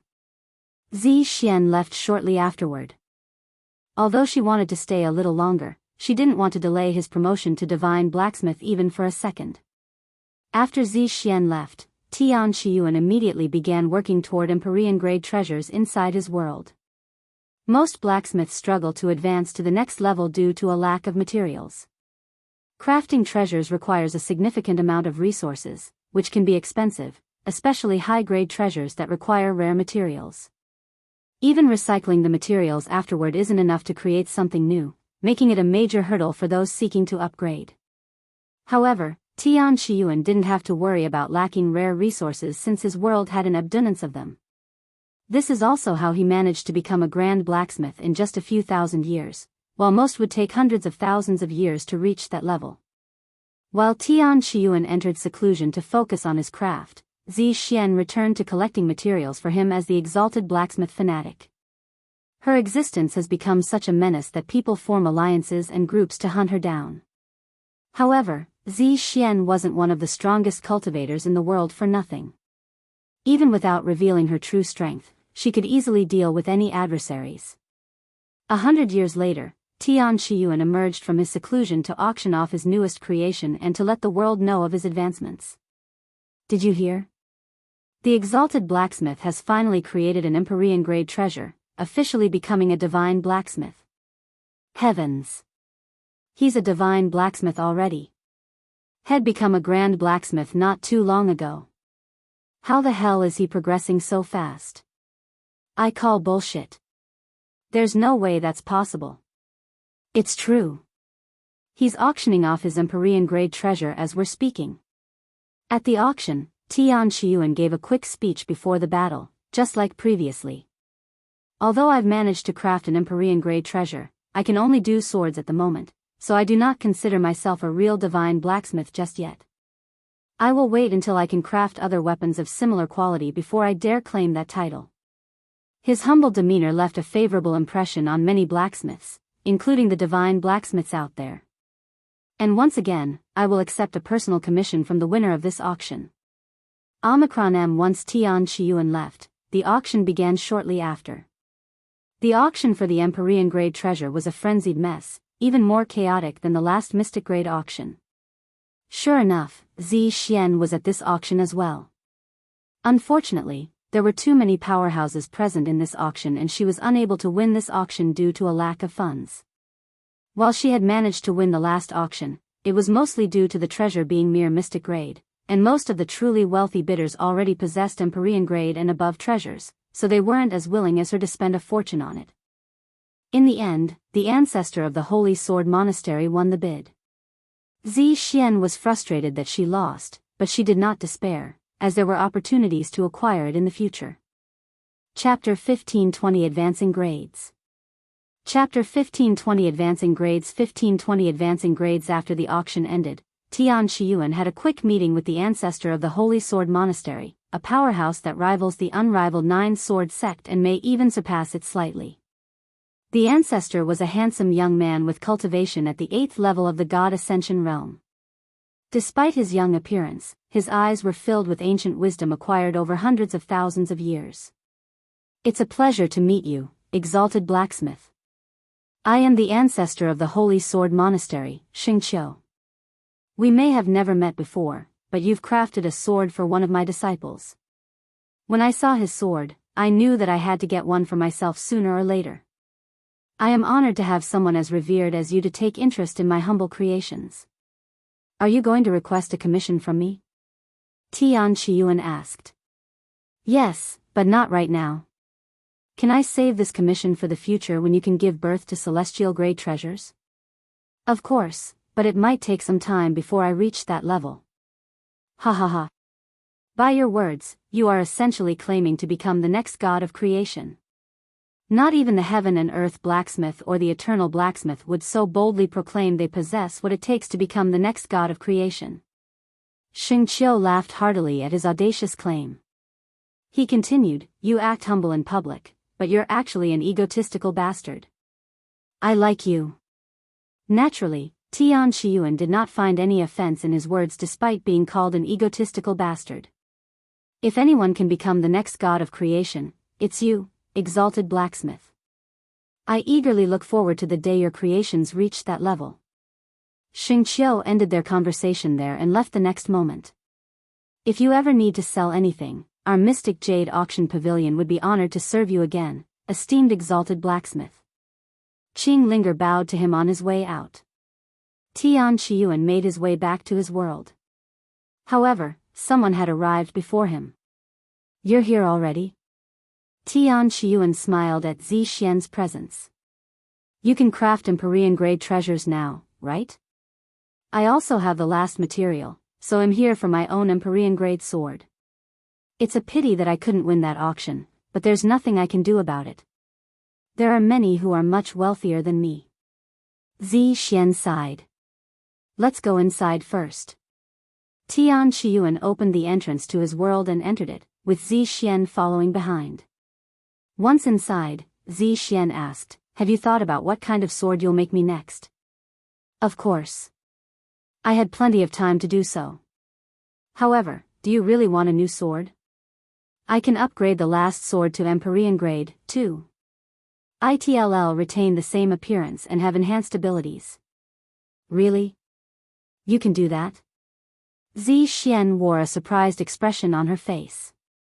In their world, upgrading weapons was a common practice, but advancing weapon grades was a more challenging task. The process required a high level of skill and craftsmanship, as well as a deep understanding of the materials and techniques involved. Only the most experienced and skilled blacksmiths could successfully advance a weapon's grade without significantly altering its original appearance and abilities. As the grade of a weapon increased, the process of advancing it to the next level became progressively more challenging. In fact, only the Heaven and Earth blacksmith, one of the top blacksmiths in the world, has managed to advance a divine grade treasure to ancient grade before. Advancing mystic grade to Empyrean grade was literally unheard of and deemed impossible by even divine blacksmiths. Yet, Tian Qiyuan claimed that he had the ability without any hesitation in his voice. Seeing the doubt and hesitation on Zi Xuan's face, Tian Qiyuan spoke, if I mess it up, they'll make you the exact same sword free of charge, as well as the Empyrean grade sword. Deal. All of Zi Xuan's hesitation was tossed out of the window after getting insurance for her sword. What materials do you need from me? She asked as they approached his living quarters. He pointed at the Golden Valley and said, I already have them. Huh. But those are your materials. I know. Consider it part of the deal. You're giving me 5 materials, after all. Also, it's easier to upgrade a sword than to create a new one. It's easier to advance a sword than create one. If other blacksmiths could hear your voice right now, they would be coming at you with their hammers raised, you know. Zi Xuan almost couldn't believe what she'd just heard. Tian Qiyuan silently smiled at her words. Once they arrived at the anvil, he extended his hand and said, let me borrow your sword. All right. Zi Xuan handed him the Heaven's Intoxication. It'll be done in a few hours. Feng. When Feng Tianru emerged from the volcano, Zi Xuan hastily left the island, fearing that Feng Tianru would engulf her in flames. Sure enough, Feng Tianru started spewing flames long before she even reached the island. That fucking phoenix really wanted to burn me. Zi Xuan cursed inwardly after seeing this. However, Feng Tianru didn't even spare her a gaze and focused on working with Tian Qiyuan. A few hours later, Tian Qiyuan revealed the new and improved Heaven's Intoxication with barely any changes to its appearance at a glance. Heavens! You really advanced it from mystic grade to Empyrean grade. Zi Xuan was bewildered by the results. If the world were to find out Tian Qiyuan could advance weapon grades like this, his fame and reputation would pierce the heavens. Satisfied, he asked her. Yes. Zi Xuan wielded the sword in her grasp. While it felt the same as before, she sensed a much more profound energy coursing through it, allowing her to channel her own energy with far greater ease. Thank you for the business again. Tian Qiyuan smiled. You're tuning into the Carefree Valley YouTube channel. Don't forget to subscribe and join us on this journey to catch the most captivating stories.